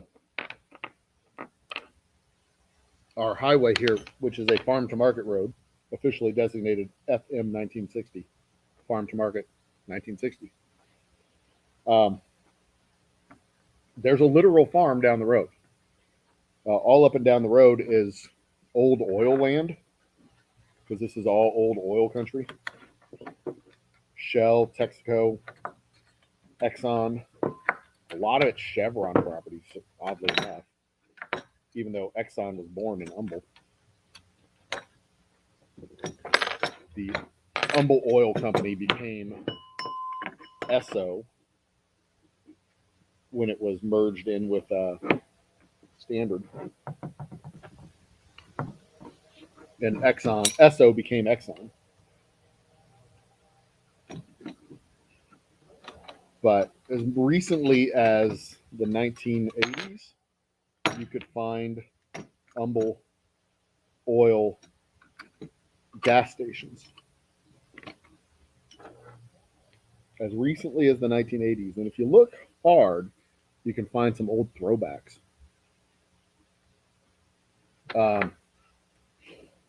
You can find some old throwback shops, and sometimes they're just abandoned old shops, and you know, the signage and whatnot's there. But yeah, back in when Exxon had their "Put a Tiger in Your Tank" ad campaign, that was when they were converting from Exxon or Esso to Exxon and rebranding themselves as Exxon, which is why you remember those commercials of "Put a Tiger in Your Tank," because they were converting from several local brands to one national brand.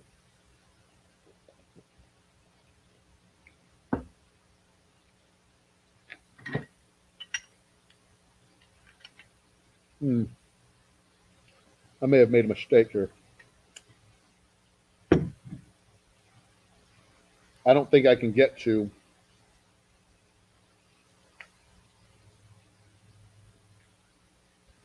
I don't know if I'll be able to get to those holes.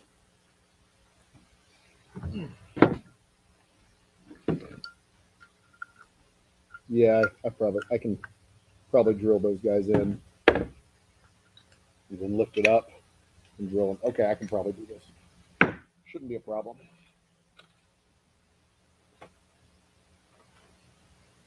Ooh.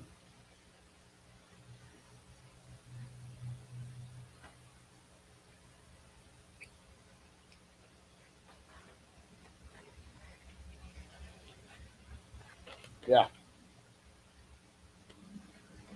Shouldn't be a problem at all.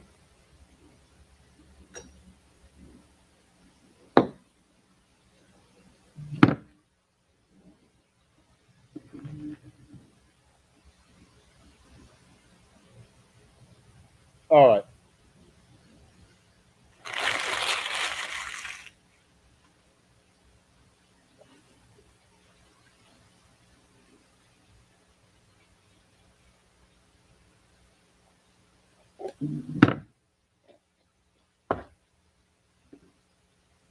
They keep texting and my phone keeps falling down. Okay, so we're 2.36 inches up. So what I'm going to do is I'm just going to take my marking pen, which is a Sharpie, and I'm going to mark where that center screw goes on the leg. And from there, well, once I have the center screw, I don't need to worry about anything else.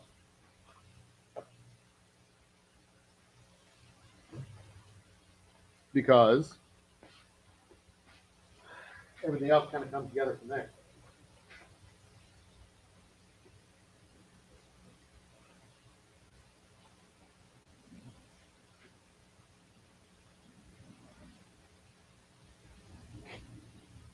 That'll be easy enough.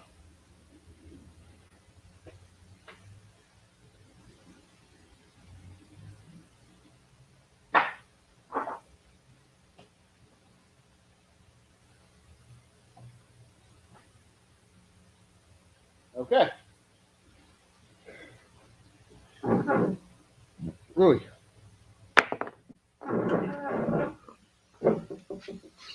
Let's move you back over here, ladies and gentlemen. We go at the end of this damn project, and then I get to go home. Woo. Okay.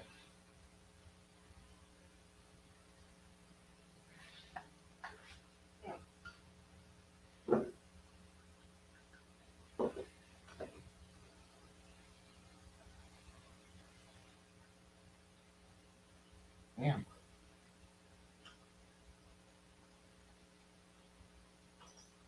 He barely gets onto this block, too. That's all right.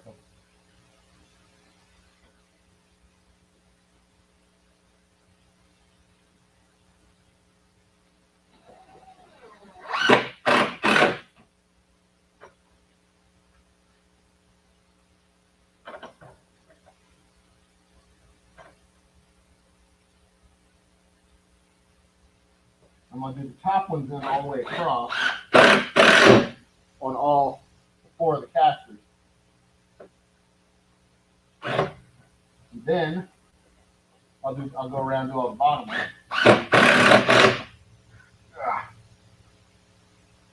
Yeah. That'll work out.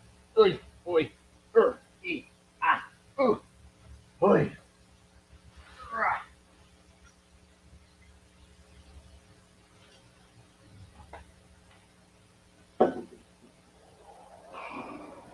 She ain't got no money. Well, it's kind of funny.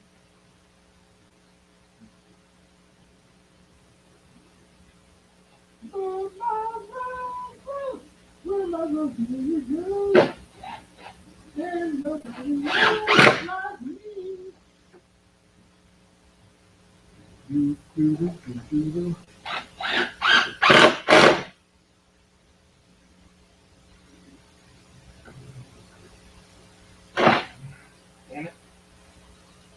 Now, I will be upgrading my camera next week when Micah comes by and visits me. We'll be able to get more of these cool action shots of me laying on the ground and doing stuff, because I'll have a whole nother camera. I'll be right back, kids. I'm going over here.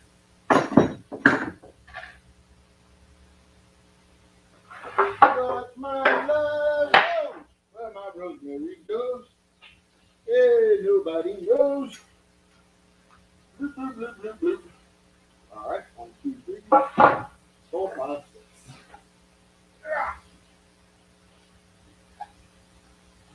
Be right back, kids. Don't go anywhere while I'm gone.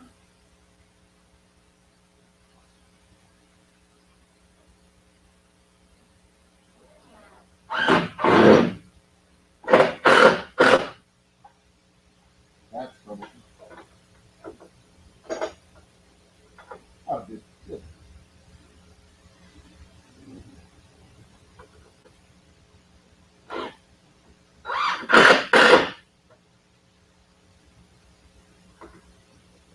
I'm not certain the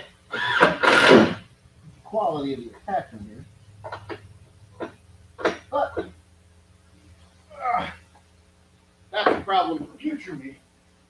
I'm sure it's not that big of a deal.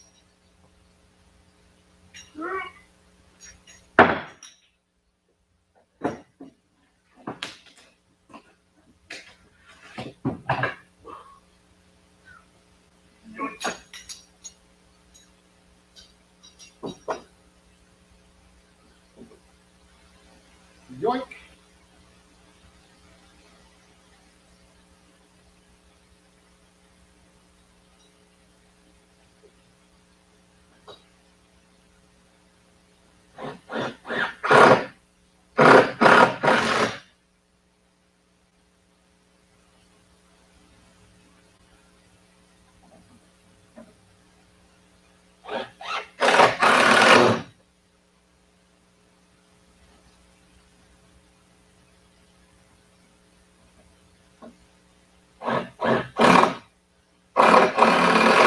There we go.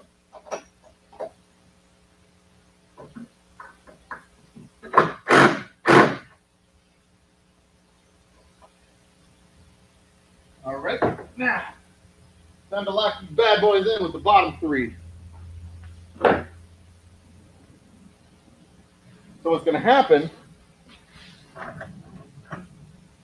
Move it. I just push down here, activates the wheels, and lift right up. When I don't want to move it around, when I don't want it to roll around, well, obviously I leave it as is, and the wheels will not roll. Clever, eh? I think so.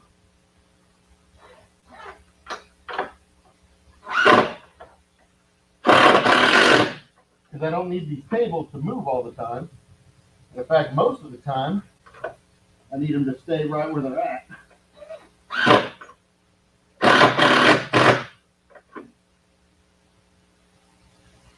But some of the time,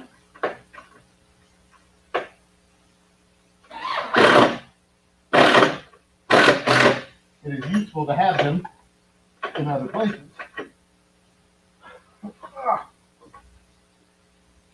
And on those times, well, unless you have 2 very sturdy men moving them around, they don't move. This is a heavy damn table. I mean, these wheels are rated for 800 pounds. But I think this table weighs about 5 or 6. So.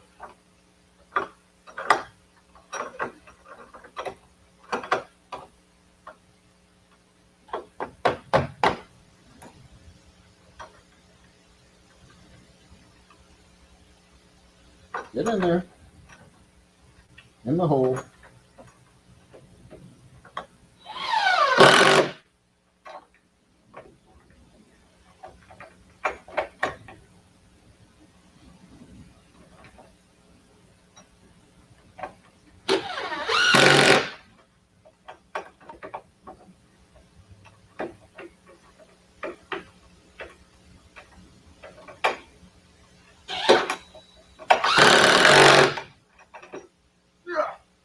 All right. That one was an awkward position. 3, 4, 5, 6. So these other 3, or other 2. And then we'll be done.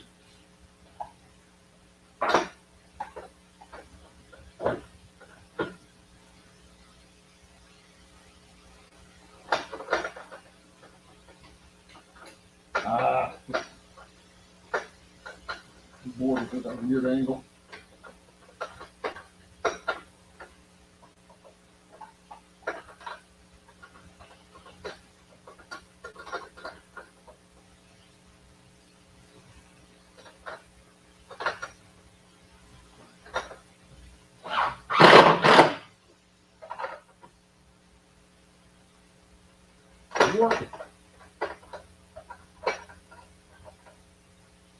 Another reason why I was trying to get the warps out of these boards.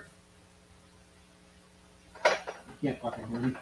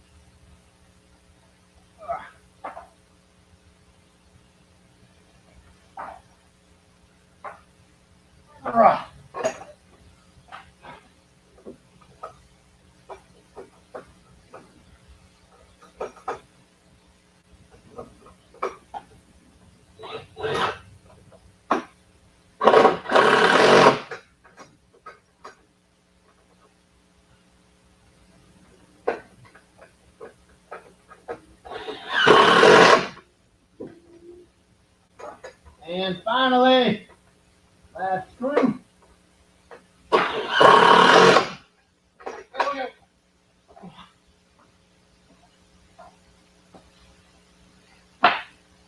All right. Now, we attach the wheels.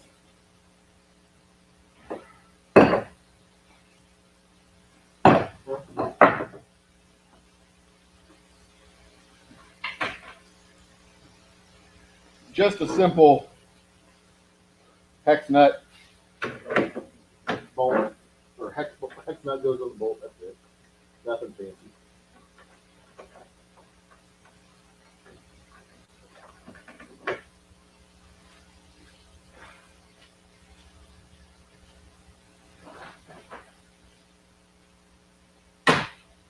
I was hoping I had a hex driver. It was big enough for these, but I don't.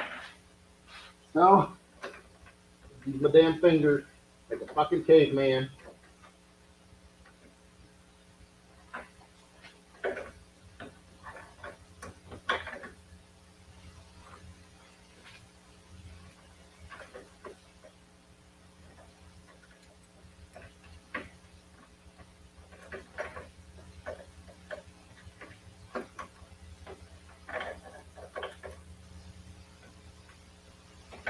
There we go.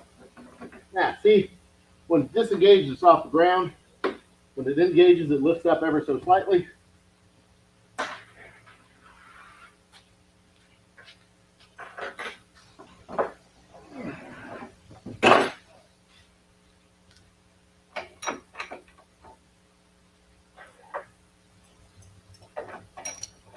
Man, I wish my son was here so I could yell at him about putting the light on my shoulder. Why are you shining the light there? I'm working over here. You know, just like you're supposed to do when you have kids.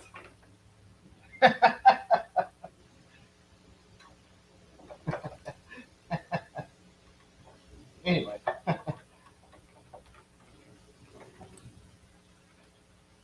But this is also one of the reasons why I wanted to get the warp out of these boards before.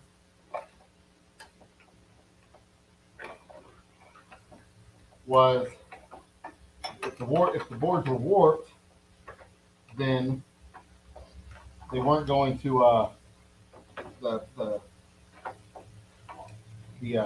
casters weren't going to engage properly on the ground, and that'd be a problem.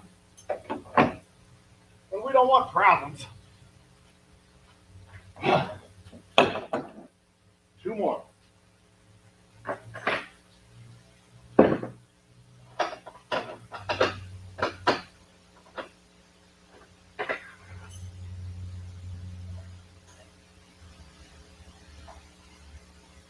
All right.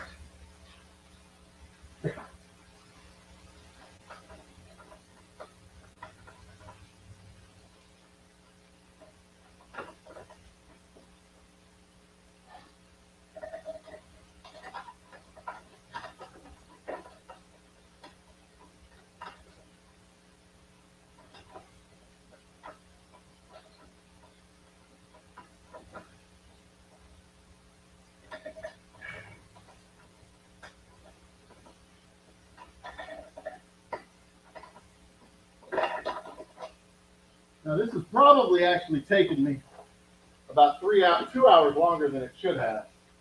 Because I screwed up the first set of assemblies. The first assemblages, I kind of screwed them up, and I had to do it twice. So it kind of took me a little longer than it should have. But I've been at this since, I don't know, noon?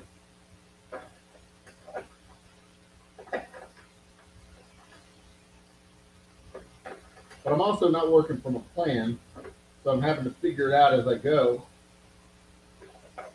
which makes it a little challenging in and of itself. You know, to have to think this through and solve the problems in real time as you come across them. All right.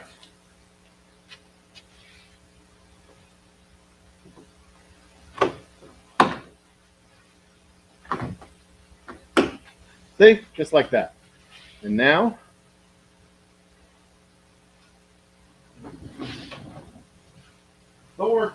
the table effortlessly relocates to wherever I got work that needs to be done. Effortlessly.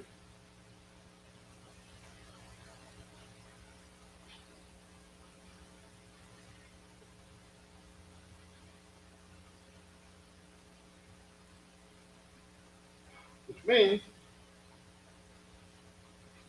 I can move the table out of the way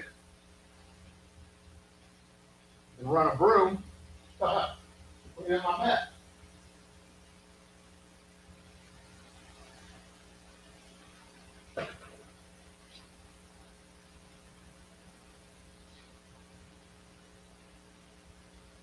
I have to sweep this whole damn floor is what I'm going to need to do because the wind blew my sawdust all over the place.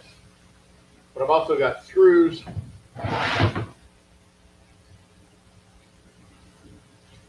Save this sawdust. Use it for something. God knows what.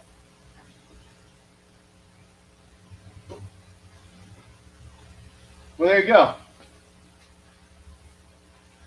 What's the elapsed time on this stream? Because I kind of started at the beginning of the stream. 3:44.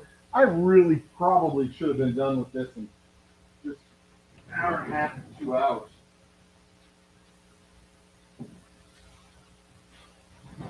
The next one's going to take a little longer because I've got to disassemble and then reassemble. But since I know what I'm doing, I have a template. I have a design to go off of now, and I'm not just solving the problem in real time, reconsidering what to do, making mistakes, and blah, blah, blah, blah, blah, blah, blah, blah. I can disassemble, make my cuts, and reassemble. And it should not take me more than a couple of hours to do the next one.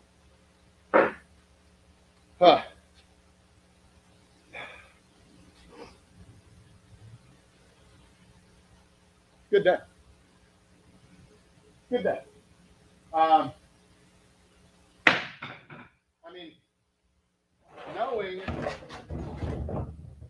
that you're capable of doing things that are outside of your comfort zone. This is way outside of my comfort zone. I am not a carpenter. And anybody who watched this stream can confirm that. I am not a carpenter by any stretch of any imagination. Ow! I rolled it over my foot. But to have a table that I can put my bottles on, that I can work on, that I made here at the distillery.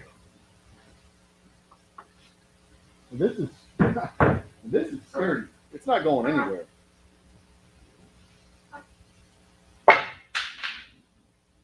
It is not going anywhere at all. Unless I wanted to. But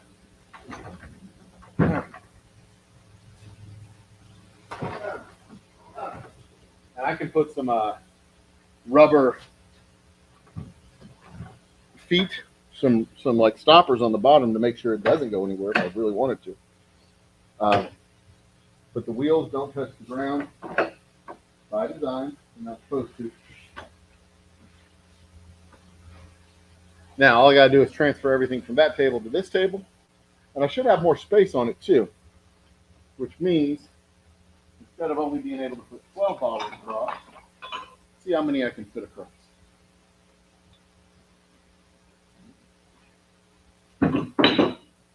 Or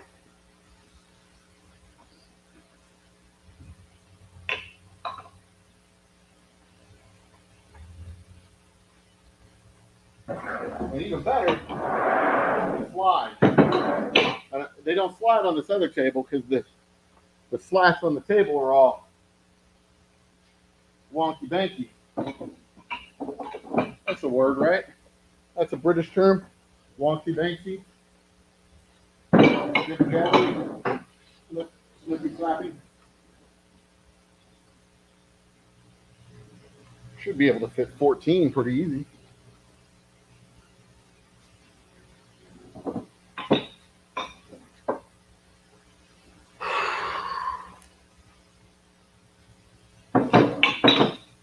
That is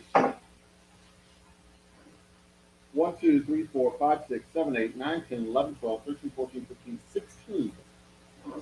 That is 16 across. And I had only been able to fit 13 on the old table. And even then, I wasn't very comfortable with the 13. And then lengthwise, probably 22 again, which means I can fit an extra couple of cases on this table. If I can fit an extra couple of cases, then I can get a little extra work done. Cup's leaking.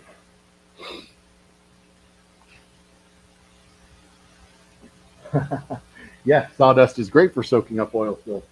Sawdust is also pretty cool as a flooring in a bar. But I don't think I want to have my floor in my tasting room with sawdust.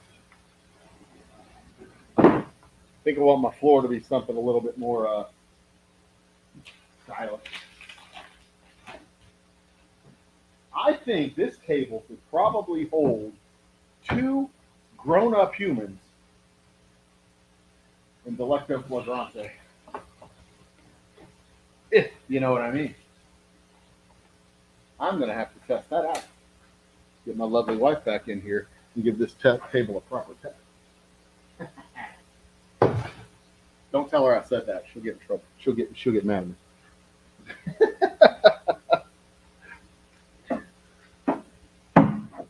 I like y'all talk to my wife all the time.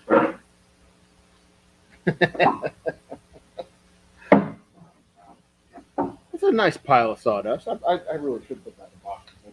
I don't know what I'm going to use it for, but I feel like I should hold on to it for something. You know?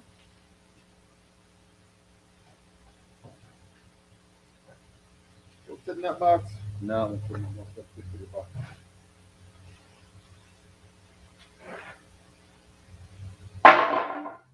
Sorry about that. I got a microphone. Well, it's time to close up shop. Anything I should do before I leave, guys? Y'all want to do something? Some of those in Austin. Some of those what? Bottles of whiskey? Oh, those bottles of whiskey over there. Yeah, actually, these are bottles of our straight rye. So these were supposed to be going to stores. Supposed to have been picked up by our distributor. I'm gonna go with 14 right now. I don't need half this table full. See, here's what's really cool. I can load this table with merch and bottles, drop the wheels, roll it right up to the entrance of the distillery, and it could be our display table. Either one of these tables could be the display table. Pop it up on the wheels and roll it up there. Fully laden with bottles and merch and all the other stuff. I don't know how heavy it would be, but again, those wheels are rated at 880. It's supposed to hold 800 pounds.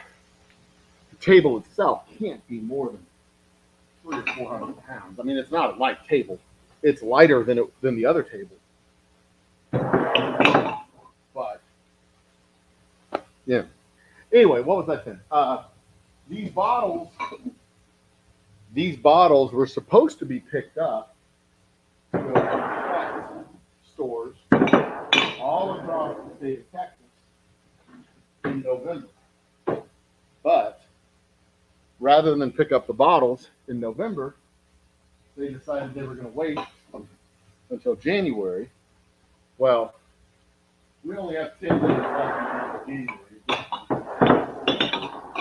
So that was also untrue.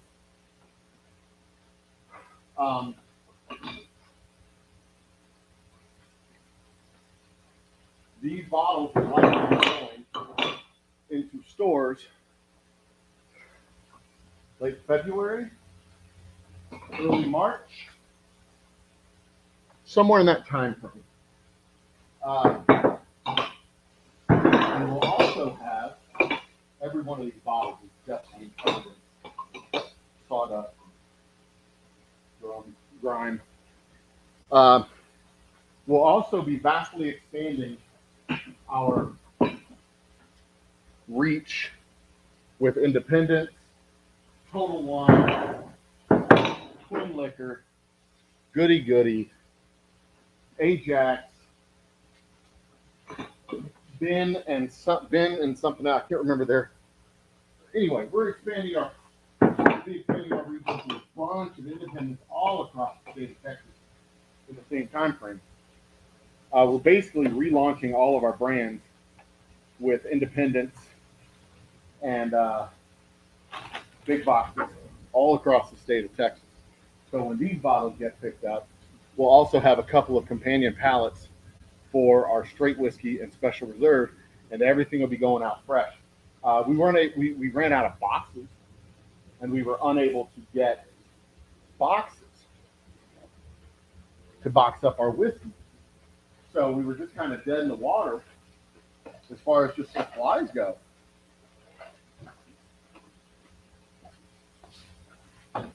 We didn't have the base product for our straight whiskey. We didn't have the base product for the straight whiskey. I should probably varnish this and seal it, huh?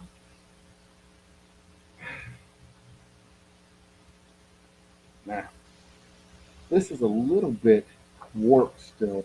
I probably ought to go over this with like a planer and smooth this out here, smooth that out here. This is flush. This is a little warped in. There's just a few little spots here where it's warped. And I have to go over it with a planer and smooth that shit out. I'm fairly proud of this.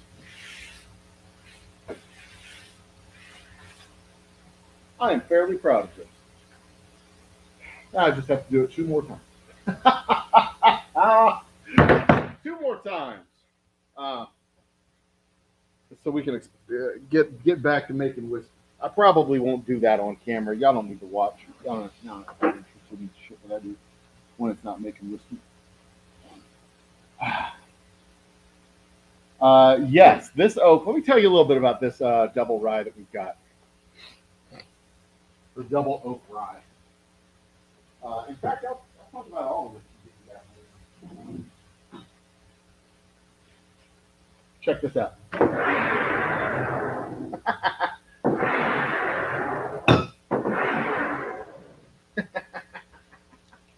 love it. I absolutely love it.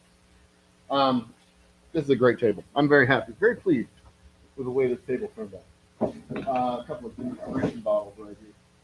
All right. Set up right here in front of the table that I just built. So what we have, so what you've got is our straight whiskey. I'm going to sit down. Hope you don't mind the familiarity with it. In fact, I don't care if you mind it at all. I'm going to sit whether you mind it or not. What is that? Is that pizza? String or something attached to this? Okay. All right. So we have our straight whiskey, the purple label, 90% corn, 10% malted barley, aged 5 years in used bourbon barrels. It has a light color to it, a light texture to it on account of the being aged in used barrels. Compared to the special reserve, our straight whiskey and special reserve, the special reserve is a shade darker. You can see that, just a shade darker between the two. The special reserve, we take the straight whiskey to make the special reserve. We take our straight whiskey, put it back in new barrels, age it a second time. And it's either new 5-gallon barrels or we just take oak staves and add it to the barrels that way. So either way, we add oak to it, age it again for an extra anywhere between 6 weeks and 3 months to give our special reserve that darker color and a deeper flavor specifically that I'm looking for to call it finished. The rye, on the other hand, is a completely different breed of monkey. The rye is 95% rye, 10% malted barley. 95% rye, 5% malted barley. It's aged 5 years. It's aged 2.5 years in a standard 55-gallon barrel. And when it comes out of those 55-gallon barrels, it looks like this. Not much darker, mind you, than our straight whiskey or special reserve. This is what's known as a young rye. And most of the ryes that you get in the store is a young rye. They have that color to it, that texture to it. And it kind of tastes like a lot of rye. When we add the extra, this is, by the way, what it looks like at barrel proof when it comes out of the barrel. Then we take that rye and we add extra staves to the barrels and we continue aging it for another 2 months at least, but it can go up to 3 to 6 months depending on when it starts aging and the color that we get out of it. I'm looking for a specific color when it comes out of that barrel. And that specific, I don't have that bottle, not with me. Where is that bottle? I had a barrel proof bottle, a barrel proof double oak bottle. I think I had a barrel proof double oak bottle. I must have gotten rid of it. But I'm looking for a particular color when it's coming out of the tanks. It has this reddish glow to it, and that's kind of what I'm looking for. And it's got a particular flavor. At barrel proof, I can taste the specific flavor that I'm looking for. It's not the flavor that I want to sell. It's not the flavor that I want to put in the bottle, which is why we add water to it and bring it down to 90 proof, so that we do get the flavor the specific flavor that I'm looking for our double oak. So this is the equivalent of about 7 or 8 years in a full-size 50-gallon barrel. This is the equivalent of 6 years in a used barrel, and this is 5 years in a used barrel. So there you go. That's the difference between the three that we have right now. And then our Boomtown Bourbon, a bottle of which I do not have on hand because it has been relocated to a secure site, which is my museum shelf in my office. Our Boomtown Bourbon is traditional tri-grain whiskey, but it's heavy weighted on the corn because we're in Texas. It's like 75% corn, and then the balance is 2-to-1 malted barley and rye, or rye and malted barley, 2-to-1, 2-to-1 rye malted barley for the balance. And it's aged 5 years in a, or not 5 years, 6 to 9 months in a 5-gallon barrel, which is the equivalent of 5 years roughly in a 50-gallon barrel. And that is our traditional Kentucky style Texas bourbon. I say it's Kentucky style Texas bourbon because it's the traditional tri-grain that they do in Kentucky, but we make it a little bit more Texas because we add more corn, give it a little bit softer flavor to it, and it gets a little bit more characteristics from the barrel and a little bit less characteristics from the rye. Rye is a very cheap grain, and the reason why most bourbon producers use a lot of rye is because it's cheaper than corn. Here in Texas, corn is cheap, and we use a little bit more corn than we do rye, which gives our bourbon a little bit sweeter, a little bit smoother flavor than your typical Kentucky style bourbon. It's a Texas style bourbon. And so that's the 4 offerings that we have right now. The Boomtown Bourbon will be re-released hopefully this summer. We're shooting for a summer release for our next batch. We need to finish getting our steam generator wired up and electrified so that we can get that production rolling. We will also have a high rye bourbon whiskey, and that high rye bourbon whiskey is going to be based on the same recipe that our 72-hour blackout bourbon is based on. 72-hour blackout bourbon is made exclusively with water that we collected after the power outage and freeze last year. We're holding on to that water. It's in 2 totes in the storage unit, nice and safe, nice and clean, nice and secure. And that water is going to be used to make that bourbon. 72-hour blackout bourbon, we're going to use that same recipe, but with normal water to make our high rye bourbon. And the high rye bourbon will be released alongside of our Boomtown bourbon. Now, we're also going to take our Boomtown bourbon and age it ever so slightly to be able to call it bourbon. But we're not going to wait the full 6 to 9 months. It's going to be a clear white bourbon. And that bourbon is going to be called our Ghost Town bourbon. So we'll have our Ghost Town bourbon, our Boomtown bourbon, and our high rye bourbon. And then after that, we're going to have our single malt straight whiskey, which is exactly what it sounds like, a single malt whiskey made right here by me. We'll have a rice whiskey made right here by me using rice that we source from East Texas rice fields, starting in Huffman and going south to Crosby and Beaumont. The high rye, the 72-hour blackout bourbon and the rice whiskey will be available exclusively in the distillery unless and until it breaks out of the distillery. We'll also have, let's see here, we've got the rye. Our newest rye next year, either later this year or early next year, will be our pecan oak rye, which instead of being aged with extra oak staves inside of the 50-gallon barrel, it'll be aged with pecan wood, charred pecan wood inside the oak barrel. Give it a dual wood flavor, and the pecan wood gives it this sweet finish and an aroma that smells just like barbecue. It is fantastic. It is absolutely fantastic. I'm super duper excited about that. That'll be coming out next, either later this year or early next year as well. So there you go. Yeah, and the only place you can get the barrel proof, the only place I ever offer the barrel proof is here during tours, because I don't like the way barrel proof whiskey tastes, generally speaking. I think it tastes better at the proof that I decide it should be at. I like my whiskey at 90 proof, and I've tried our whiskeys at 120, 115, 126, 119, 103. I've tried my whiskey at all these other proofs. The proof where I find it to be the whiskey that I want to sell is 90 proof, which is one of the reasons why we don't offer a barrel proof whiskey, because it's just not finished at the barrel. Uh, it's not done yet. And then, I add our super duper clean rainwater and bring that proof down to 90, and it is exactly what I want it to be when it goes into that bottle, and I think it tastes fantastic. Um, I'll let Buffalo Trace and all those other guys sell the high alcohol stuff. If they want their people to get that drunk that fast, they can do that.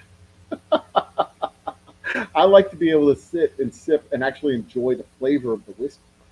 And if you take your water and add it to my whiskey, then you're not getting my whiskey. You're getting something else entirely. And maybe one of these days I'll offer a barrel proof line, maybe. But I'm jealous of my whiskey. I want it to be. I'm very protective of it. I'm very jealous of it, and I want what you drink to be what I want you to drink. What I'm offering.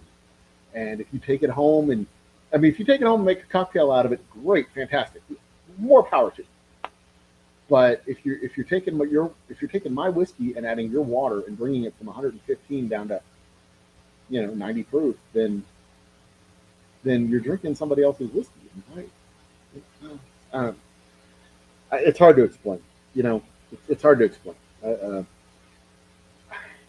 I've had my whiskey at barrel proof, and the reason why I add water to it to bring it down to 90 is because I think it's a better product. And if I know in my heart that it's a better product at 90 proof than at 116, I'm going to sell it to you at 90 proof. And you're going to want to buy it at 90 proof at the price I sell it at, rather than the higher price at the 115 or 120, because at the higher price at 120, you're actually buying an inferior product. And it doesn't make any sense to me. It just doesn't make any sense. And so there you go. And I'm the final gatekeeper at my distillery. If I say my whiskey's better at 90 than it is at 120, then it is. And that's, I'm the gatekeeper, and I have to make that final decision. And in the final metric of everything that happens, anything that goes in these bottles is a reflection of me and my taste. That's just how it is. If I'm the gatekeeper, then you can be the key master. Ghostbuster throwback reference there. But I'm the gatekeeper. I'm the one who makes the decision. I'm the decider, as our former president would have said.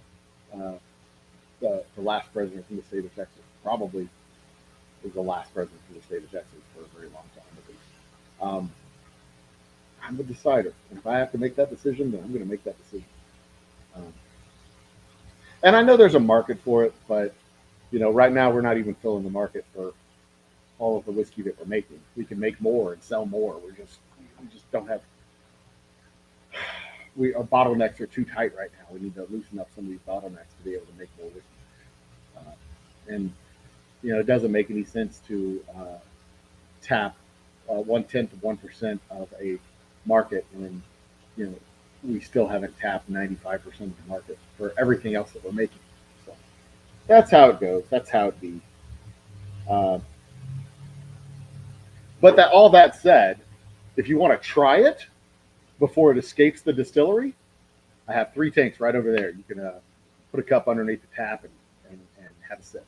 I'll only give you a little bit because it's like, it's rocket fuel. Literally, you can light it on fire. Very literally, rocket fuel. But that's the only place you're going to be able to get it. Right over there at the tap.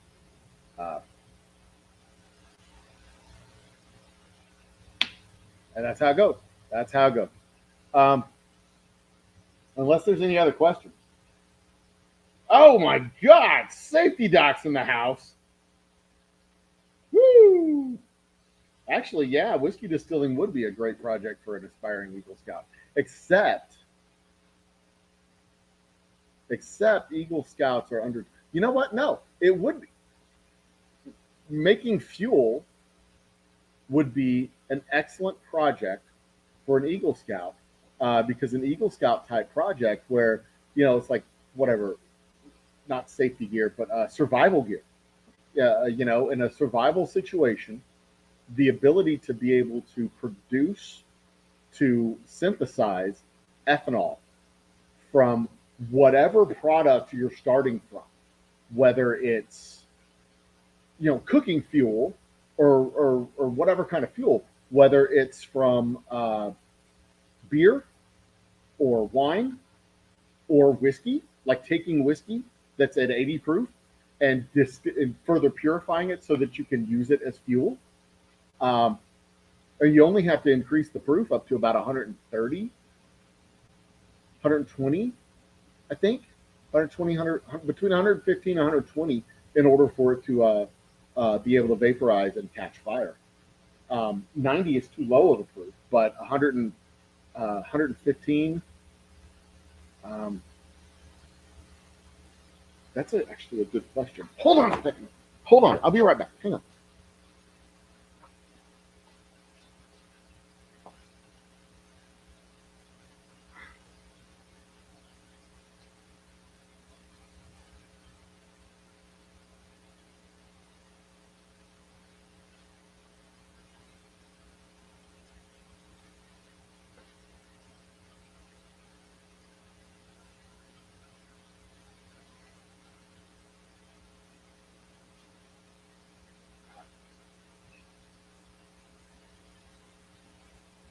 Don't go anywhere. This is gonna be cool. It's gonna be so cool.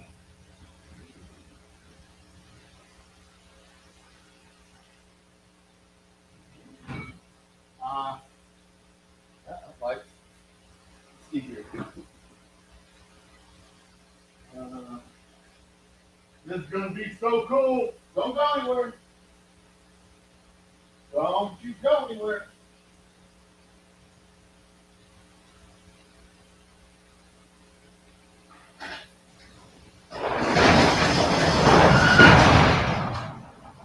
Hell yeah. Gonna be cool.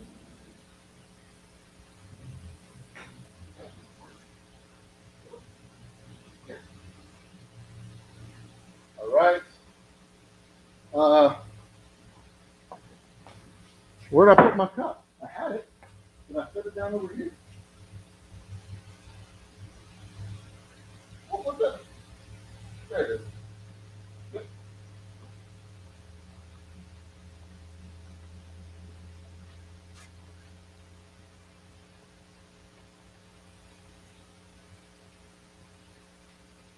All right.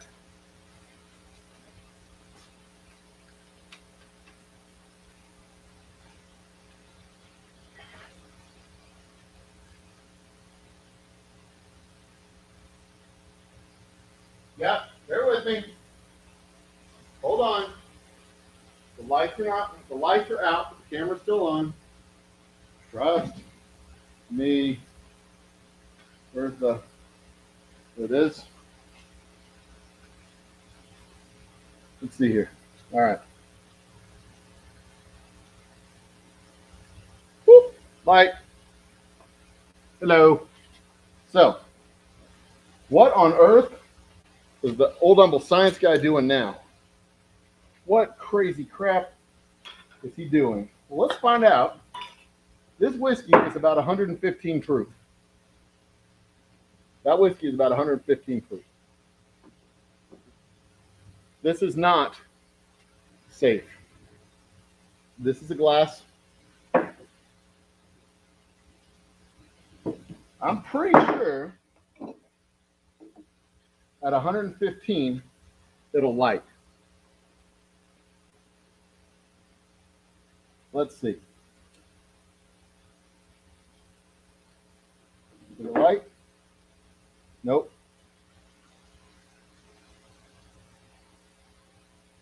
Nope.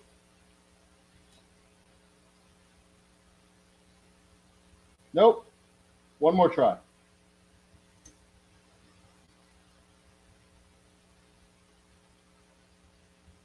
It does not light at 115. It has to get much hotter or much higher proof. It has to be much higher proof than 115 to light. I'm going to go turn the lights back on.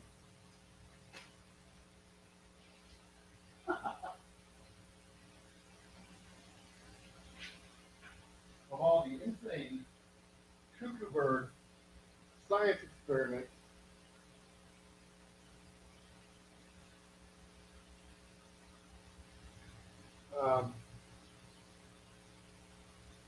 there we go. Lights back up. And let's bring this back up. It is awfully low at this height. But yes, learning to synthesize fuel is a great skill. I don't know how useful it is in like normal life, but cheers.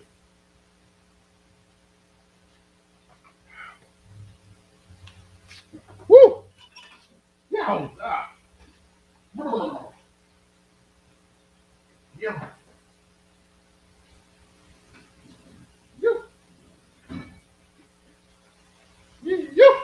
Wow. That's spicy meatball. Woo. I never ate my French fries. Oh, cold. No. Nothing worse than cold French fries. Well, I mean, I guess getting kicked in the nuts. There's that. So there are things that are worse than cold French fries. My eyes are up here, boys. Anyway, so this has been at least half of a day in a life. I've still got some work to do. But the next work that I have to do is at home. Well, see, here's the thing. Not just synthesize. See, we've got a lot of stuff from which you can make high enough proof ethanol that you can burn it. I mean, there's obviously the rubbing alcohols and stuff like that that's flammable on its own. But, wine is valuable as a resource as wine. But in a survival situation, if you've got a bottle of wine, you can turn that into fuel. You can freeze it if you're in a cold environment, you can freeze it, and then the water will freeze, and what's left over is fuel. You can drain it off of the ice, take what's left over, freeze it again if you need to, and what's left over, the more you freeze it, the more that's left behind is pure ethanol alcohol. You don't need to just boil it. You don't need to distill it. Same thing with beer. Beer is 6% alcohol by volume. It's a ridiculously inefficient method to make ethanol from beer, but you could freeze beer and scrape off the slush. What's left behind is more pure. Do it again, scrape off the slush, keep scraping off the slush, and what you're eventually left with is just purer alcohol. When you're talking about a 6-ounce beer or a 12-ounce beer, 6% of 12 ounces is not a lot of alcohol. But when you're talking about a 750 milliliter bottle of wine or a 750 milliliter bottle of vodka or whiskey, you talk about 40% of 750 that's a significant amount that will burn, and it's not going to be. It's not going to keep your lawnmower running for very long, but it could be a nice warm fuel to cook a little bit over. And if you have access, if you're in a apocalyptic situation, whatever, dumb crap, you have access to a liquor store. Most of that liquor is useless and garbage, but a good chunk of it, you could take it and turn it into something quite useful, and something quite useful is fuel.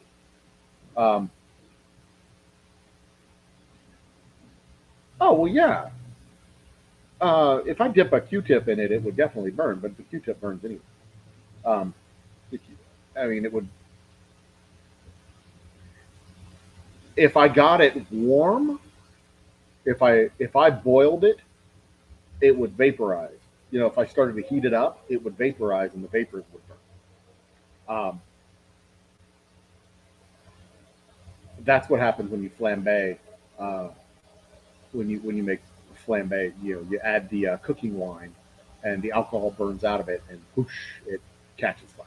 That's one of the reasons why you can't flambe over a electric stove, because the electric coils do not catch the vapors on fire. You have to have actual fire to catch the vapors on fire, which is one of the challenges of synthesizing ethanol from low proof alcohol.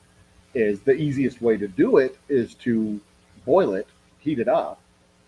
I mean, that's how we do it. That's how we distill our alcohol. We boil it, we heat it up until it vaporizes, then we collect the vapors. You have to have heat to be able to do that. You'll have to already have fire. And if you're trying to synthesize ethanol because you don't have enough heat, well, you know, it's harder to make ethanol from biomass than it is to just go to the store and get low-grade ethanol in a bottle and either freeze or distill that ethanol out of its native environment, if you will. So there you go. That's your science lesson for today. Later this week, I will be so this is for those of you who just joined. This is what we started with. This table here, a table just like this one, 2x6 tabletop. It's 8 feet by about 3 feet 9 inches. The slats are uneven. The boards are all kinds of warped. All I did with this table is I literally took the boards and nailed them or screwed them in to cross slats. I think you can probably see it down here. Yeah, see, I built this carriage underneath, cross slats on top, screwed them into the cross slats. That's it. That's how I built these tables. They were perfectly utilitarian tables for the purpose that I needed them to be utilitarian for. They were perfectly utilitarian tables. Did the job that I asked them to do. However, there are definite drawbacks to these tables. That one's just like it over there, except it's about 6 inches taller. Is it 6 inches taller? Good question. Should I answer that question? I'm going to answer that question. This table is 42 and a half. This table is 34 and a half. So it's about 8 inches taller. And everybody knows that on the internet, 8 inches and 6 inches are the same thing. So what I did is I bought this MDF and I was going to replace the tabletop. I know, in retrospect, I know all the stuff that I did wrong in building a tabletop. You're supposed to square off the corners, glue them together, run a planer across the top to make sure it's level and flat. I think I also used treated wood, which as it dried, it warped. Anyway, so the drawbacks with this is when I put bottles on this table, it's uneven, and I can't just I can't put the bottles on the table and just let them be. You know, I have to be careful where we place them. It has the bumps and ridges and all the stuff in the middle. Not a great place to hold bottles. So I go out and buy some MDF. I figure I'll just take the top off, put the MDF down. The problem with that was on the ends over here, it's supported laterally, left and right, but lengthwise, it's not really supported because these are pretty strong lengthwise. They don't flex. They don't flex on the ends the way MDF would. I put the MDF on there. I anchored it in the middle, leaned on the edge, and sure enough, the wings on the MDF flat. So I said, okay, if I was going to do this right from the beginning, what would I do?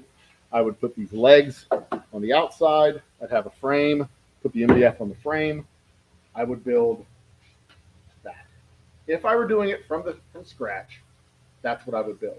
Legs on the outside, good casters down on the ground,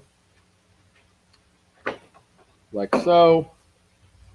Good casters, so that when I put them down, it would roll nice and easy on all four corners.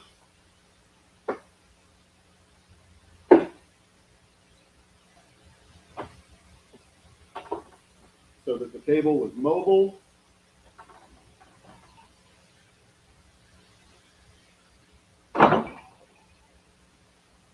Even when it's laden with the bottles.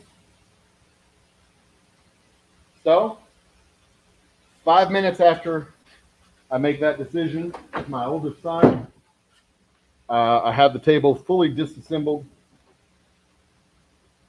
And then I go and get a couple of pieces of equipment.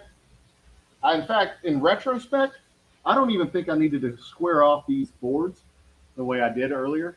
You know, it's squared off. I think I could have just gone with it as is, except those boards, they don't just warp this way, they also bend that way. They don't just cut, I guess, or twist.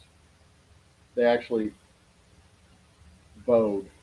So anyway, built the skirt down at the bottom that is built in a way that I could take another piece of MDF and put it down there if I wanted to. All I need to do is cut the notch out of the corners and slide it in there. I'd have to probably slide it in and twist it.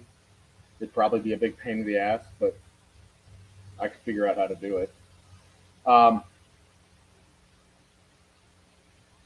then I could have a whole shelf down there on the bottom to do whatever I wanted to.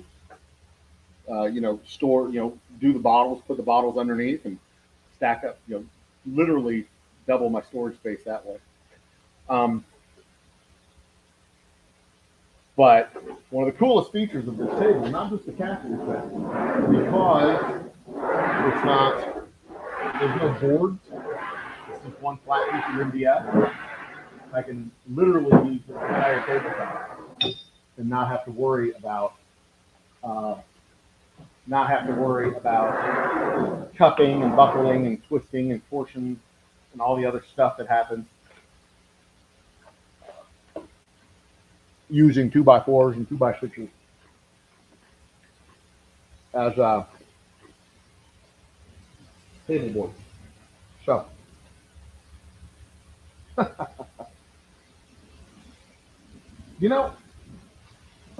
the Everclear, it's actually surprisingly hard to find that stuff in some liquor stores. I don't even think they have it for that. And maybe it's just a function of the pandemic. Maybe it was just bought up for the pandemic and it's hard to find because of the pandemic. I don't know. I haven't seen. It's been a while since I've seen.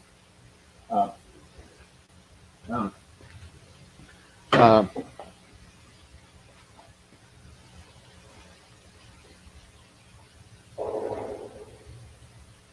Now I do have a tank of 185 proof or 189 proof vodka. But I'm not going to light that on fire. We know that'll light on fire. So there you go. All right, guys. It's 4:45, 4:40. If I stay here much longer, I'm going to disassemble that table, and I don't want to do that today. It's mocking me. It's looking at me with its table eyes. And it's all like, are you going to do me now? That's my guy. Dime store whore looking at me with those hungry eyes. What you gonna do, big boy? What I'm gonna do is I'm gonna go home to my wife. Don't tempt me, you rotten temptress. Don't tempt me. I know you want to tempt me. I That's how you get your yowlies. But don't do it, because I am untemptable. I am a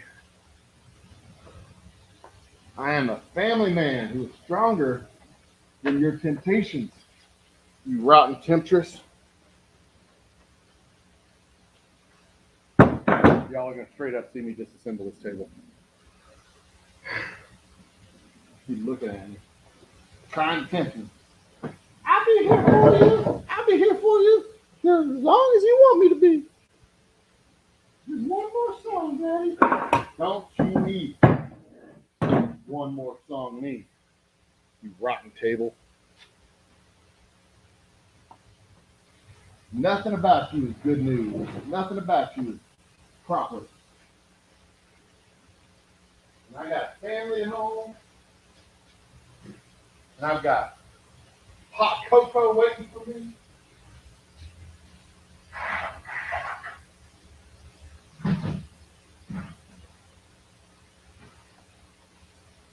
And I got a dog that loves me.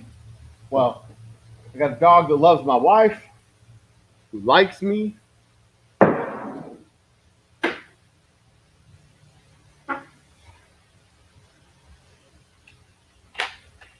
Ah, the battery's dead. I can't do it.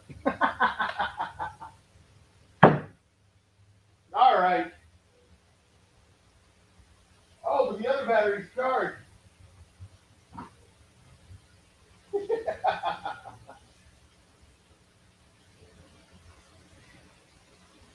No. We're not going to do this. Not going to do it. Not going to do it. Not going to do it. Can't make me. I'm not crazy. I've had enough fun for one day. Play the Mickey Mouse goodbye song. M-I-C. See you real soon. K-E-Y. Why? Because I love you. M-I-U-S-E.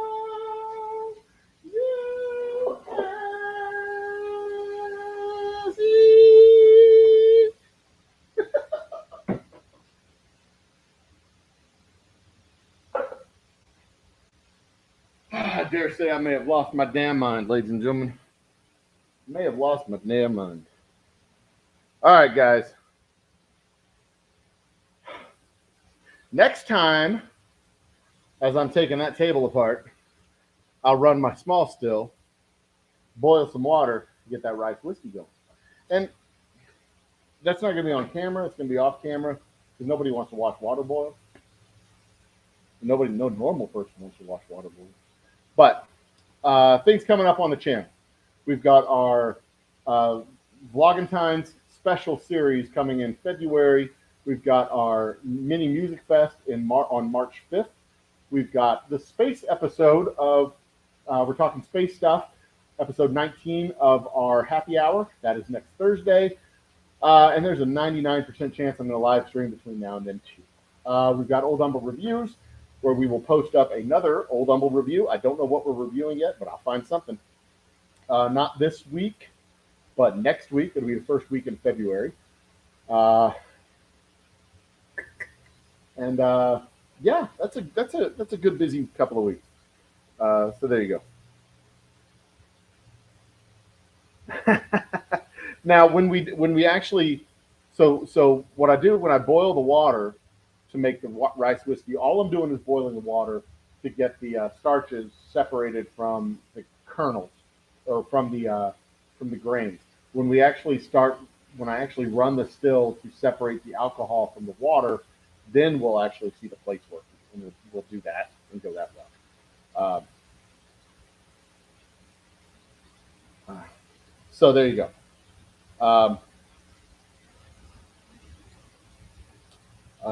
Is this the anniversary? Is this the inauguration day, the 20th? It's 22nd. Is this? Doesn't matter. Okay, guys. Cheers. And we will catch you on our next live stream. Talk to you later. Thanks for joining us. I always appreciate the company. Bye. Bye.